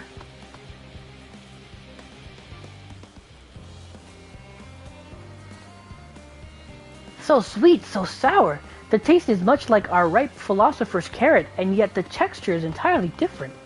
The contrast between the outer skin and the fruit within is most peculiar, though far from unpleasant. Yes, I think I'll try another.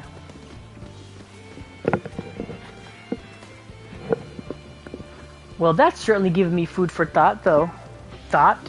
Though in a far less visceral manner than any philosopher's carrot. But tell me, what is your opinion of grapes? I'd brave an erupting volcano for a choice of the bunch.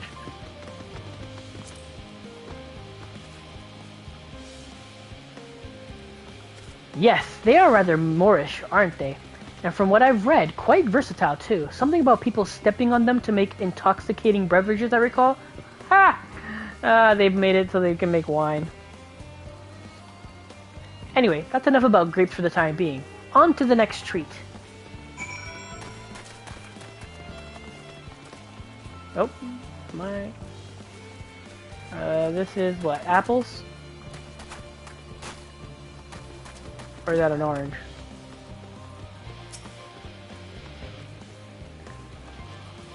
Orange by name, orange by nature.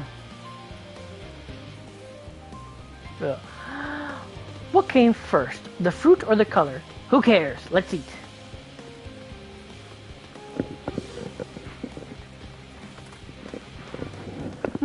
Yes, that's... Equal parts sweet and sour as with the grapes, yet nothing alike.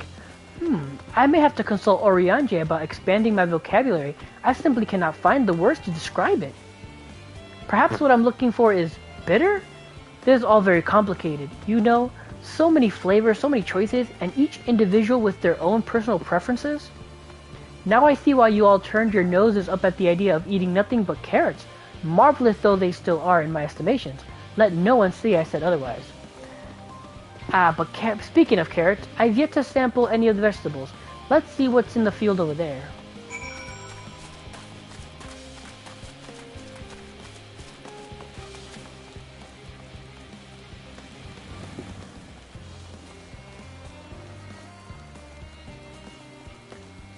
Pumpkin! That color and texture. Are they some sort of enormous round carrots? No, they're pumpkins. No, in any case, proper nomenclature is less of a concern than the taste. Blech! It's so hard and flavorless. It may as well be chewing on a piece of wood. That all but confirms it. There's nothing more misbegotten failures masquerading as goodly carrots. Stop, stop, stop! Can't you see these are pumpkins? And no one with any sense would try eating them raw. You're supposed to cook them first. Do you not find it an awful bother? Far from it. Cooking is a joy unto itself. And what's more, it broadens the range of ingredients that we may safely eat. But above all else, cooking allows us to draw out the full potential of our produce. Pumpkin stew has been one of my favorite dishes for as long as I can remember. Then perhaps even these hard blocks of plant matter can become as delicious as an orange that I sampled. I wonder though, is there anything even more delicious? How about that yellow fruit over yonder? These bananas? No, these are lemons.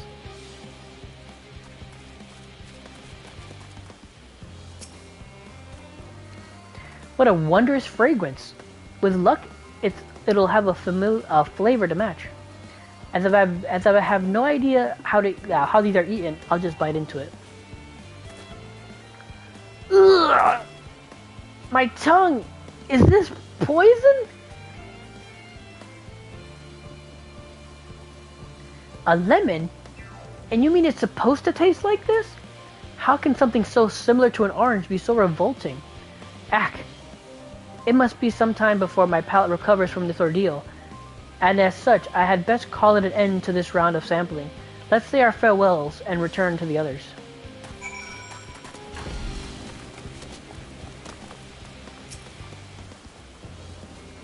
Finished, have you? I trust you found something to your liking?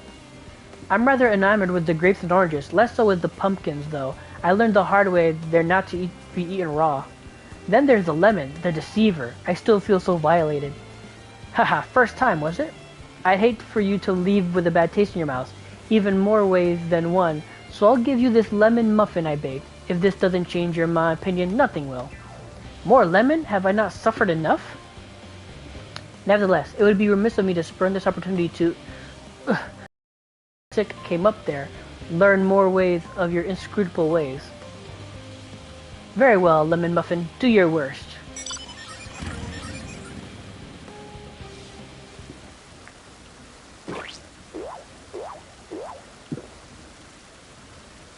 This is... delicious!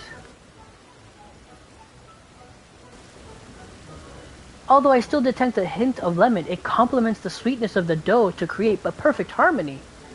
I never would have guessed its vile bitterness could be utilized so elegantly. My good chap, this is simply breathtaking. See, we rarely use lemon in its natural state, but it has a starring role in all sorts of recipes, and the same is true for many other ingredients. It comes down to making the most of the resources at our disposal, and sometimes that can even be the difference between life and death. I know we won't be able to take every species with us. No doubt the Forum agonized over what was worth preserving, and what will be consigned to history. Hard choices, but make them we must if we're to survive. Such strength of will. Now I know what Heidelin sees in your kind.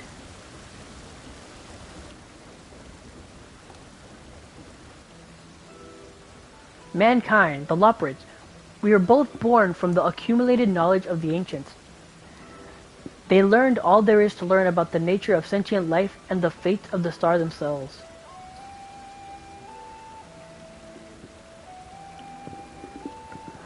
Once a civilization has fulfilled the basic requirements for survival, it will inevitably seek to eliminate all forms of negativity and achieve perfection. And therein lies its folly and its downfall. For perfection is an unattainable ideal. 'Tis the paradox of the immaculate carrot. Yet civilizations since time immemorial have deemed the pursuit of perfection as progress. They paid no heed to the cost incurred in their futile quests, and all too often become the architects of their own demise, their dreams forever unfulfilled. What, then, is the alternative? The answer lies in knowing that our existence can never be perfect, to be content with what we have and make the most of it.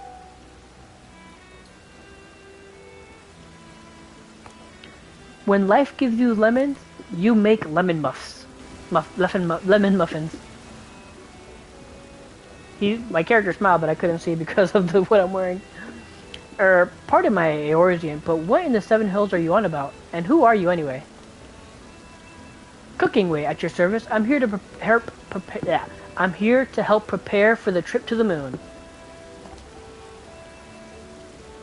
And once you get there, you'll be able to try my carrots. I've been growing all different kinds. But don't worry, there'll be room for your crops too. We'll work together to preserve as many of Aetherius' species as possible, if you're up to the challenge. Yes, of course. I look forward to it. Well, this has all been highly productive. Probably. Let's go and see if Oriange and the others have run out of machinery to inspect, shall we?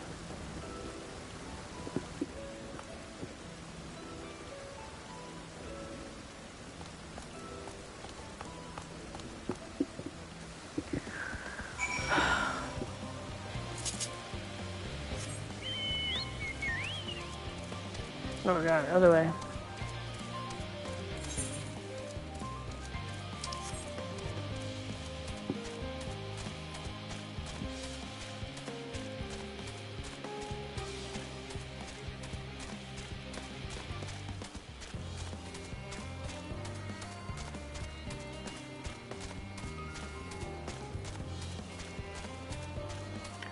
Na na na na.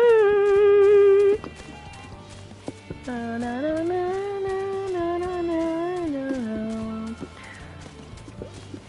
It's like you tire of it, but at the same time you just can't help but go with it. This music, I mean.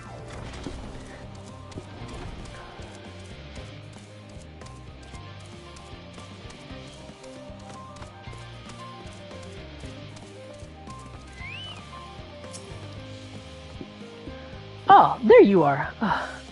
Oh, have the others finished talking about Rainy Make-Whatsits yet? Where have you and Cooking Way been? If the two of you were engaged in pursuits of educational nature, you should have taken me too. I am the leader after all. Not to rub it in, but we had the most fantastic time while you were away. Oriange was able to obtain all manner of meteorological data for us to pore over. I'll be sure to put my newfound knowledge to good use once we return to this moon. It's my duty to make your journey as comfortable as possible, though there's no telling how long it will be. 100 years? 1,000? Probably closer to 5,000, give or take. Jesus. No, wrong person. No, wrong person again. By Cooking Way's broad grin, I assume your excursion was a roaring success.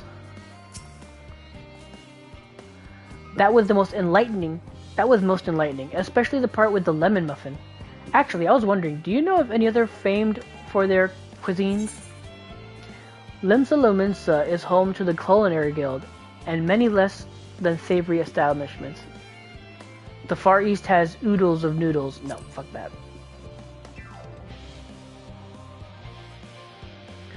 Would that I had time to visit. The more I learn of Aetheris, the more I wish I could spare it from the final days. Alas, Hadelin's orders are to flee, not to resist. If only there was some other way. There is, buddy, there is. Muffins. I wonder if this is how Pudding Way felt for the first time Oriange made pudding. Though I'm not sure that actually was pudding, come to think of it. Something about it seemed off.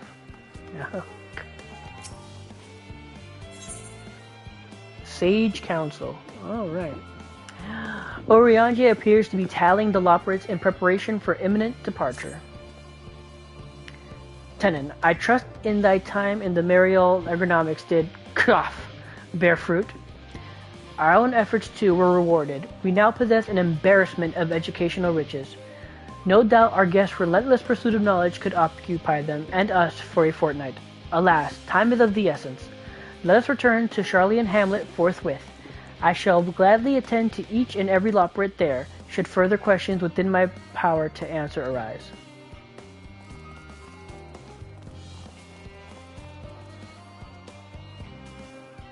Aww.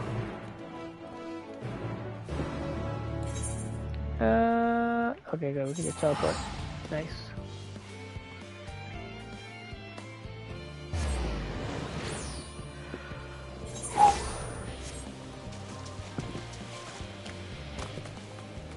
I assume these people have like the food. Hey, that's for off stream anyway. Okay. That was ever so delightful, and with this much information I can fine-tune the moon's environment for your people's comfort. It's surprisingly tricky to estimate the appropriate temperature settings for being so lacking in fur. Why did I not ask about Jipke how to make carrot muffins? We could have had baked goods bursting with happiness. Oh no, there was nowhere in particular I was hoping to go. I simply wish to see, hear, feel, and think as much as possible, as much as I possibly can while we're here. What does that look for? What did I say? Ah, ha ha ha ha ha. She didn't realize it. Cute. Adorable. The Loperites want for activities and stimulation, but I struggle to conceive of how to busy them while we wait.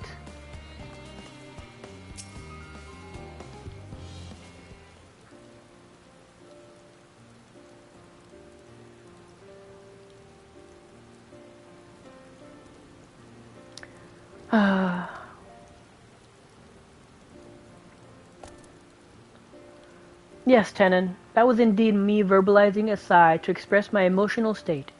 Do you want to know why? Because I saw the reconstructed environmental data for Aetheris at Logistec Alpha, that's why. The forest so lovely and so leafy. Are all of your forests like that?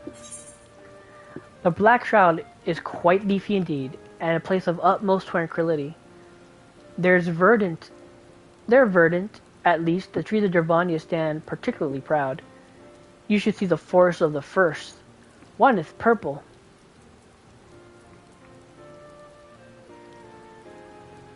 You should see the forest of the first. One was purple. Gasp! Gasp, I say. With a star so wonderful, it comes at no surprise that you're reluctant to leave it behind. I was a fool to think otherwise, to assume the moon was something worth being proud of. How ridiculous we must seem to you, trying so hard yet achieving so little. Not at all. Thy works are no less worthy of their uniqueness. I thought I heard tiny voices. Thancred! Wrong voice. Thancred. How didst thou fare? Oh, I was able to glean a fair bit from the researchers while helping to move their cargo. Preparations have proceeded without interruption here, despite news of coming end. We have the forum's leadership to thank for that. That doesn't mean people aren't worried, though. Quite the opposite. Knowing disaster could strike at any moment, they hurry to complete their work, equally aware that a single error could be the difference between life and death, and we can hardly tell them there's no cause for concern.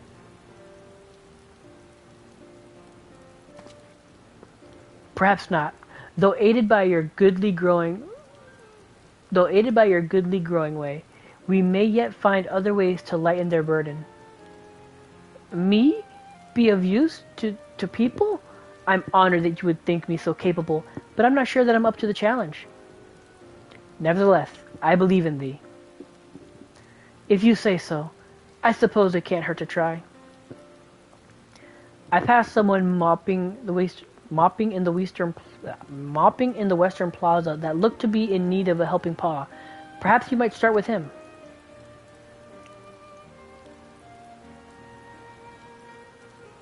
'Tis a good place as any. Come.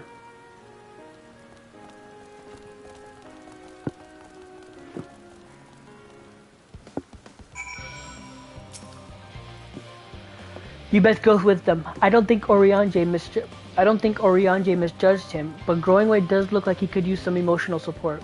I still have work to complete elsewhere. I trust I won't return to find any Loperts in tears.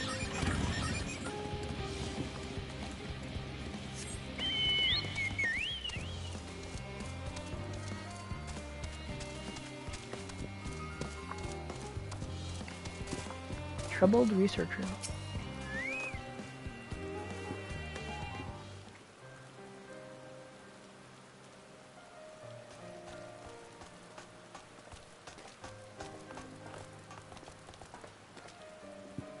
Oh, it's not mopping, it's moping. Duh, I'm an idiot. Oh, can I help you?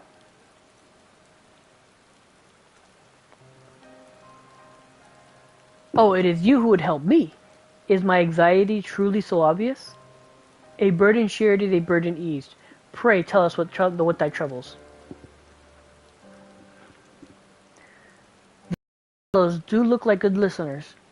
I'm an engineer, you see, and what they say of the ship, that it's the sum of decades of Charlian ingenuity, that it's built with the peerless Allegan technology, is all true. But I know that none of that's guarantee. We've never launched a starfaring vessel, let alone flown it in the great expanse. All the tests we've run have been on the ground. Only operational personnel and cargo will be aboard the first voyage, but even so, if it fails us, then what can we do? And if it doesn't, it could fall apart on the next flight, or one after the other, or the one after that. We've done everything we can to prevent that from happening, but it hardly matters. We thought the Aether Burner design was flawless too, and look how that turned out. Thou art familiar with these most daunting technologies, and thus dost thou hold the power to allay his fears. Oh, I'm not sure about that, but well, maybe you could tell me if there are any aspects of the ship's design that you're especially worried about. Our ability to walk around and perform our tasks, for one. I've devised a means by which to employ gravity, a spatio-temporal spell, to regulate the environment. But what if that's not strong enough? What if everyone floats away and begins crashing into things as soon as we've left the star? Ah, gravitation. Maybe I can help after all. Up there is not so different from down here, you see. The same rules apply, and if you consider them as part of one great big cosmos rather than separate places...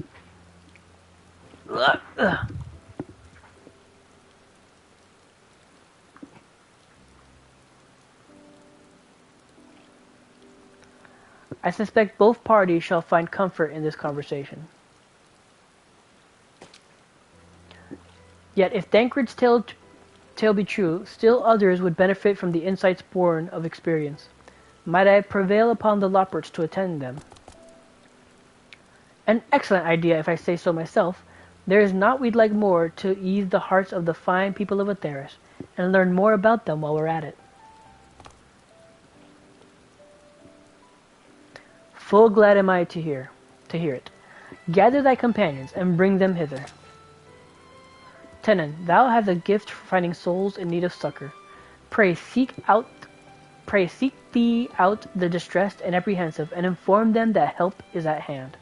I shall await them here, that I might introduce each to a suitable Loporot. You got it, dude. Oh, I do so look forward to that. A place for every Loporot, and every Loporot in their place.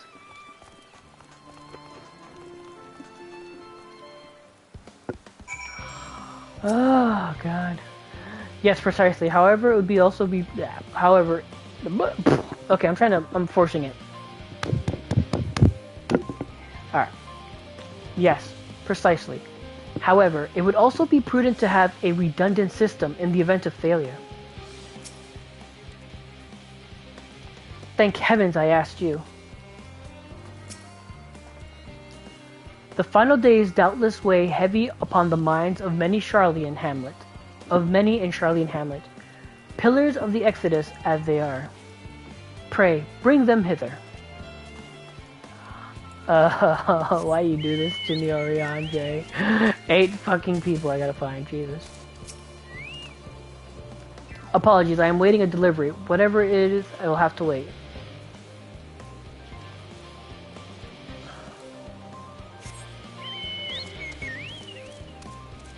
I hate you. I hate you so much, game right now.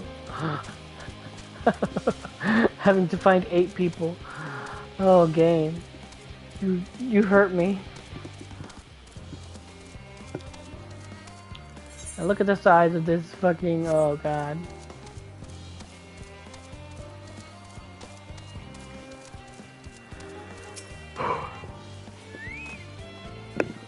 Have you heard anything of what's on the moon? I have no doubt that we can make it up there, but the searching for a new star part of the plan sounds awfully vague on me. I asked the forum, but they will only tell us that our collaborators have everything under control. Forgive me, but I don't feel particularly safe wandering through the sea of stars on God knows what made by God knows who.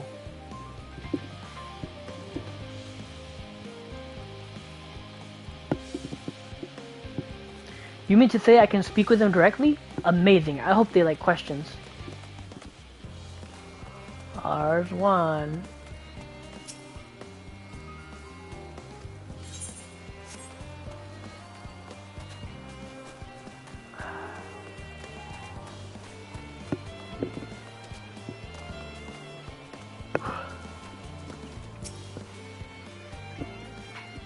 Just leave me to my misery. The form can appoint someone else.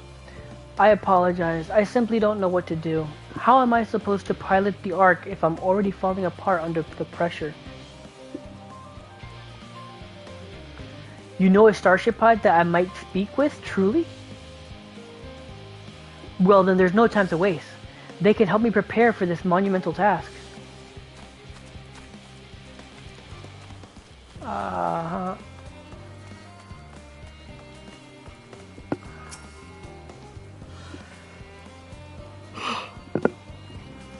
Is anything bothering me? Well, I've been loading cargo for bells now, so my back feels like the void scent played it as a piano.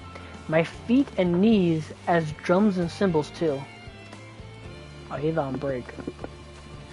Don't bother people on break. So basically just look for researchers, because it doesn't look like gleaners.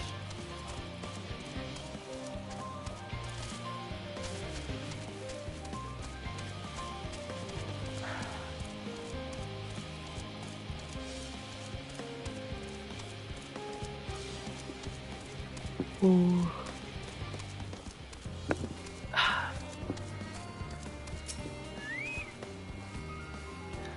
How can I help you? My, what a lovely idea. I too noticed people coming, rather tense, so I rushed out to pluck some fresh, fragrant tea leaves. Now I only need to track down 100 or so cups. But don't you worry, I can manage. I hope your plan to cheer everyone up goes well. Yeah, she's doing better than me.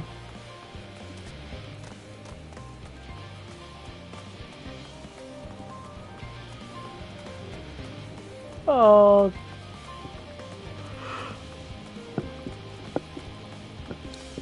This is way too long. I found 2 out of 8. Oh my god.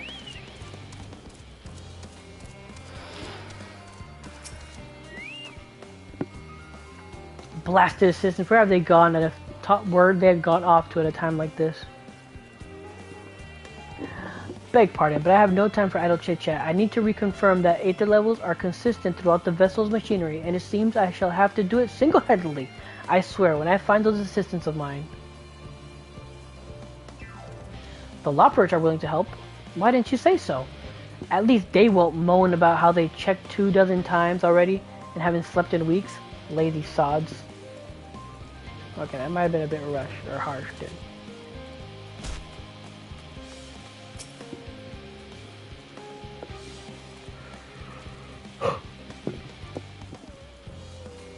My face? What's wrong with my... Ow! Perhaps I am a bit tense. I was tasked with assuring that the proper fauna, and only the proper fauna, are brought with us to the moon. However, the suitability of a few species is still under debate, and I can hardly make the decision myself when I know so little about the environment up there. Including the Lopperids in our discussion is a wonderful idea. I absolutely will, thank you. Perhaps their biology itself might offer well. Oh god. 4 more to go.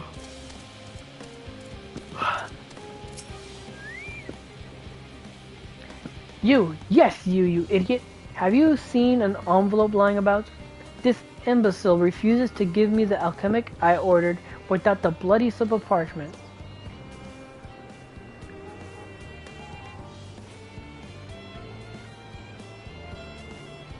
Unless your friends have a spell to make me remember where I dropped my damned envelope, I doubt they'll be more help than you. And you've wasted enough of my time already. Ah, screw you, buddy. Let's go to the anxious engineer first.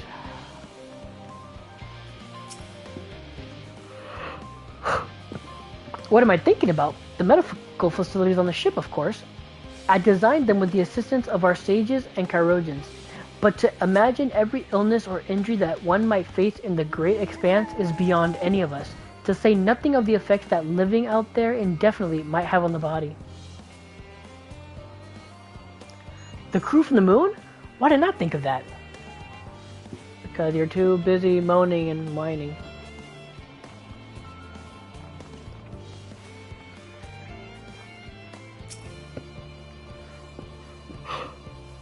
Ahahaha! The end of the world is nigh, yet the work goes no faster. Schedules and such temperamental things, feasible one moment, utterly bollocks the next.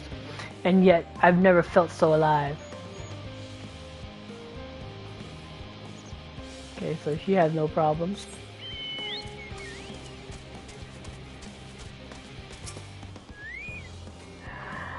By the gods, my chest is tight. Am I dying? Is this what dying feels like?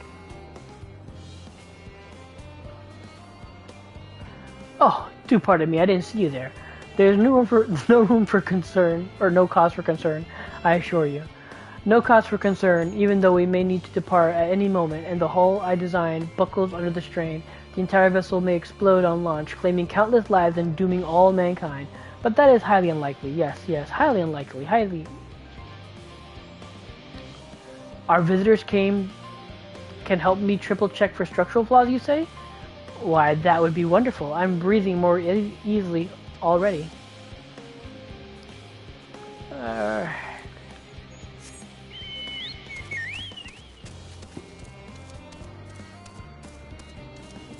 Make sure there's not a guy up here. I don't look to be.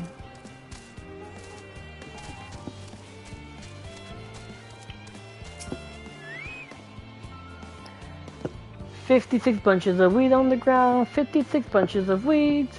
Rip went out, added to the mound. 55 bunches of weeds on the ground. It was 56, my bad, I messed that up. I'm not neglecting my duties, I swear. I was in need of a little break, you see, but then I found myself unable to relax, so I went on a walk, and then I noticed these weeds, and...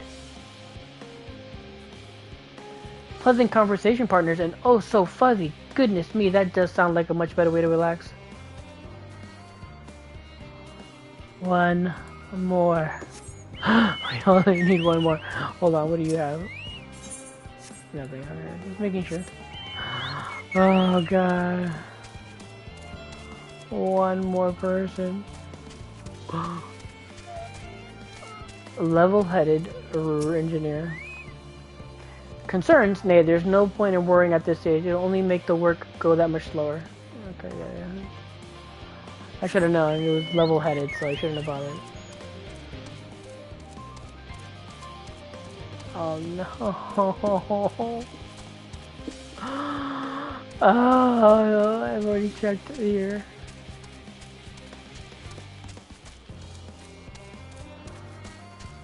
Oh, God.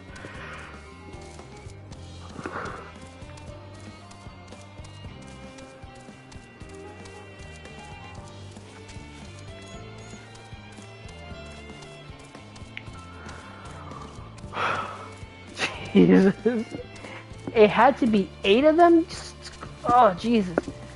Oh, please be it. Calm, researcher? I don't think it's it. Worries? No, I believe I'm fine, thank you. I'm confiding in my colleagues. Yeah, that's what I thought.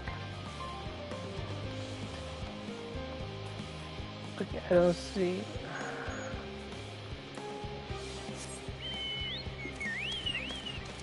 Oh, God.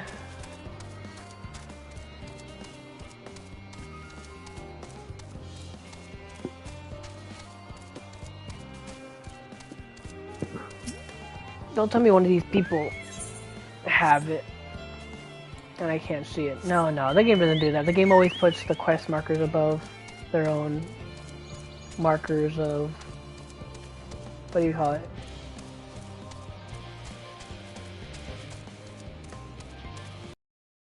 The quest.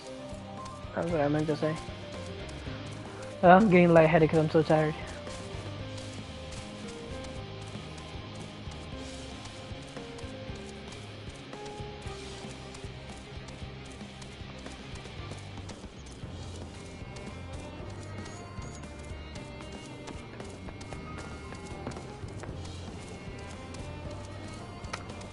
You can't open that. Shit. Oh.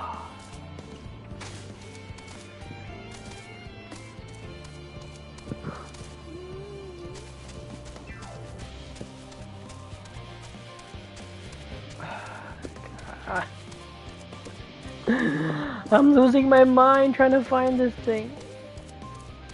Ponderous messages. Okay, there we go. Come on, please be it.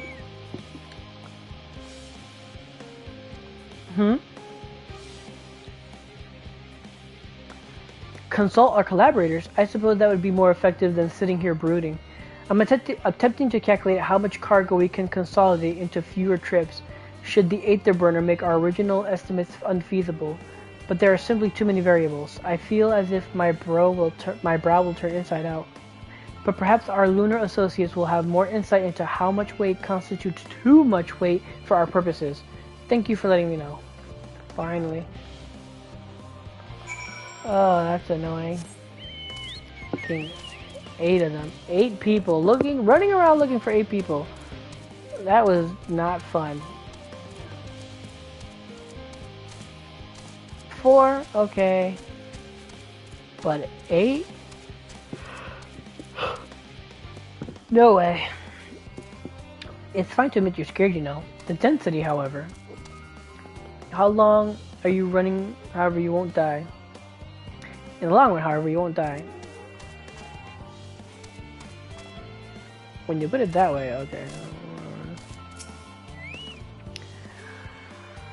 Tenant, he said that he was glad we spoke and he thanked me. It was all worth it after all, wasn't it? Even the mistakes we made, because now we can tell them what not to do. Aww. Behold, Tenant, through thine efforts, word has spread throughout the Labyrinthos. Verily, to a far greater number than we anticipated. Livingway does gather more laports as we speak. I shall assign each in accordance with their skills that the new bonds of friendship might be forged. Should greater matters require not thine attentions, watch over them, I pray thee. No, come on. I want to find out what that dragon war was.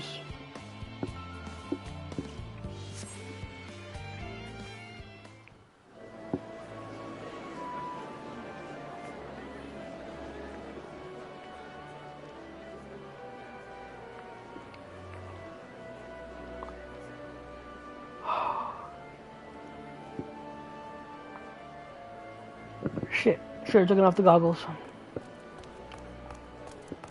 Phew! Oh, finally some rest! Why, I haven't spoken so much in forever. Lively, isn't it? The town is abuzz. Everyone eager to meet with our friends from the moon.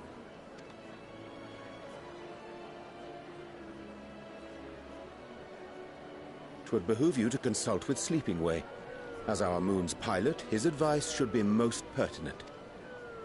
I'm impressed.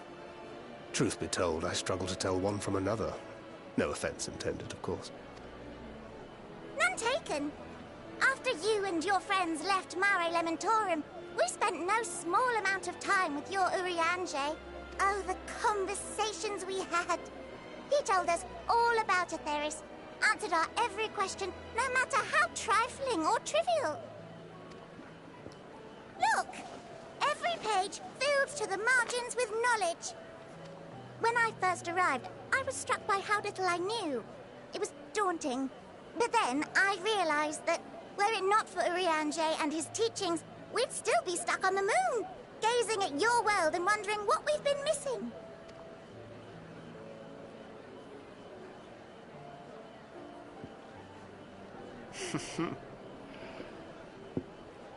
What would they think if they could see Urianger now? I dare say they'd be more than a bit surprised. And impressed, no doubt. Master Louisoix, Minfilia, Papalimo, and not to forget... Moonbreeder.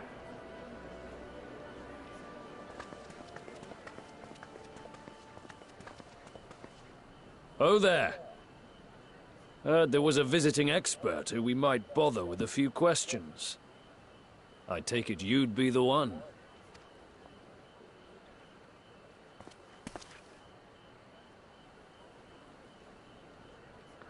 Yeah. Oh. Yes, I am. Moonbreeder's parents. Wilson and Blovida. Sharlayan's foremost researchers in the field of teleportation magic, and Moonbreeder's parents. Oh no. It hath been some time. 'Tis good to see you in good health. Likewise, old friend. Blavida and I were most honored to answer the call. Never expected this reunion, though, did we, dear?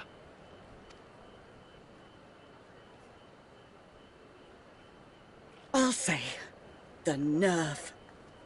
Sending that letter, then running off to the gods know where.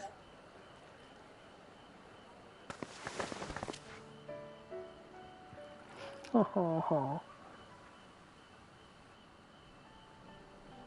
Do you have any idea how worried we were? I'm sorry. 'Twas remiss of me not to deliver the news in person. Jeez. No, more than 'twas I who... Our daughter was disillusioned after Master Louisoix left her behind. The day the Scions called upon her was the happiest I'd seen her in years. She made her every choice of her own free will. No one could have ever forced her to do otherwise. Don't blame yourself for her death. Celebrate her life. You know that's what she'd want. If there is one thing we resent you for, it was that we could not be there to mourn her with you. Reading the words you penned in that shaky hand, we must have cried as much for you as we did for her. Aww. Hug her back, damn it. I'm sorry. I truly am. I'm not even joking or playing around. It's like literally welling up. I'm like welling up. Oh my god. I knew not what to say. Knew not how to express my feelings. The poems and platitudes of wiser men, musings on sadness and loss, studied and memorized, and meaningless in the moment. Silly boy. We are all powerless before such grief. Even now, try as I might, the words escape me. After everything, this is the thing that's But getting in you the our most hearts, emotional. We know. Why? We always know.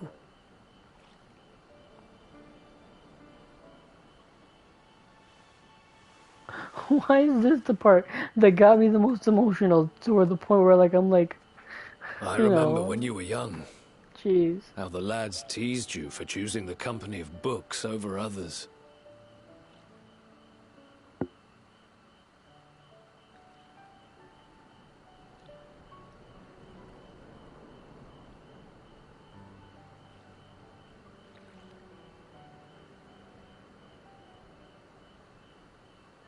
Our moon didn't take kindly to that.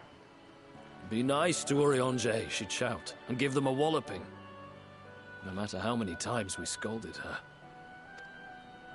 So we offered a suggestion. Rather than starting fights, why don't you be the bridge between Urianger and the others? She had to mull it over for a while, arms crossed, brow furrowed in intense thought. But from that day on, she never let you be alone. She'd drag you outside to play, pepper you with endless questions, read the same books you read, all to try and understand you that much better. I'm sure it was annoying and exhausting at the time, but she only ever had the best of intentions. And look at you now, at the center of the crowd. The reason there even is a crowd, having brought these people together. You've no idea how proud we are. To see the boy our daughter trusted and believed in more than anyone grow into the man she always knew he could be. I can see her in you too. Feel her. She walks with you wheresoever you go. So thank you, Urianger, for being who you are.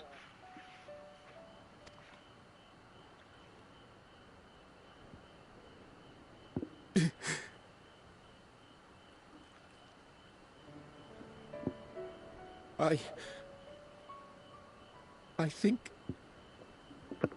I can feel her too.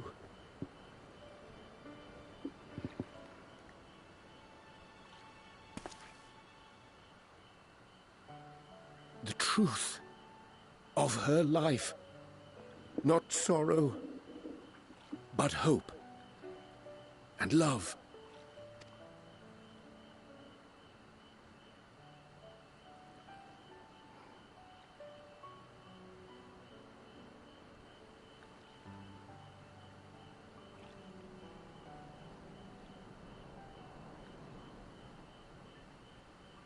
This moon breeder.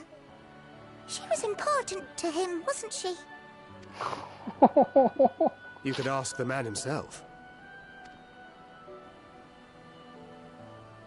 Oh, no. But watching this exchange reminds me how much I've yet to learn about your world. And its people. You can live here your entire life and hardly learn a thing. And that's why it's too soon for this to end.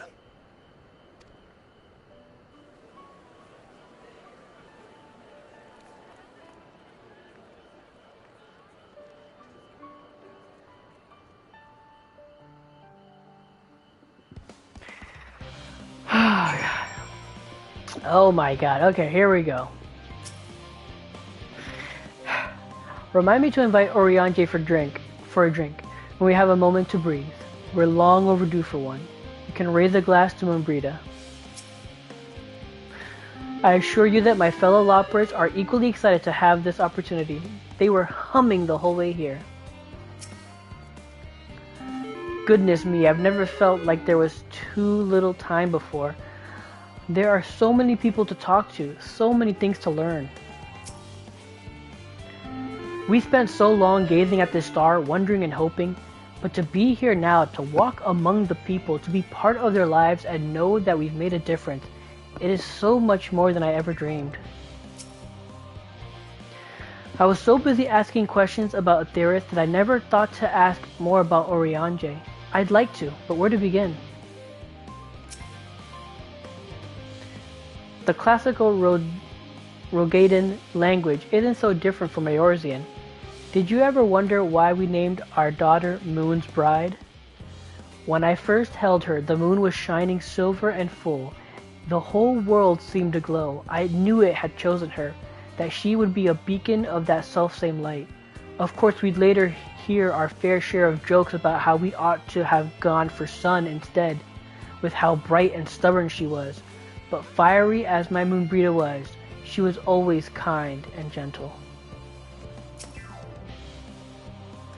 Oh, you must be one of the Scions, correct? I am. Thank you for caring for my daughter. Thank you for caring for my daughter. The time she spent with you was all too short, but I know she was proud to have you as a comrade. Urianger too, I'm sure. And I certainly feel better for knowing he has good friends to look after him. See that he comes home from time to time, will you? Oh, Tenon, be assured that I am fine. I am. Full glad to see them too, after so very long. Gladder still that it was in your company. As difficult as it was to accept their kindness, 'twould have been far harder had I faced them alone.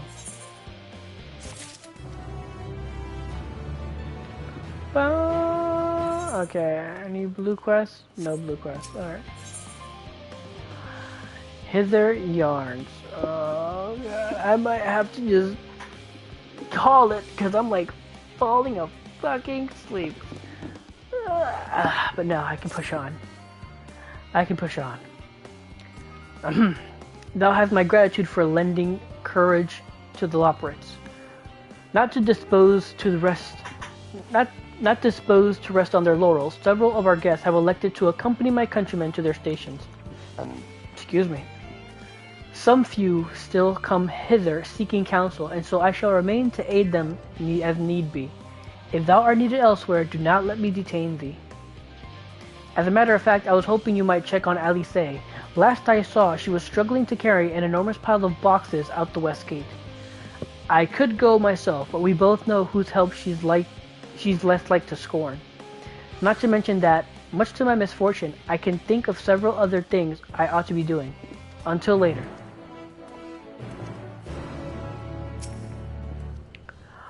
Pray assist Mistress Alice. She has taken up too great a burden, like it is not. Livingway and I shall attend to matters here. Anything new? Okay, no, the same. Okay. There it is. There they are. 2 quests. Okay.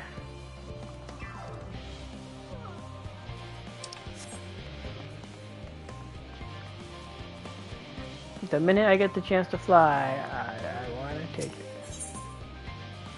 The lad in Labyrinthos. Losofre is awfully worried about something. What am I supposed to do?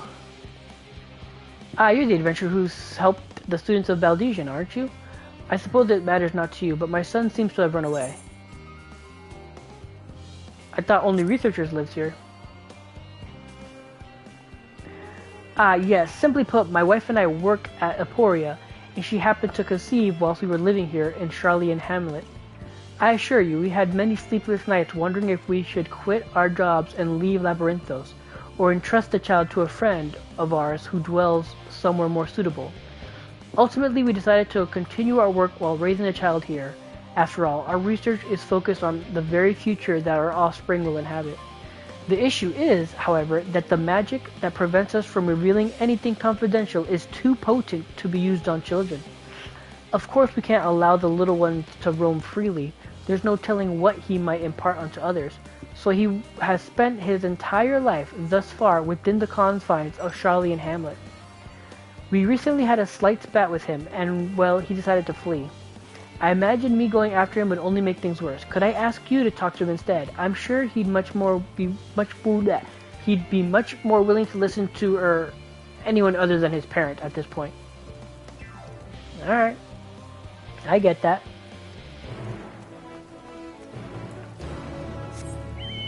But I gotta go get this other blue quest first. Where are you at?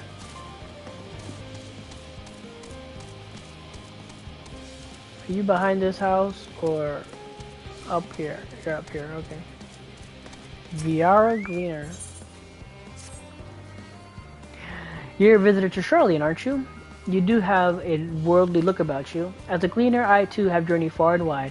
Tell me, where is the farthest you have ventured? Another world.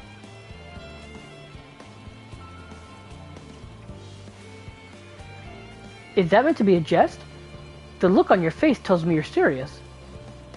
Aye, you should do so nicely. You see, I need a more experienced traveler to say a prayer for me before I leave for Girabania. If you would do me the honor, the reactor operator by the tower to the south should have a lantern crystal prepared for that purpose. Oh no. Okay.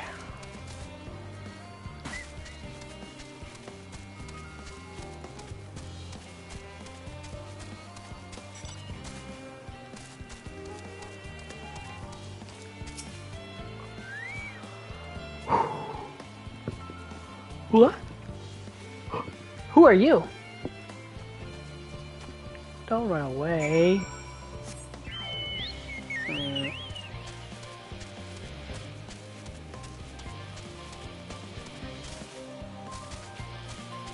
Come on.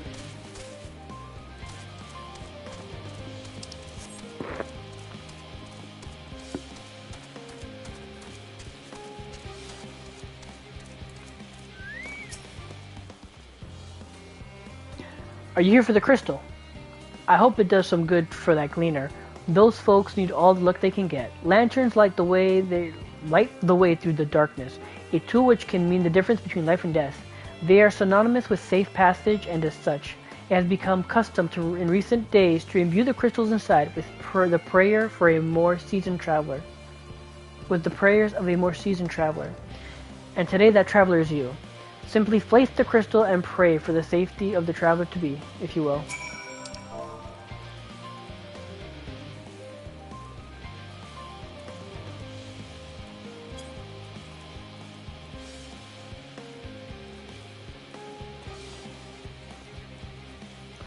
A colleague recently told me about the power of Akasha, a concept taught in Radv at Han, and how it reacts to strong emotion.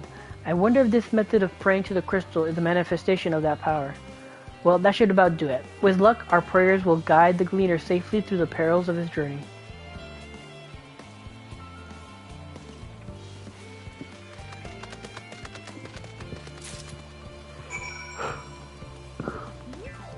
Boom, boom, boom, boom, boom, boom, boom, boom.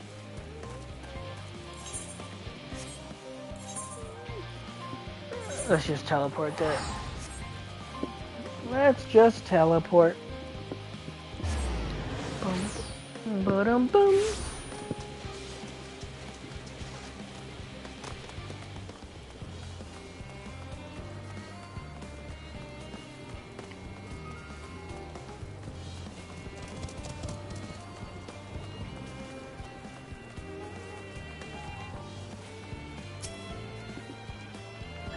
Do you have the lantern crystal for me?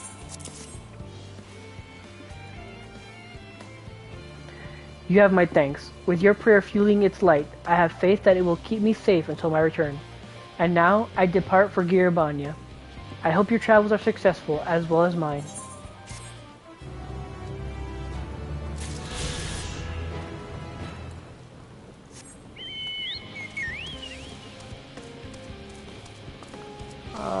Yeah, I'm gonna assume you're behind this pillar. No?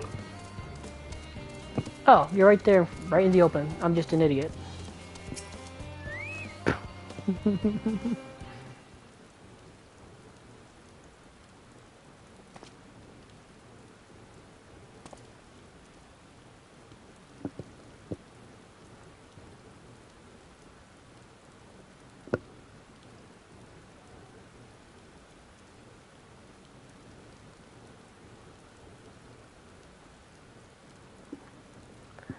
I'm not going to go home so easily. You probably won't believe me either, but I've noticed that all is not right in Labyrinthos. Why didn't you try telling me first?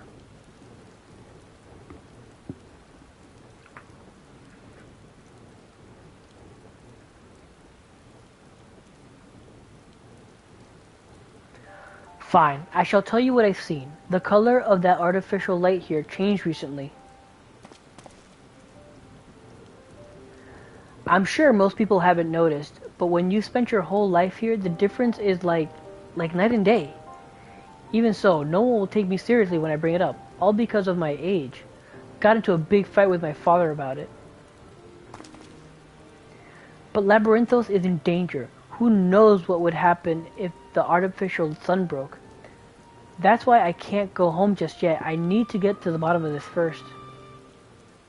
Although, I am scared to venture outside my own. They say there's countless monsters out there. I don't suppose you would come with me. I could pay you. It's not much, but I do get pocket money from my parents. You don't need to pay me. Do it for free, bud. I thought you were different from the rest, but now you're treating me like a child too? This is a proper deal, alright? You've got to take the money to make it binding. Then it's settled. Down, down, down, down. Alright. All that's left is the story quest, and we can fly in this place. And there's plenty of quests here to do, and more than likely they will push me over to 89 and get me probably a good deal further in there too.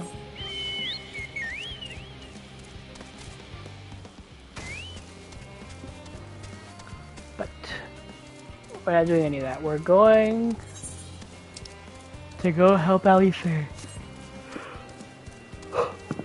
We're gonna finish this mission and then I'll go to bed.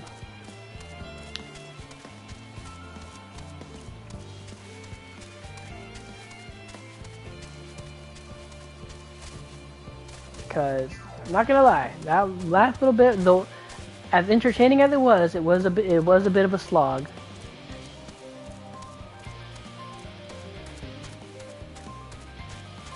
Again, nothing against it. I still found them fun and enjoyable and heartwarming. Heck, the part with Moodbrita and Moodbrita's parents, out of all the moments in this game that could make me, like, you know, choke up, it was that one, and I don't know why.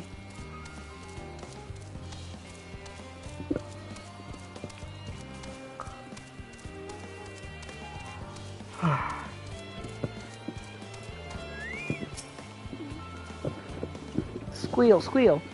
Tenon, what are you doing here? No, I don't mind if you help with the boxes, but it's far from the most exciting tasks. Are you sure? Of course. I do boxes all the time. Well, I appreciate the assistance. We need to get these to Aporia. Time is short, of course, but they're full of organic specimens and samples, so try not to be too rough with them. Alphanaud should be waiting for us when we arrive. I'll see you there. Yeah, 3 minutes. 3 minutes. Wait, anything new? I can't shake the feeling that there are more of these than when I started. Did I pick up an additional crate somewhere?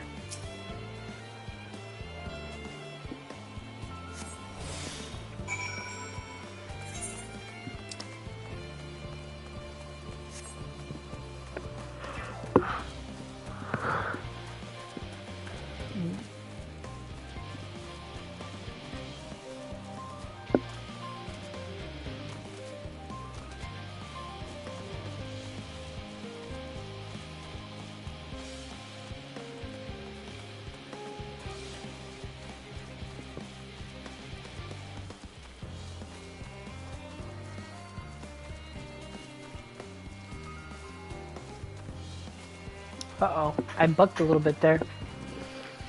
My eyes are getting heavy. But no, I refuse. We're gonna finish this quest before we stop.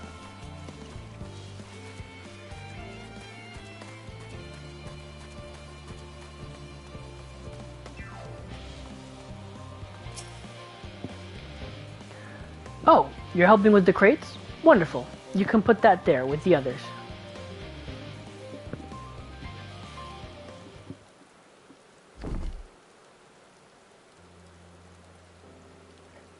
You have my gratitude. But how did you come to be involved with this?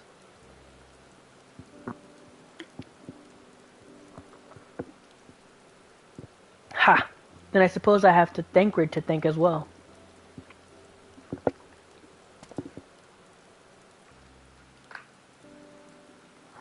If you're wondering why we were tasked with bringing these boxes to Aporia to begin with, so was I. It turns out this is a base of operations of sorts. Those with final say as to what is included in the ship's manifest can be found here. Father included, I suspect.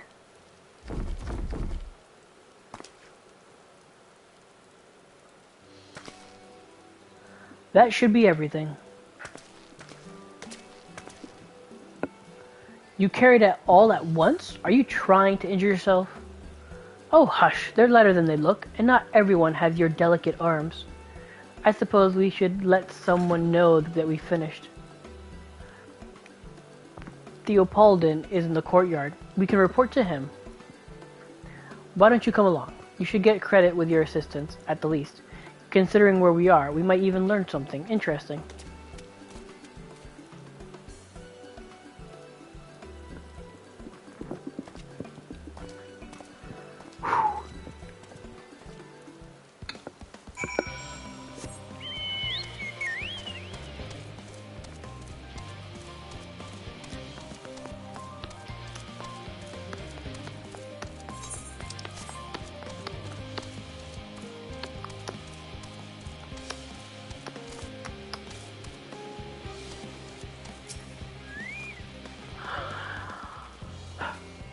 This must be Theopaldon.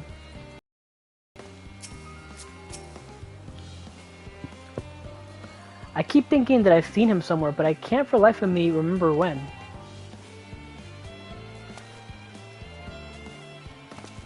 Yeah, you do look familiar. Where do I know you from? Is he the pirate's brother? Gods, it never ends, does it? What can I do for you? We've brought samples from Charlie and Hamlet. Series 110? The crates are by the entrance. Ah, thank you. I had expected one of my colleagues, but we are dreadfully short-handed. Just a moment. You are Fortunate's children, are you not? Alphinaud and Alice are at your service. You're well acquainted with father, I take it. Quite. I've been friends with your parents since our days in the studium. I remember when you were yay high, waddling hither and there. Clearly it's been some time since we've met. 'Tis good to see you again, wielding your father's nollis, no less. You knew our parents when they were young? What were they like? Pray spare no detail. I should like nothing more than to regale you. Alas, I'm meant to be in charge here, and reams of paperwork want for submission. We can help with that, in exchange for the sort of stories our parents would never be willingly divulge, of course. Very well then. There happen to be 3 sets of documents in need of delivery, so how about you each take one?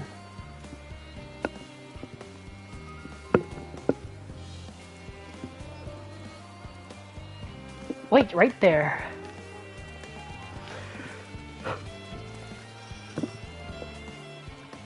Okay. You will find a forum representative waiting to collect these near the southernmost structure. I hope I haven't kept her waiting too long. Never mind Alphinaud and Alice. I'm certain they will be back soon enough. Who are you, by the way? To the twins' minder? Kind of.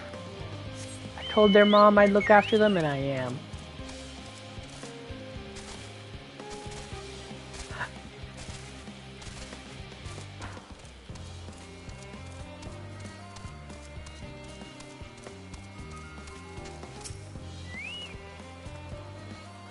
Are you not one of the Science of the Seven Dawn? I thought you were meant to be looking on the Aether, but working on the Aether burner.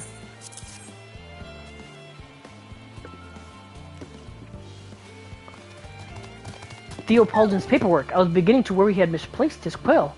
I appreciate your help in seeing these documents to my hands at last. As for your other task, pray keep this between us, but I sincerely hope you Scions succeed. The Exodus is without a doubt the most monumental undertaking in the history of the Forum, and so we must be circumspect. We must be circumspect in all respects. Risk is a privilege we cannot afford ourselves. At its heart, however, Charlian has ever been a nation of the curious. 'Twould be a tragedy indeed if we were the ones to stymie your pursuit of truth.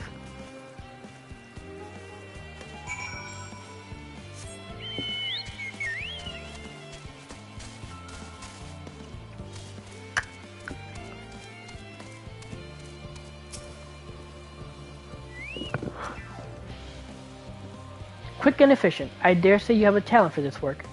The twins' papers only needed to be delivered elsewhere in the facility, so they should be returning any moment. All right.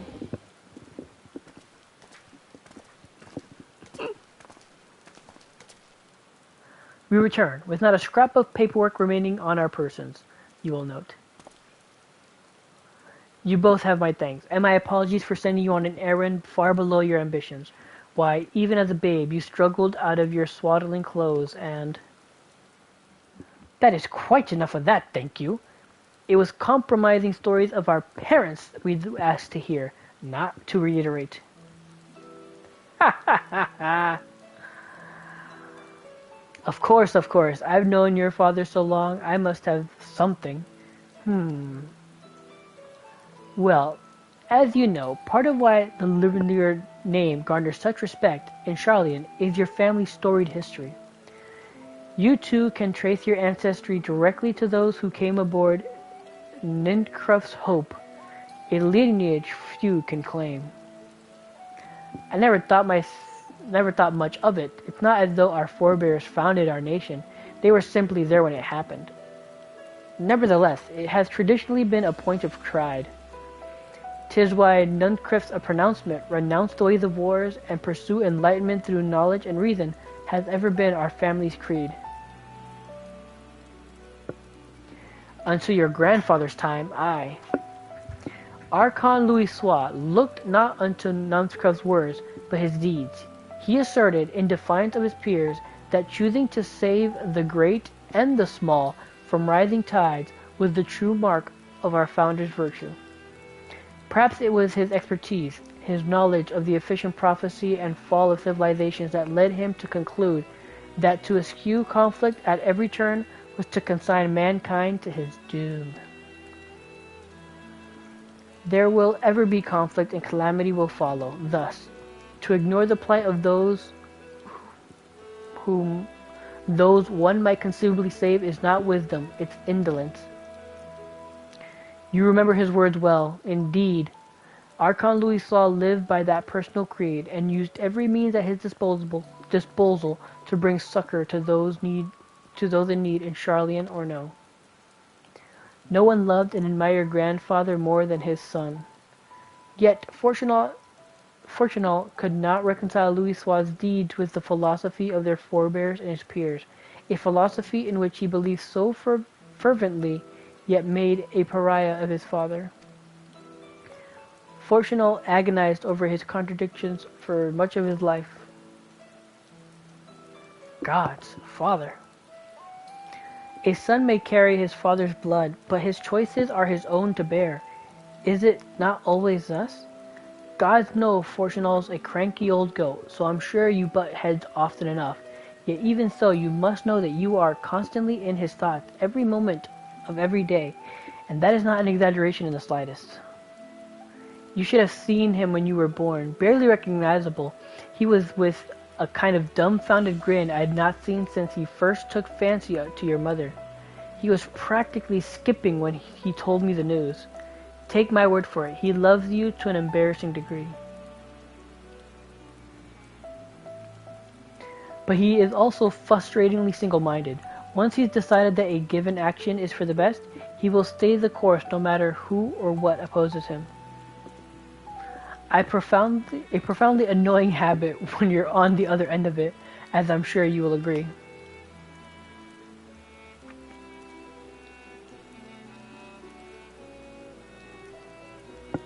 I'll say.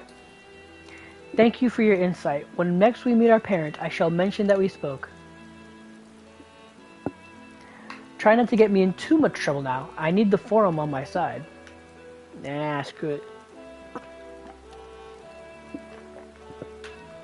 Screw those guys.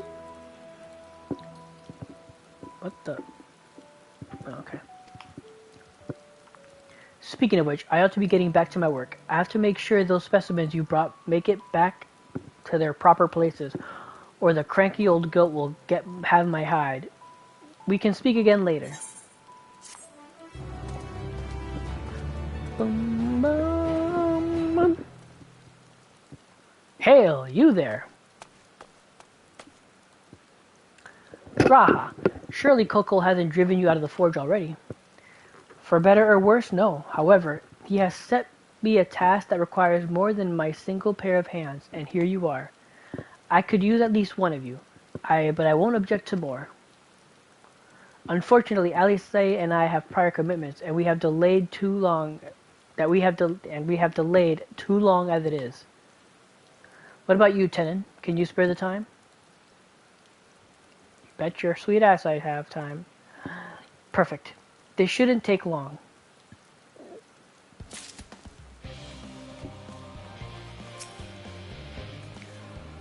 Much as I'd like to press Theopold for more revealing tidbits, we should be getting back to our tasks.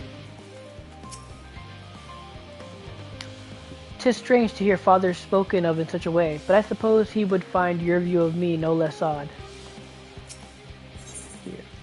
Once forged, unspecified task awaits you. Alright. This is where I leave you. I'm literally falling asleep, my eyelids are getting heavy, and that's never any fun. So, yeah.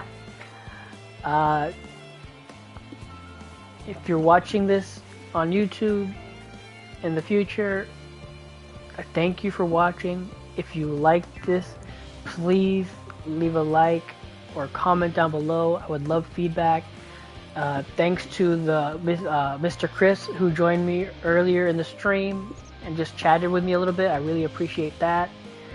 And yeah, I will be trying to get through this game as much and as quickly as I can because I want to reach the end. I want to know more. I want to get there. But yeah, that's it. Have a good night and a good game.